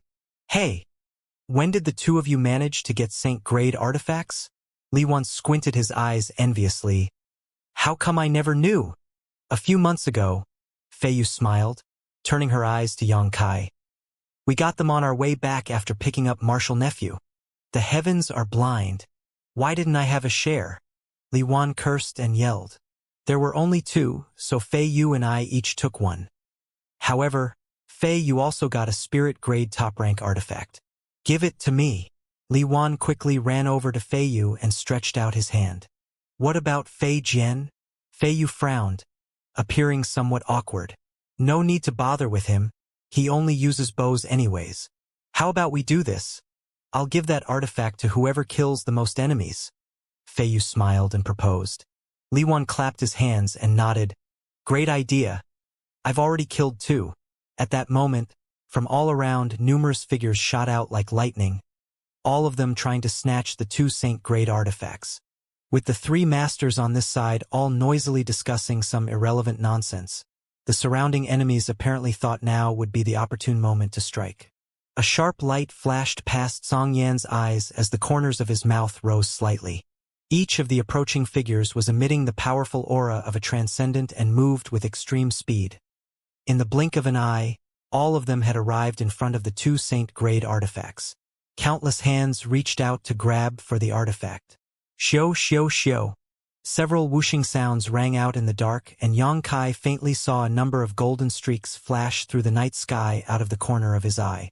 Blood spattered, and all the cultivators who had rushed forward to seize the saint-grade artifacts flew out from the resulting impact, each of their bodies having a new fist-sized hole that pierced from back to front. On top of that, these holes, without exception, were where their hearts once were. Before these cultivators hit the ground, their life auras had already disappeared. 1 shot, 1 kill. These transcendants never even knew where this sharp attack came from. Li Wan's expression changed dramatically as he rushed over, shouting angrily, "Fei Jian, you sinister bastard. If you have the ability, stop sneaking around and fight up front like a man instead of shooting people in the back." Fei Jian did not respond, instead just sending out more arrows filled with destructive energy from various dead angles, reaping his opponent's lives before they even had a chance to respond. Yang Kai quickly released his divine sense towards the direction the arrows had originated from in an attempt to find Fei Jian's hidden position, but discovered nothing. A look of shock filled his face as he suddenly realized just how strong this martial uncle is. The battle was over before it even began. After 10 breaths of time, Li Wan managed to kill another enemy master before the scene suddenly became quiet again. Only a thick smell of blood filling the air remained, filling everyone's nose with the scent of iron. The only noise around was the sound of swishing clothes as a number of enemies who had still been hiding up until now were hurriedly escaping. They also understood that these 4 from Soaring Heaven sect were not targets they could handle. From beginning to end, only 2 people had attacked, yet they were able to all but wipe them out. If all 4 of these masters had taken action, the consequences would have been even steeper. A massive amount of spiritual energy gathered towards Yang Kai's head, and after a quick examination he discovered that these dead enemies were all 1st or 2nd order transcendents with not even a single 3rd order. Seeing this, Yang Kai couldn't help feeling a bit regretful. A 3rd order transcendent would already have some insights into how to break through to the Saint Realm. These insights were something Yang Kai wanted. His understanding and sentiments regarding the Heavenly Way and martial Tao were all concentrated on the period before breaking through to the Saint Realm, so until he reached that height he would encounter no bottlenecks. But as to how to break through to the Saint Realm, he was currently clueless. Although back in the ancient demon clan's mysterious small world, he had killed Chu Jian and obtained his 2nd order Saint Realm insights, Yang Kai's understanding of the Saint Realm was still quite shallow. Yang Kai needed to absorb the sentiments from the souls of many masters in order to gain a true understanding of the path ahead. Meanwhile, Song Yan and Fei Yu took back their artifacts. Idiots! How could I not have already refined this saint-grade artifact? Song Yan sneered and took the artifact back into his body. Li Wan walked back with a look of frustration on his face, sighing heavily as he grumbled under his breath. Fei Jian also reappeared finally, like a ghost, showing a big crooked smile as he held out his hand towards Fei Yu. "Give it to me." Fei Yu smiled and placed the spirit-grade top-rank artifact she had previously acquired into Fei Jian's hand. From start to finish, Li Wan had only killed 3 people while Fei Jian had taken out 6. The winner of this match was undoubtedly Fei Jian. Yang Kai also let out a long sigh. Although this time's battle looked very relaxed, he also knew that only masters as strong as these 4 from Soaring Heaven sect could accomplish such a feat. Perhaps if it were other 3rd order transcendence, victory wouldn't have been so easily obtained. Moreover, Yang Kai even more felt the massive gap in strength between each order of the Transcendent Realm. Before the Transcendent Realm, each great realm was divided into 9 stages, and the gap between each stage was quite small. But the Transcendent Realm was different. 1st order, 2nd order, Third order, each step forward represented a massive leap in strength. This group of hidden enemies had failed to recognize the gap in strength between themselves and the four soaring heaven sect protectors and had become blinded by greed due to the Saint-grade artifacts. After this battle, the road seemed to become quite peaceful, and as they traveled farther, fights became less common. These masters' objective in coming here was ultimately the 1,000-year demon flower, so after eliminating the weak, no one was willing to stir up conflict with the strong before the 1,000-year demon flower had even blossomed. Everyone understood that fights between true masters would only lead to others reaping the fisherman's profits. A whole month after they left soaring heaven sect, Xianxia's group finally set foot on the neutral territory at the heart of Tongxian realm. The so-called neutral territory was an area where the human, demon, and monster races coexisted, a sight that could not be seen anywhere else. As soon as he set foot on this piece of land, Xianxia noticed a few unusual energies flowing through the air. Here he could sense clear traces of demonic qi which he was already familiar with, as well as another type of qi he had never encountered before. It should be monster qi. Demonic qi and monster qi could not be absorbed by human race masters, but they were the powerful energies that the demon race and monster race needed in order to cultivate. After arriving here, Song Yan and the others became more vigilant. The neutral territory was, in a way, more chaotic than anywhere else in Tongxian realm. The slightest carelessness could lead to catastrophe. Traveling forward a few more days, everyone finally came across a towering mountain peak that ascended above the clouds. A dozen or so kilometers outside this mountain lay the destination of their group's trip, Floating Cloud City. Song Yan's pace picked up a lot as he led the group forward, and after half a day, everyone arrived at Floating Cloud City. After paying enough crystal stones, the group of people finally entered the city. The moment they stepped into the city, Xianxia clearly felt Song Yan and the others relax. Duan smiled slightly and explained, "Once one enters the city, they will be safe from danger. Floating Cloud City is jointly administered by all three great races, and the city lord is always a Saint Realm master, so no one dares act recklessly here." "Which race does the city lord belong to?" Xianxia asked curiously. "This old master isn't clear. Floating Cloud City changes its city lord every 3 years. The master from the human, demon, and monster races decide who will hold the post of city lord, though a martial arts competition. It is because they select the city lord this way that the tranquility of the city can be guaranteed. If one race was always held the position of city lord, the other two races would certainly object." Song Yan smiled and added, "As far as I know, the current city lord is a master from the demon race, but don't worry, because it's related to the stability of the three clans. He won't act unreasonably. That would throw the whole realm into chaos. This old man and me Na are going to head to the Alchemist Guild here." "Song Yan, what about you?" Duan asked. "Would you like to come with us?" "No thank you." Song Yan shook his head. Alchemists were a group of guys with eyes atop their heads. They didn't care one bit that they were from Soaring Heaven sect. If they were to enter the Alchemist Guild, they would no doubt suffer many disdainful looks and sneers. Worse, given Song Yan's hot temper, he may cause a falling out between them. If that really happened, even Old Man Du would be hard-pressed to resolve things amicably.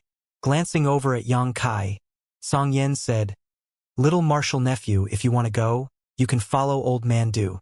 When the time comes, I'll come find you." Mina also chimed in, "That's right, you're also an alchemist, and it won't be a problem if you come with us." She obviously wanted to stay with Xianxia and continue learning alchemy from him. "You're quite direct, little girl. Do you perhaps like my little martial nephew?" Fei Yu grinned and teased. Mina's face went red. "Don't talk nonsense. I wouldn't like this bastard." Xianxia was dumbfounded by this exchange and couldn't stop himself from laughing lightly, eventually shaking his head. "No thank you. I'll be staying with martial uncles and martial aunt for now." Duan gently nodded. "Then this old man won't insist. Little friend Yang, come here for a moment." Saying so, he gently beckoned to Xianxia. Xianxia walked over hesitantly. "What instructions does Old Man Du have for me?" Duan smiled faintly before reaching into his universe bag and pulling out a small box with a mirror on top. This is something I obtained many years ago. It should be of some use to you this time. N. It's probably best you use it as soon as possible. What is it? Yang Kai looked curiously at the small box. You'll understood when you see it. Old Man Du smiled mysteriously before leading Mi Na towards the Alchemist Guild. After Old Man Du and Mi Na left, Song Yen turned around and said, "Let's also go. We need to find an inn to stay at." Fei Yu snuck over to Yang Kai and whispered, "What did Old Man Du give you?" "I don't know." Yang Kai shook his head. Inside a certain inn, Song Yen booked 2 rooms. Floating Cloud City's inns were packed full of guests due to the upcoming blossoming of the 1,000-year demon flower. So managing to get 2 rooms in a single inn was quite difficult. After some brief deliberations, it was decided that Fei Yu would stay with Yang Kai while the other 3 took the other room. Yang Kai had no objections. In any case, he was used to living with Fei Yu. Although Fei Yu was a woman, there was a big generation gap between them. So Yang Kai naturally didn't feel bothered by this. After all the hurrying about, everyone finally had a chance to settle down. Yang Kai sat down and took out the mirror box Old Man Du had given him, a somewhat confused expression upon his face. He hadn't expected that the moment they entered Floating Cloud City, Old Man Du would give him such a gift.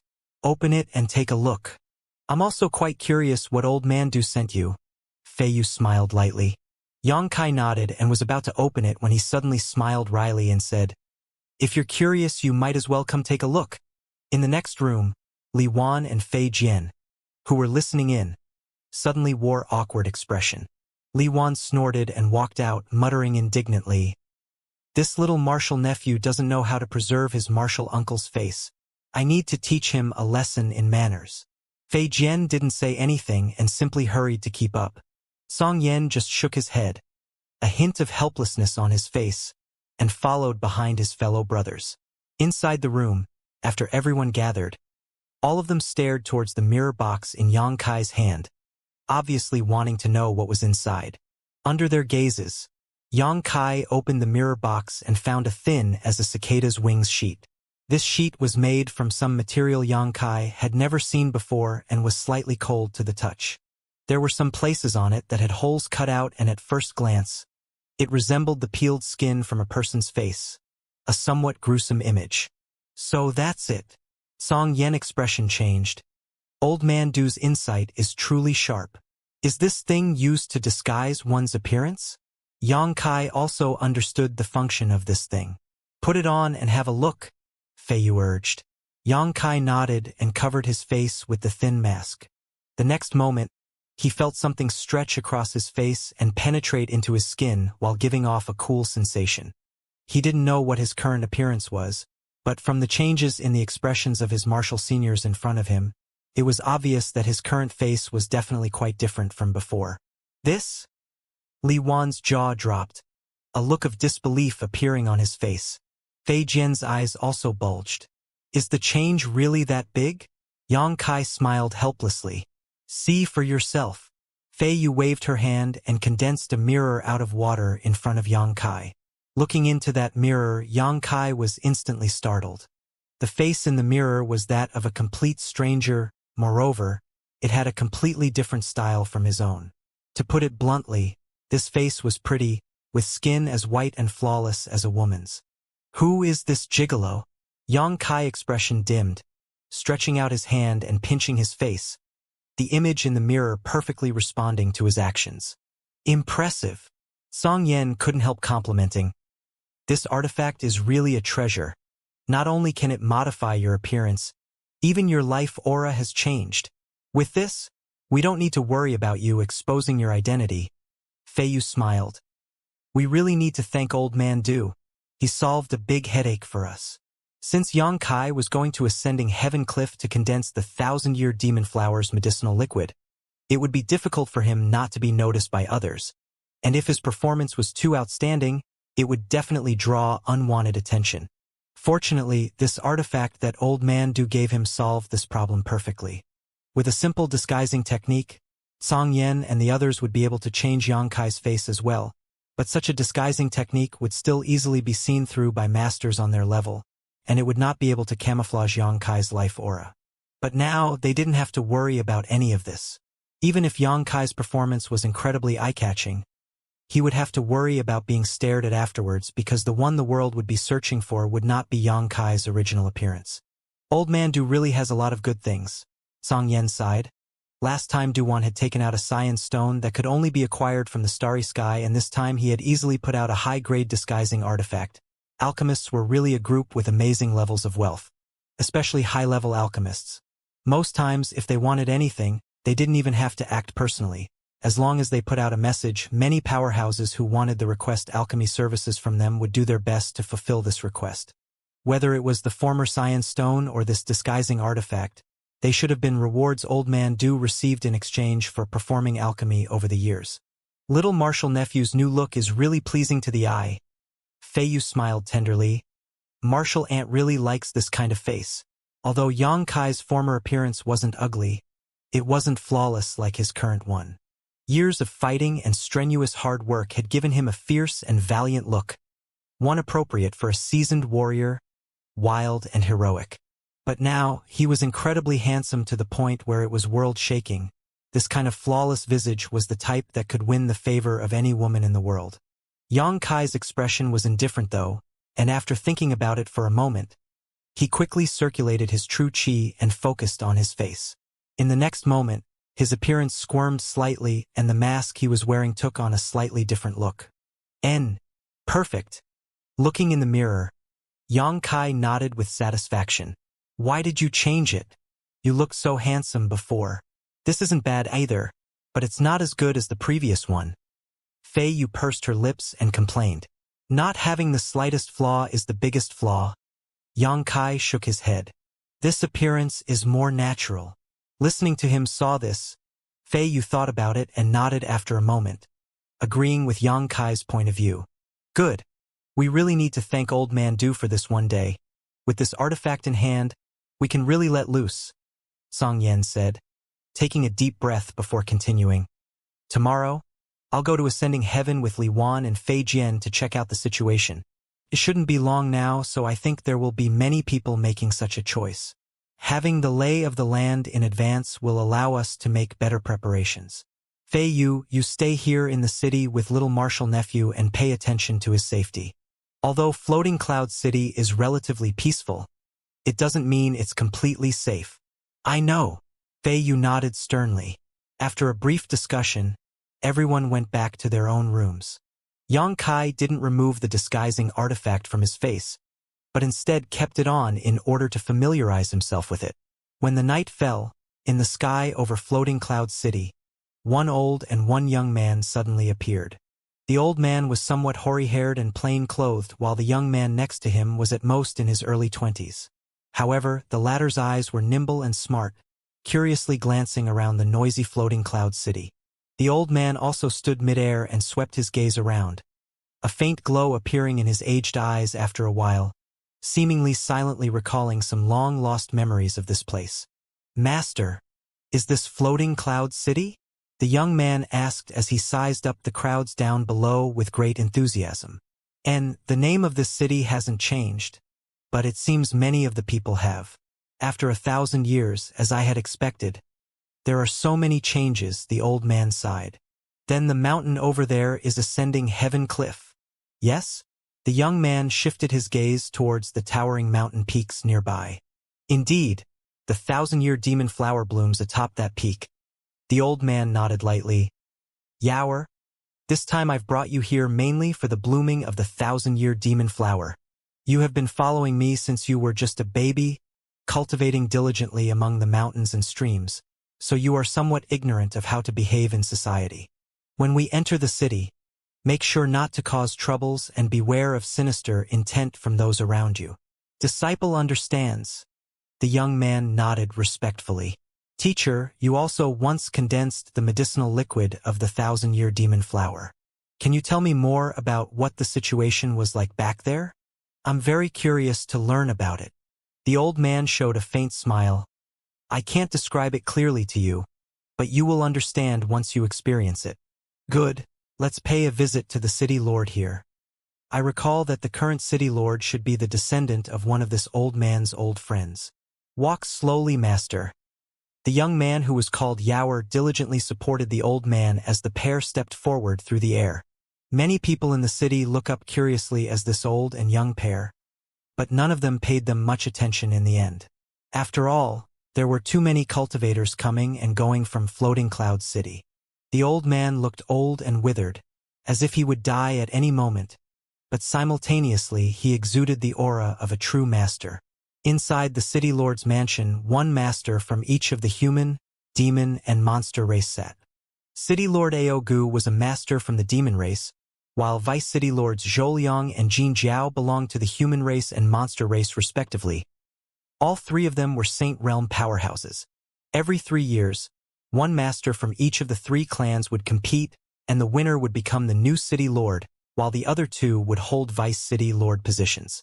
Together, they would be in charge of Floating Cloud City. At this moment, the 3 clans' masters were discussing an important matter. The 1,000-year demon flower was about to bloom, and Floating Cloud City was becoming overcrowded, so they needed to deploy more security personnel to guard against any chaos which might occur, lest it bring trouble to Floating Cloud City's peace. Moreover, during this critical period, they had to ensure there were no Saint Realm masters within a 100-kilometer radius of Floating Cloud City. The 1,000-year demon flower was the symbol of Floating Cloud City and the foundation of its prosperity. Every 1,000 years, as the time of the demon flower's blossoming approached, many people would come to pay homage to Ascending Heaven Cliff.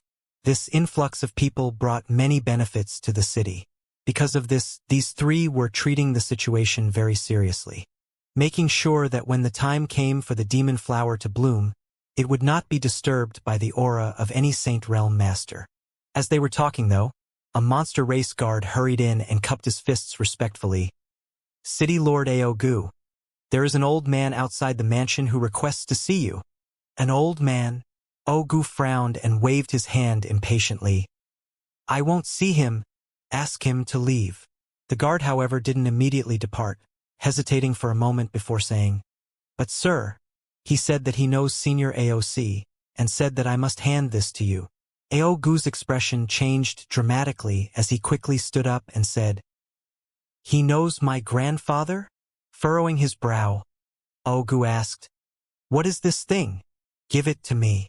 The guard hastily offered a small token which Aogu quickly snatched after only a single glance, his expression undergoing another earth-shaking change, his brow wrinkling deeply as he was trying hard to recall something. A moment later, putting the token away and turning to Zhouliang and Jin Jiao. Brothers, pardon me for ending things here for today. It seems I must meet this individual. City Lord need not be so polite. Zhouliang nodded lightly.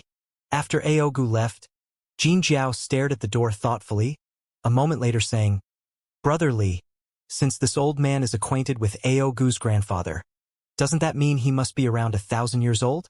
Zhouliang gave him a curious glance. In this world, aren't there a number of old monsters around that age? Jin Jiao grinned meaningfully and continued, There are indeed many, but masters who have relationships with Aogu's family aren't many. I don't know if Brother Li noticed that what the guard took out was Aogu's family's highest level token. Only those who have made huge contributions to his family are eligible to hold them. As far as I can remember, Aogu's family to date has only issued 3 such tokens, 2 to demon race masters who now belong to their family, and 1 to a human race master. The one who has come is from the human race, Zhouliang concluded as he did not feel a strong demonic chi from outside the mansion. This issue is quite big then. Jin Jiao's expression deepened. What do you mean? Do you know of any human race master that could possess Aogu's family's highest level token? Zhouliang thought for a moment before quickly replying. To be able to receive such a token from Aogu's family, this human master must be truly extraordinary. The human, demon, and monster races divisions ran quite deep. The 3 clans basically did not interact with each other except for in the neutral territory. Aogu's family was also not a small force. Any human race master that could make a huge contribution to such a family must possess a supreme status and identity. Brother Jin, I happen to know some rumors regarding this. If you are unaware, how about I inform you? Jin Jiao glanced around before moving slightly closer to Zhou Liang and whispered a few words. Hearing these few words, though, Zhou Liang's expression changed dramatically. Are you serious? Indeed. Jin Jiao nodded firmly. If it is really him. Zhou Liang and Jin Jiao only exchanged a single glance before neither of them could sit still anymore, both of them quickly standing up and chasing after Aogu. Outside the city lord's mansion, Aogu hurriedly rushed over. After seeing the old man in front of him, he was dumbstruck and only recovered after quite some time. Hastily cupping his fists and bowing, he respectfully said, Junior Aogu did not expect that it was truly old sir who had come and was thus negligent in welcoming old sir. Please forgive this junior. The several guards outside the mansion almost had their eyes pop out of their sockets. The demon race was known for the savageness, and no master from the demon race would ever bow to others easily. This was a well-known matter. But now, Aogu had completely acted outside their expectations. None of the guards present had ever seen their city lord greet any powerhouse so humbly and respectfully. Moreover, this master was human. Just what kind of status did this old man have that could allow their city lord to willingly assume the position of a junior and bow his head? All of the guards instantly found themselves at a loss. The old man, however, just smiled lightly. I have not seen you for many years. The young man from back then has really grown up. It's quite commendable that you still even remember my appearance. And good. How is AOC now? Aogu's expression sank somewhat as he replied low-spiritedly. My grandfather died nearly 100 years ago. Hearing this, the old man sighed slightly. My old friends have already departed, leaving behind only my old bones. Ha! Senior is too modest. Senior's continued existence is the good fortune to the human, demon, and monster races. Heh. Growing old isn't always a blessing. The old man slowly shook his head. This little brother is... Aogu's gaze landed on the young man beside the old man suspiciously. Junior Diao greets Senior. I am Master's disciple. The young man respectfully performed a junior's greeting as he reported his identity. Aogu's eyes immediately lit up as his expression became excited. Has Senior accepted a disciple? The old man nodded. My time is quickly approaching, so I decided to find someone to pass down my legacy to. This child's aptitude is good, so I kept him by my side in order to teach him. Young man, you are very lucky, being able to worship a character like Senior as your master. I'm afraid that no one in this world would not envy you, Aogu replied solemnly. After a quick examination, Aogu also noticed that this young man named Diao was actually not human, but was instead from the monster race. It was just that the monster chi inside this youth's body was perfectly hidden. If the gap in their strength wasn't so massive, Aogu would not have been able to tell. Aogu secretly nodded in praise, thinking that this senior's heart was truly open-minded. Born a human, yet actually receiving a monster race youth as his legacy disciple, this would be impossible for almost anyone else. Perhaps, in this senior's mind, there was no difference between human, demon, or monster in the first place. They were all simply living beings of this world. It was also because of this senior's unique viewpoint that he could gain the respect of the entire world. At this moment, Aogu felt a profound sense of respect. As they spoke, Zhou Liang and Jin Jiao also rushed out of the city lord's mansion and arrived in front of the old man, cupping their fists and bowing. Greetings, Senior. You two should be Vice City Lords Zhou Liang and Jin Jiao of Floating Cloud City, yes? The old man smiled slightly. Senior's eyes are indeed sharp. Zhou Liang and Jin Jiao straightened their backs and replied heartily, seemingly quite flattered that such an important master actually recognized them. Very good. The old man nodded repeatedly. Under your three's jurisdiction, Floating Cloud City is very prosperous. It seems that you have put in a lot of effort.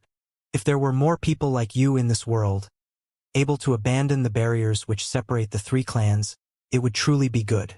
A time when the whole world can live as one family.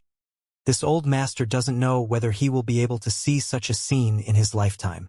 Junior will definitely work hard towards such a future. Zhou Liang and Jin Jiao quickly stated, although we do not dare say anything about the outside world, but in this Floating Cloud City, Senior can definitely witness such a scene. Ho ho, then this old master looks forward to it.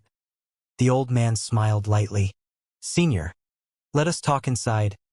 Aogu hastily invited the old man into the city lord's mansion. As if he wasn't willing to let Zhou Liang and Jin Jiao continue monopolizing the conversation with this profound master. The old man nodded slightly and strode forward with the help of the young man named Diao. Zhou Liang and Jin Jiao also hurriedly kept up, thinking about whether or not to take this opportunity to ask this senior to refine them some saint pills. Inside the mansion, Aogu threw a banquet for the old man and Diao, serving many fine wines and rare spirit fruits along with numerous other delicacies. The old man only tasted a few spirit fruits before stopping, while, on the other hand, Diao gorged himself as if his belly was a bottomless pit. Zhou Liang and Jin Jiao also put down their status and identities and frequently toasted with Diao. After 3 rounds of wine, Aogu asked, Senior, have you come this time for the 1,000-year demon flower? The old man nodded lightly. But you can rest assured that I will not break the existing tradition or harm everyone's interests. My most important reason for coming this time is to allow this youngster to see more of the world. We naturally trust Senior's character. Aogu nodded repeatedly. Given this old man's present status, if he really needed the 1,000-year demon flower's medicinal essence, he only needed to say a few words and no one else would compete with him over it. At that time, the 1,000-year demon flower on ascending heaven cliff would undoubtedly land in his hands. My coming here today is not for much. I just wish to ensure the safety of my disciple. This old master doesn't want to worry about finding another legacy successor. Senior can rest assured that in Floating Cloud City, Junior swears upon his life that no one will harm little brother Diao. Aogu replied firmly. Then I shall be troubling you. And, in exchange, I can help you 3 people each refine a saint pill.